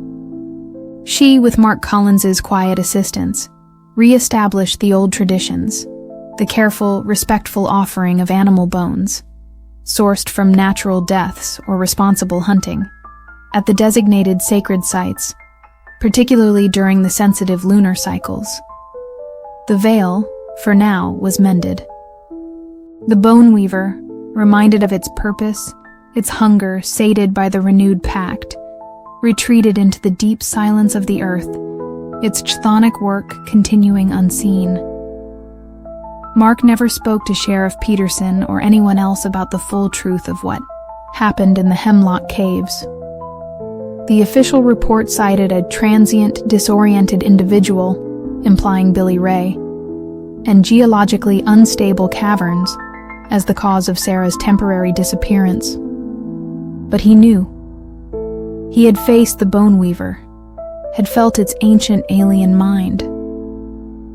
He remained a ranger in the Blackwood Mountains, his solitude now tinged with a profound, unsettling awareness of the thinness of the world, of the ancient, hungry things that lay just beyond the veil of perception, and the delicate, often terrifying balance required to keep them from tearing through. The bones of the earth, he now understood, held memories and purposes far deeper and stranger than he could ever have imagined. And sometimes, when the wind was right and the moon was dark, he could almost hear the faint, rhythmic clicking from deep beneath the mountains, the sound of the weaver, patiently mending the world. The silence of Atherton House was the first thing that struck Laura Bishop. It wasn't a peaceful silence. It was a heavy, expectant hush, like the air before a violent thunderstorm. The sprawling, isolated, Victorian manor, bequeathed to a distant historical society by the late Dr. Julian Atherton, a renowned but deeply eccentric ethnomusicologist, was to be her workplace for the next 3 months. Her task, to catalog Atherton's legendary and largely unexamined collection of sound recordings. Dr. Atherton had spent his life traveling to the world's most remote corners, capturing sounds that were, according to his sparse notes, echoes of forgotten gods, the lamentations of dying realities, and the auditory signatures of things that dwell beyond the veil. His colleagues had dismissed him as a brilliant but unhinged obsessive. The Historical Society, primarily interested in any salvageable academic material, had hired Laura, an archivist with a keen ear and a steady nerve, to sift through the sonic chaos. The collection was housed in a specially constructed, soundproofed wing of the manor. Rows upon rows of shelves held a bewildering array of recording media: wax cylinders, fragile lacquer discs, reel-to-reel tapes, obscure wire recordings, and countless unlabeled cassettes and digital audio tapes. The air in the archive was cold, unnaturally still, and carried a faint, almost undetectable metallic tang, like ozone or old electricity. Mrs. Agnes Periwinkle, the manor's ancient, bird-like housekeeper, and the only other living soul on the estate, showed Laura to the archive with a mixture of trepidation and grim resignation. "Dr. Atherton, he spent most of his last years in there," she whispered, her voice like rustling parchment. "Listening, always listening," said the sounds. "They spoke to him, showed him things, changed him." She shuddered. "Some sounds, Miss Bishop, are best left unheard." Laura began her work with meticulous professionalism, her headphones her shield, her recording software her scalpel. The initial recordings were fascinating, if unsettling. Haunting tribal chants from uncontacted Amazonian tribes, the dissonant throat singing of Siberian shamans, the eerie clicking language of a supposedly extinct Kalahari Bushman group. Atherton had an uncanny ability to capture sounds that felt primal, imbued with a raw, unsettling power. But as she delved deeper into the unlabeled and more obscure sections of the collection, the nature of the recordings began to change. They became less recognizably human, more abstract, more disturbing. There was a wax cylinder labeled "The Whispers of Yikaneth," which, when played, emitted a series of sibilant, multi-layered whispers that seemed to bypass her ears and slither directly into her subconscious, leaving her with a splitting headache and a lingering sense of profound unease. Another, a reel-to-reel tape, marked only with a strange seven-pointed star symbol, contained a low, throbbing hum, almost infrasonic, that vibrated through her bones and induced a state of intense, irrational paranoia. She had to stop listening after only a few minutes, her heart hammering, the silence of the archive suddenly feeling menacing. Atherton's notes, when she could decipher his increasingly erratic handwriting, spoke of sonic gateways, of frequencies that resonated with extra-dimensional entities, and of a primordial sound, a theoretical sound from which all other sounds, and perhaps all reality, had originated, a sound so powerful, so alien, that to hear it unfiltered would be to invite utter annihilation or ecstatic madness. He believed he was on the verge of isolating it, Laura told Mr. Thomas Croft, the Historical Society's liaison, during one of their infrequent check-in calls. The phone line to Atherton House was notoriously unreliable. He called it the Dirge of Azathoth, borrowing from Lovecraft. He thought it was the key to, well, he wasn't entirely clear. Cosmic understanding, or perhaps cosmic horror. Mr. Croft, a pragmatic man, just sighed. "Just catalog what you can, Miss Bishop. Focus on the verifiable ethnographic material. Ignore the speculative aspects." But ignoring them became increasingly difficult. The more she listened, the more the sound seemed to bleed into her reality. She would hear faint whispers when no recordings were playing. The low, throbbing hum from the star-marked tape would sometimes resonate through the floorboards of the manor, even when the archive was silent. She started suffering from vivid, disturbing nightmares filled with impossible geometries, alien landscapes, and the oppressive weight of unseen, colossal entities. Mrs. Periwinkle grew more withdrawn, her already pale face acquiring a grayish tinge. She jumped at sudden noises and took to humming old, tuneless hymns, as if to ward off the encroaching silence or what lay within it. "The house remembers his listening, Miss Bishop," she said one morning, her eyes wide with a fear Laura was beginning to share. "The sounds? They've soaked into the walls, into the silence itself." One afternoon, while cataloging a series of wire recordings labeled the laughter of the children of the void. Laura experienced a profound auditory hallucination. The innocent, joyful laughter on the recording slowly morphed into something cold, cruel, and utterly alien, a sound that clawed at her sanity, promising a terrible, joyous oblivion. She ripped off her headphones, gasping, only to find the room filled with the lingering echo of that monstrous mirth, though the recording had stopped. It took several minutes for the phantom sound to fade, leaving her shaken and nauseous. She discovered Atherton's private listening room, a small, heavily soundproofed chamber at the heart of the archive. It contained a single, high-backed leather chair and a custom-built playback system with oversized, almost coffin-like speakers. In the center of the room, on a pedestal, was a single obsidian black lacquer disc, its surface unmarked, save for a barely perceptible etched spiral. This, Laura surmised from Atherton's final, almost incoherent journal entries, was his attempt to capture or recreate the primordial sound. He'd written of using sympathetic resonance and psychoacoustic feedback loops to draw it forth from somewhere else. "It is close," his last entry read. The silence between notes, the breath before the scream. It is listening back. Laura knew she shouldn't, but an irresistible, terrifying curiosity compelled her. She had to know. She placed the obsidian disc on the turntable. Her hand trembled as she lowered the needle. What issued from the speakers was not sound as she knew it. It was a void. A silence so profound, so absolute, it seemed to suck all other sound, all thought, all light, into itself.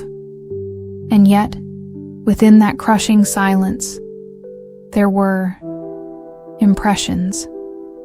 The feeling of immense, cold, indifferent intelligence. The psychic residue of realities dying and being born. The auditory equivalent of staring into the abyss and feeling the abyss stare back, not with eyes, but with an all-encompassing, deafening silence that was the antithesis of existence. Laura felt her mind begin to unravel, her sense of self dissolving. She scrambled to stop the recording, her fingers fumbling, but the silence persisted, expanding, filling the room, pressing in on her. Then, from the depths of that silent void, a new sound began to emerge. A single, impossibly low throb, like the heartbeat of a dying god, a sound that resonated not in her ears, but in the very marrow of her bones, in the electrical synapses of her brain. It was a sound of pure, unadulterated dread, a sound that promised the unraveling of all sanity, all order, the primordial sound. Atherton had found it, or it had found him, and now it was finding Laura. She managed to rip the disc from the turntable, her scream swallowed by the oppressive, bone-vibrating throb. The sound lessened, but it didn't stop. It had been unleashed, not just in the room, but within her, within the house. The silence of Atherton House was no longer empty. It was pregnant with this nascent, terrible vibration. The effects were immediate and devastating.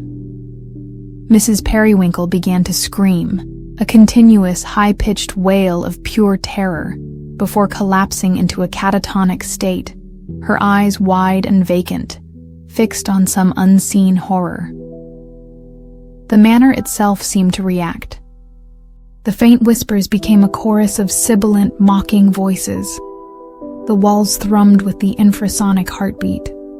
Objects in the collection rattled and shook, as if the entities bound to them were being agitated, or perhaps called. The phone lines, of course, were dead. The nearest village was miles away, and the weather had turned, a thick, unnatural fog rolling in, isolating Atherton House completely.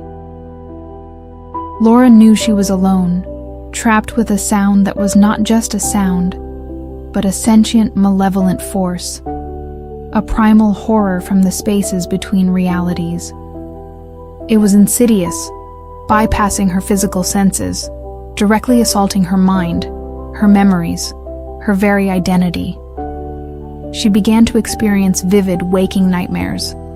The house would twist into impossible, non-Euclidean geometries. Shadowy figures, with too many limbs and eyes of cold, dead light would flicker at the edge of her vision. Atherton's recorded voices would whisper to her, offering her secrets, promising her a place in their choir of the damned. The primordial sound, the throb, was a constant, a terrifying anchor in the dissolving sea of her sanity. It wanted to consume her, to absorb her consciousness into its silent, screaming void. She barricaded herself in Atherton's main library, away from the soundproofed archive wing where the throb was strongest. She burned his journals, his notes, anything that seemed to resonate with the entity. But the sound was in her head now, an internal echo. In a moment of desperate clarity, amidst the encroaching madness, Laura remembered Atherton's theories about sympathetic resonance and feedback loops. If the sound could be drawn forth, perhaps it could be pushed back, contained, or canceled out. She thought of the recordings of human joy, of laughter, of love songs. The sounds Atherton had increasingly ignored in his descent into the darker sonic spectra. Were they an antidote? A counter-frequency? It was a desperate, insane gamble. She fought her way back to the archive, the thrumming in her bones almost unbearable, the whispering voices promising her sweet oblivion if she would just listen. She ignored the obsidian disc. Instead, she gathered armfuls of Atherton's earliest, most human recordings. Folk songs from Ireland, lullabies from the Appalachian Mountains, wedding chants from a Pacific island, children's laughter from a forgotten European village. She loaded them onto multiple playback machines, her hands shaking, the monstrous throb trying to shatter her concentration. Then, taking a deep breath, she hit play on all of them simultaneously. The archive exploded with a cacophony of human sound, melodies of joy, sorrow, love, and hope, a chaotic but vibrant tapestry of human experience. For a moment, the primordial throb seemed to intensify, to fight back, the air crackling with an almost physical tension. The whispering voices rose to a furious shriek. But then, something shifted. The human sounds, in their raw, chaotic, emotional diversity, began to interfere with the terrible, monotonous throb. The complex frequencies of life began to disrupt the sterile, nihilistic signature of the void. It was like throwing a fistful of brightly colored pebbles into a perfectly still black pool. The ripples spread, breaking the oppressive surface. The throb faltered. The whispers wavered. The crushing psychic pressure lessened. Laura kept playing the recordings, louder and louder, tears streaming down her face, a desperate prayer on her lips. She played them until the machines began to overheat, until the tapes stretched and snapped, until the archive was filled with a fading, distorted chorus of human resilience. When the last recording died, an exhausted, fragile silence settled over Atherton House. It was a true silence this time. Empty. Clean. The primordial throb was gone. The whispers had ceased. Laura collapsed, emotionally and physically drained, but sane. Precariously so, but sane. She was found 2 days later by Mr. Croft, and a very concerned local constable, Miles Corbin, alerted when Laura had missed several scheduled check-ins. Mrs. Periwinkle was taken to a psychiatric hospital, her mind permanently shattered. Atherton House was sealed, its unholy collection deemed too dangerous to preserve. Laura Bishop never worked as a sound archivist again. The world of sound, once her passion, was now a source of profound unease. She sought out silence, but true silence, she now knew, was a rare and precious commodity. The memory of the primordial sound, the throb, the oppressive void, would forever echo in the quietest corners of her mind. She knew that Dr. Julian Atherton, in his obsessive quest, had brushed against something that humanity was not meant to hear, a sound from before creation, or perhaps from after its end. And Laura, in her desperate battle, had learned that sometimes the only defense against the ultimate, nihilistic silence of the void is the messy, imperfect, but defiantly vibrant chorus of human existence. But she also knew that the primordial sound was still out there, in the silences between notes, in the static between radio stations, in the deepest, unplumbed abysses of space and mind, patiently listening, waiting for another curious soul to tune into its devastating, final frequency. The chill of Penance Gate Priory seeped into Dr. Alistair Finch's bones, a damp, ancient cold that no amount of modern heating could dispel. The isolated monastery, perched precariously on a windswept tor in the bleakest part of the moors, had stood for nearly 1,000 years, a grim sentinel against forgotten heresies and encroaching wilderness.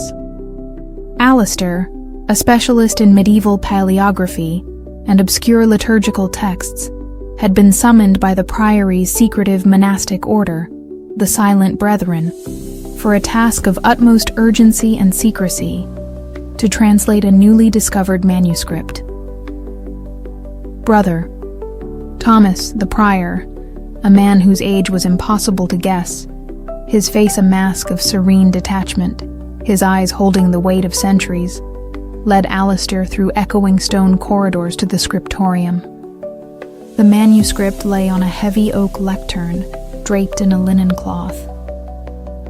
This was found within a walled-up recess in the deep archives, Brother Alistair, Prior Thomas said, his voice a low, resonant hum. Its existence was unexpected. Its language is unknown to us, though it bears superficial resemblance to certain early heretical codices. We require your expertise to unveil its contents. But be warned, it radiates an aura of profound disquiet. Even unread, its presence is a burden. The manuscript was bound in dark, leathery material that felt unnervingly like preserved human skin.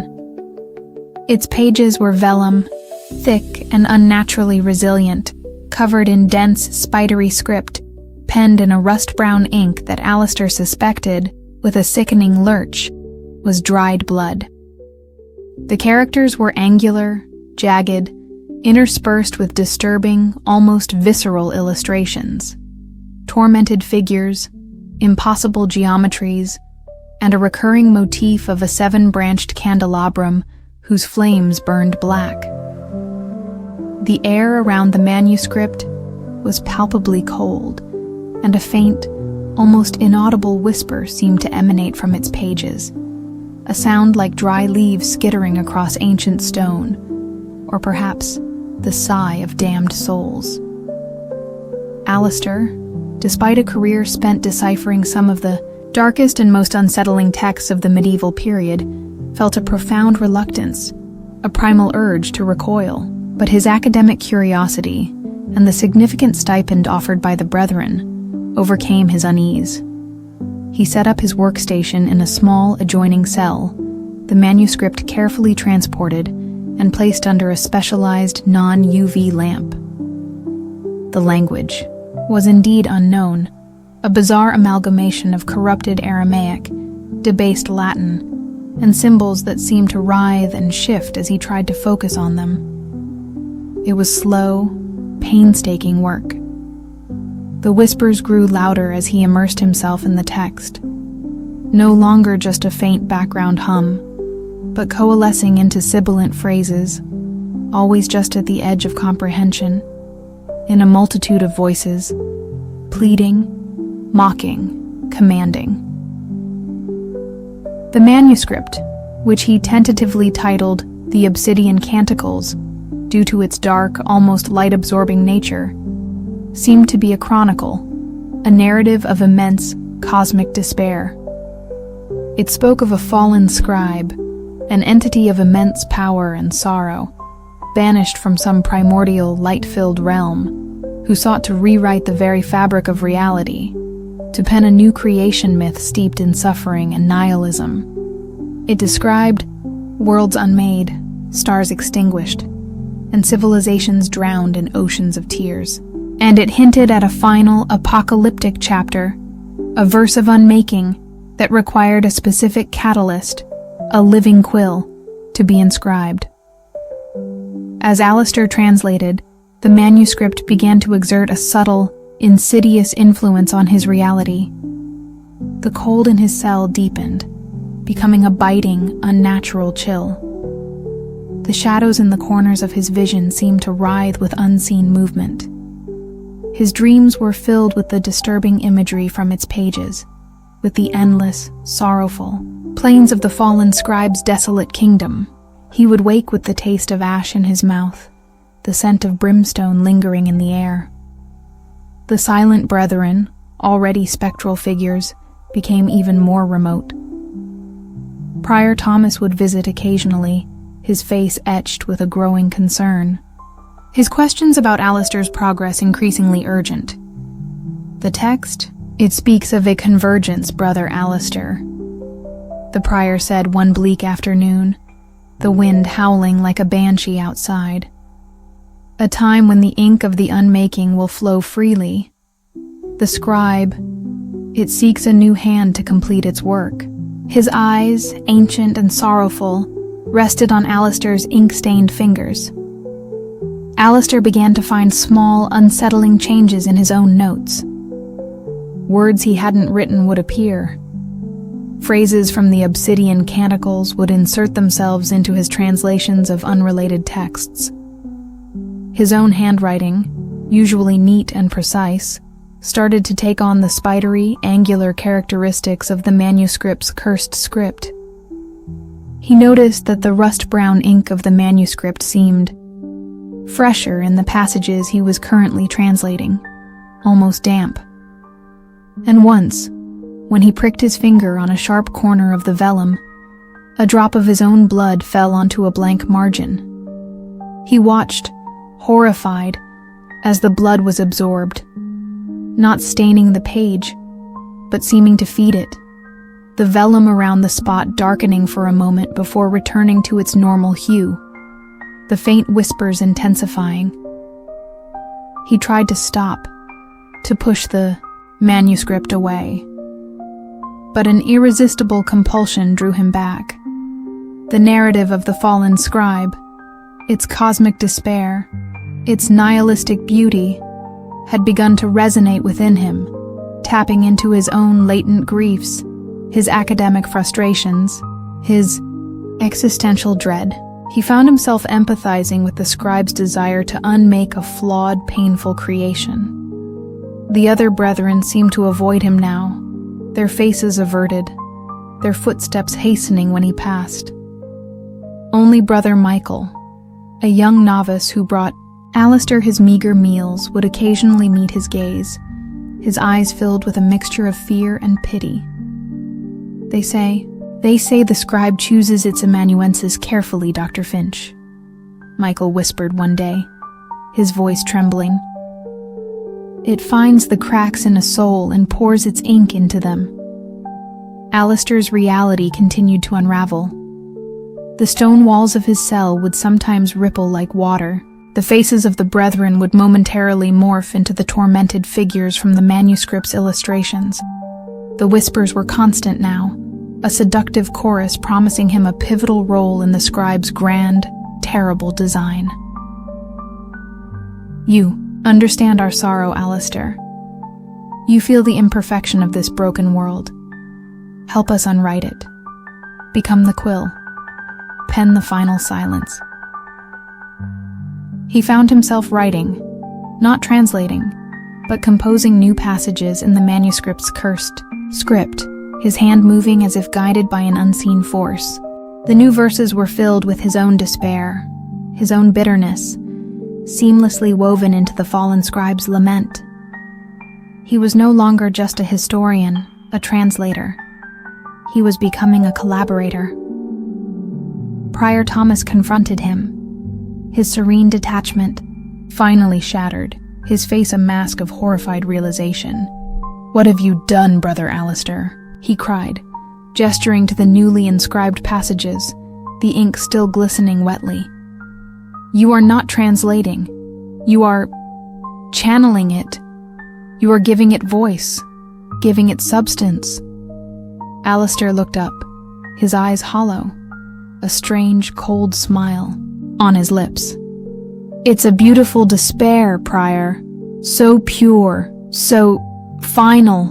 Why resist it?" The Prior recoiled. The prophecy of penance. It spoke of this, a scholar from the outside world, a mind open to forbidden lore, who would become the scribe's vessel, the harbinger of the verse of unmaking. We thought by bringing it to light, by understanding it, we could prevent it. We were fools. The Prior revealed the Priory's terrible secret. Penance Gate had not been founded to protect the world from heresy, but to act as a prison, a containment site for the obsidian canticles, which had been unearthed by the Priory's founders centuries ago. The Silent Brethren were not just monks. They were hereditary jailers, their lives dedicated to keeping the manuscript dormant through rituals of silence, prayer, and self-abnegation. But their numbers had dwindled. Their faith wavered. The manuscript, sensing their weakness, had begun to stir, to exert its influence, leading to its accidental rediscovery. Their hiring of Alistair had been a desperate, misguided attempt to understand their ancient enemy, an attempt that had backfired catastrophically. "The manuscript cannot be destroyed by ordinary means," Prior Thomas said, his voice heavy with despair. "Fire, water, steel, they do not touch it. It can only be unwritten, or its scribe appeased with a final, terrible offering." Alistair, now almost entirely under the manuscript's sway, felt a surge of cold, exultant power. He was the chosen one, the living quill.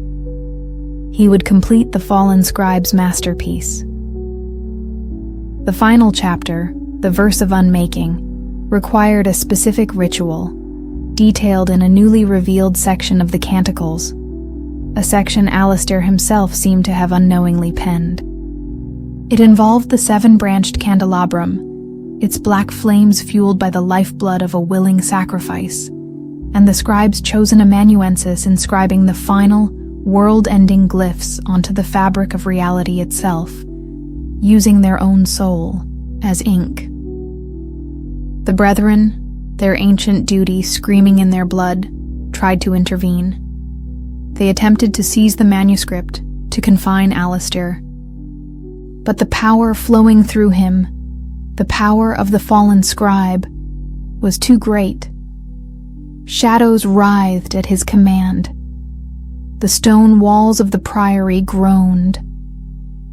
The Brethren were thrown back, their prayers turning to terrified whimpers. Only Brother Michael, the young novice, stood his ground, his face pale but resolute, clutching a simple wooden cross. "This is not your will, Dr. Finch," Michael cried. "This is the scribe's despair, not yours. There is still light, even in the deepest darkness." For a moment, a flicker of the old Alistair, the curious scholar, the man who loved the intricacies of language and history, surfaced through the cold, nihilistic fog that had enveloped his mind. He saw the terror in Michael's eyes, the genuine compassion. He saw the monstrousness of what he was about to do. But the scribe's grip was too strong. The allure of that final, terrible act of uncreation was too potent. The light is a lie. "Little monk," Alistair's voice rasped, though it was not entirely his own. "Only the silence is eternal, and I shall be its herald." He proceeded to the priory's desecrated chapel, the obsidian canticles held before him like a dark Bible. The 7-branched candelabrum from the manuscript's illustrations now stood upon the altar, its presence a chilling physical manifestation of the scribe's power. It awaited its fuel. Prior Thomas, his face a mask of utter desolation, made one last desperate plea. "Alistair, if there is any part of you left, choose. Do not let this sorrow consume all things." Alistair hesitated. The whispers urged him on, promising him a place of honor in the coming void. But Michael's terrified face, the prior's anguished plea, the memory of his own life before the manuscript, they warred with the scribe's insidious influence. Then, Michael did something unexpected. He stepped forward, not to attack, but to offer himself. "If a sacrifice is needed to complete this horror," he said, his voice trembling but firm, "then take me. Let my blood be the ink. But spare him, spare the world." He knelt before the candelabrum. The fallen scribe, speaking through Alistair, considered. A new vessel, a pure soul willingly offered. It was a tempting deviation from its original plan. The scribe's cold intelligence saw a certain poetic symmetry in it. But Alistair, in that moment of Michael's selfless courage, saw the true nature of the scribe's despair. It was born of an ultimate selfishness, a desire to drag all existence into its own private hell. And he saw, with horrifying clarity, that he had become its perfect instrument. A final terrible battle for his soul ensued, with a monumental effort of will, drawing on the last vestiges of his own identity. Alistair fought back against the scribe's suffocating presence. He remembered his love for knowledge, not as a tool for unmaking, but for understanding. He remembered the simple beauty of a perfectly preserved ancient text, the thrill of deciphering a forgotten language for its own sake. He dropped the obsidian canticles. The connection for a moment was broken. "No," he gasped, his own voice returning, raw and weak. "No more. This ends." He knew what he had to do. The manuscript could not be destroyed, but perhaps its narrative could be redirected, contained once more. Prior Thomas had said it could only be unwritten, or its scribe appeased. Michael's offer was one kind of appeasement, but Alistair saw another. He seized a sharpened quill from his abandoned writing desk, not one of the scribe's ethereal implements, but a simple, mundane tool. He looked at the obsidian canticles, at the blank space remaining for the verse of unmaking. Instead of the glyphs of destruction, he began to write. In his own blood, pricking his finger repeatedly, he inscribed words of containment, of binding, of penance. He wove a new narrative, not of unmaking, but of eternal slumber, of the scribe's sorrow being turned inward, to be contemplated but never again unleashed. He poured all his will, all his life force, all his profound understanding of the manuscript's cursed power into these final lines. The scribe shrieked in his mind, a sound of pure, frustrated fury. The shadows in the chapel writhed and recoiled. The black flames on the candelabrum sputtered and died. When Alistair finished, the last drop of his conscious energy expended, he collapsed. The obsidian canticles lay on the floor, its final page, filled not with apocalyptic verse, but with a complex, warding liturgy in Alistair's own blood. The manuscript felt quiescent, still radiating a profound coldness, a deep sorrow, but its active malevolence seemed to have been sealed. Alistair Finch did not survive. His body was found in the chapel, his lifeblood literally poured into his final act of scholarship and sacrifice. The obsidian canticles were once more walled up in the deepest, most heavily warded recess of Penance Gate Priory's archives. The Silent Brethren, their numbers now tragically few, rededicated themselves to their ancient vigil, their faith tempered by a new, terrible understanding of what they guarded. Brother Michael, now bearing the weight of prior, often visited the sealed recess, not with fear, but with a quiet sorrow and a profound respect for the scholar who had stared into the abyss and, at the ultimate cost, refused to let it consume him, instead, using its own dark language to write a desperate, fragile piece. The scribe of Penance Gate had penned his own, final, redemptive chapter. But the priory remained, a lonely sentinel on the moors, forever guarding the silence of a sorrow that could, with the turning of a single cursed page, still threaten to unmake the world. The air in Blackwood Mire hung thick and cloying, heavy, with the scent of decay, stagnant water, and an unnervingly sweet, almost perfume-like fragrance that Dr. Eleanor Vance, a botanist with a reputation for tracking down rare and elusive flora, found both intriguing and deeply unsettling.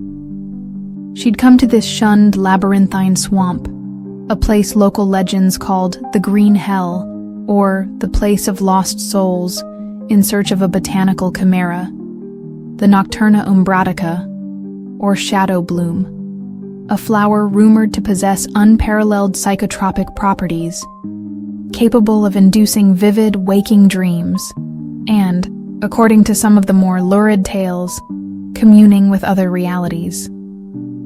Her guide, a taciturn, swamp-wise local named Silas Blackwood, no apparent relation to the infamous Alistair, though the name carried its own weight of rural suspicion, pulled their flat-bottomed skiff through the narrow tea-colored waterways with an economy of movement that spoke of long familiarity.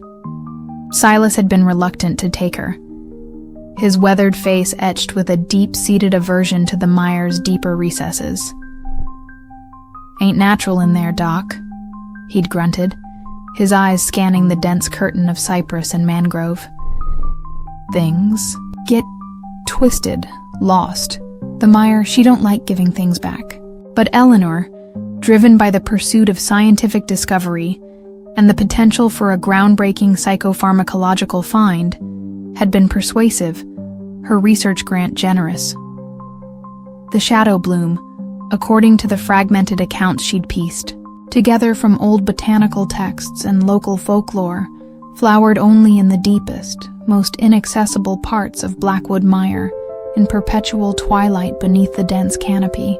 It was said to be a parasitic orchid of extraordinary size and beauty, its petals the color of a bruised twilight sky, its scent capable of luring prey, animal, and reputedly human. Professor Alistair Finch, her mentor, and a man who had himself flirted with the darker edges of botanical research before his untimely, and some said unnervingly strange, demise, had warned her about the Nocturna. "Some plants, Eleanor," he'd written in one of his last letters, "are not merely passive organisms. They are intelligences, predatory ones. The shadow bloom. It offers paradise, but it demands a terrible price." As they ventured deeper into the mire, the familiar sounds of the swamp, the chirping of insects, the croaking of frogs, the calls of unseen birds, gradually fell silent. An unnatural hush descended, broken only by the drip of water from moss-laden branches and the soft sigh of the skiff through the black water. The sweet, perfume-like scent grew stronger, more cloying, tinged with an underlying note of rot. Silas grew increasingly uneasy, his already terse responses becoming monosyllabic grunts. He kept glancing at a strange, woven charm hanging from his belt made of reeds and what looked like small animal bones. They found the first signs in a hidden lagoon, choked with unfamiliar, fleshy-leaved plants. Several deer, their bodies emaciated but their faces frozen in expressions of beatific calm, stood motionless in the shallows, half submerged, their legs entwined with thick, dark vines. They didn't react as the skiff approached. Their eyes were glazed, unfocused, as if staring into some inner, blissful vision. "The Myers got 'em," Silas whispered, his voice hoarse, making a warning sign. "They're dreaming." Eleanor, though chilled by the sight, felt a surge of scientific excitement. This was consistent with the rumored effects of the shadow bloom. They finally found it in a cavern-like grotto, where ancient cypress trees formed a living cathedral, their roots like grasping talons. Sunlight, filtered through the dense canopy, cast an eerie, bruised purple glow. And there, blooming from the heart of a massive, gnarled cypress stump that rose from the black water like a decaying altar, was the Nocturna umbratica. It was breathtaking and terrifying. Larger than any orchid Eleanor had ever seen, its petals, the color of a dying sunset, were veined with intricate pulsating patterns of deeper violet. Its spadix, a long black spear-like projection, quivered slightly, emitting the intoxicating cloying perfume that now saturated the air, and around its base, entwined in a grotesque embrace with the cypress roots, were more figures. Not just deer this time.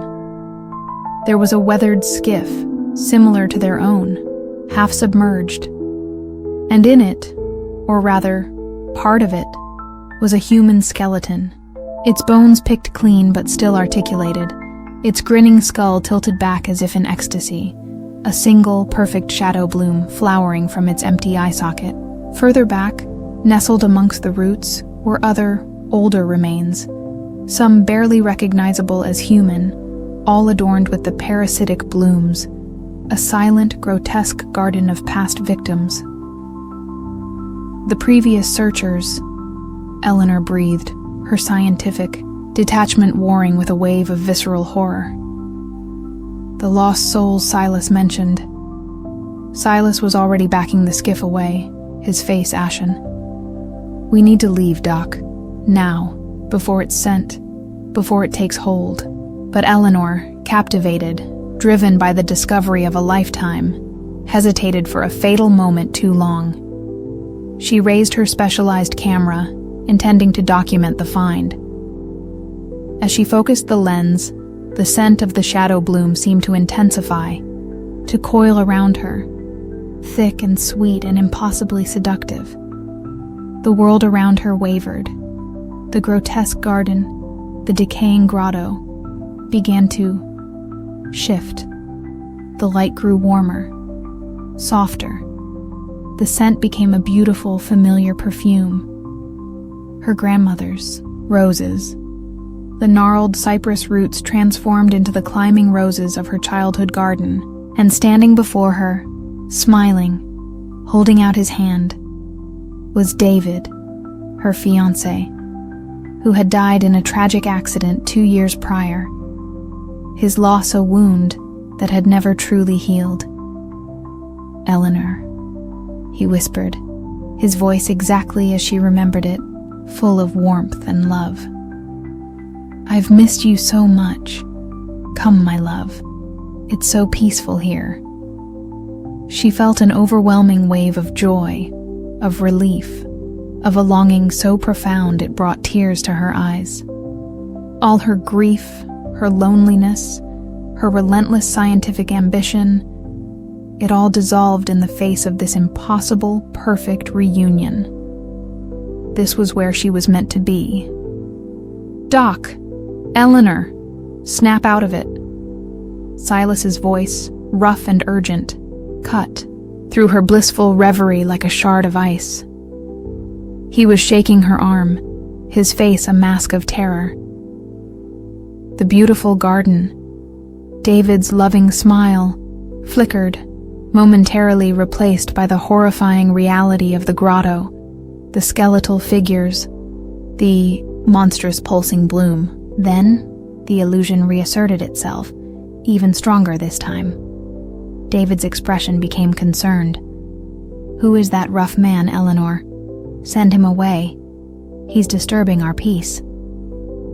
It's just Silas, David," Eleanor murmured, confused, the two realities warring in her mind.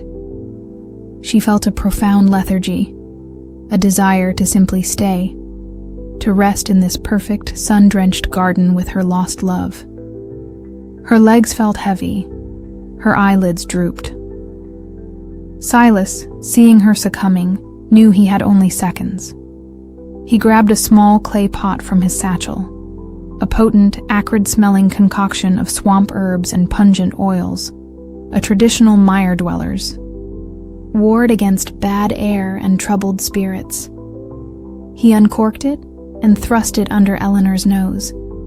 The sharp, biting odor was like a physical blow. It cut through the cloying sweetness of the shadow bloom, shattering the illusion. The beautiful garden dissolved, David's loving face contorted, melting away to reveal the leering skull with the flower blooming from its eye. The grotto, in all its grotesque horror, slammed back into Eleanor's perception with the force of a physical impact. She screamed, recoiling, the camera falling from her numb fingers into the black water. The scent. It creates what you desire. "Most!" Silas yelled, pulling the skiff frantically away from the grotto. "It shows you paradise, then it roots you, feeds on you while you dream." The shadow bloom seemed to pulse with a frustrated, silent malevolence. Tendrils, dark and glistening, uncoiled from its base, questing through the water towards their retreating skiff with an unnatural speed. They fled through the labyrinthine waterways, the unnatural hush of the mire, now filled with the sounds of their desperate flight and the chilling, wet, dragging sounds of the pursuing tendrils. Eleanor's mind was still reeling. The memory of David's illusory presence, a fresh, agonizing wound. She understood now the terrible, seductive power of the Nocturna Umbratica. It didn't just kill. It curated a perfect, personalized heaven for its victims, a blissful prison in which they slowly, willingly, rotted away. The tendrils were gaining.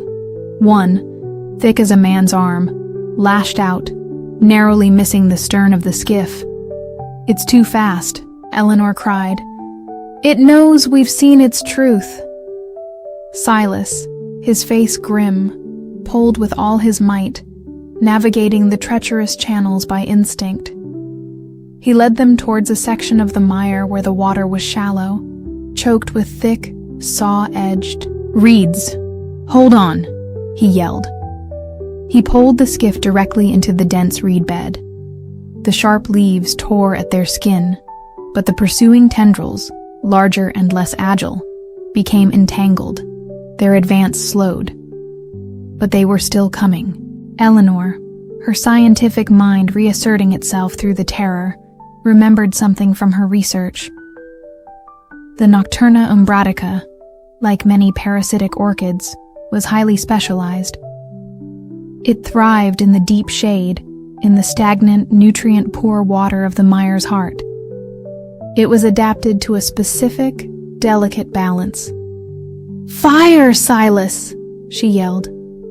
"Do you have anything that will burn?" Silas fumbled in his pack, producing a waterproof tin containing a flint, steel, and a small bundle of tinder dry punkwood. Won't do much good in this wet hell. The reeds, Eleanor urged. Some of these swamp reeds, if they're dry enough at the tips, they'll catch.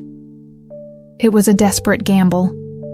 The mire was a tinderbox in places, a wildfire unthinkable. But the alternative?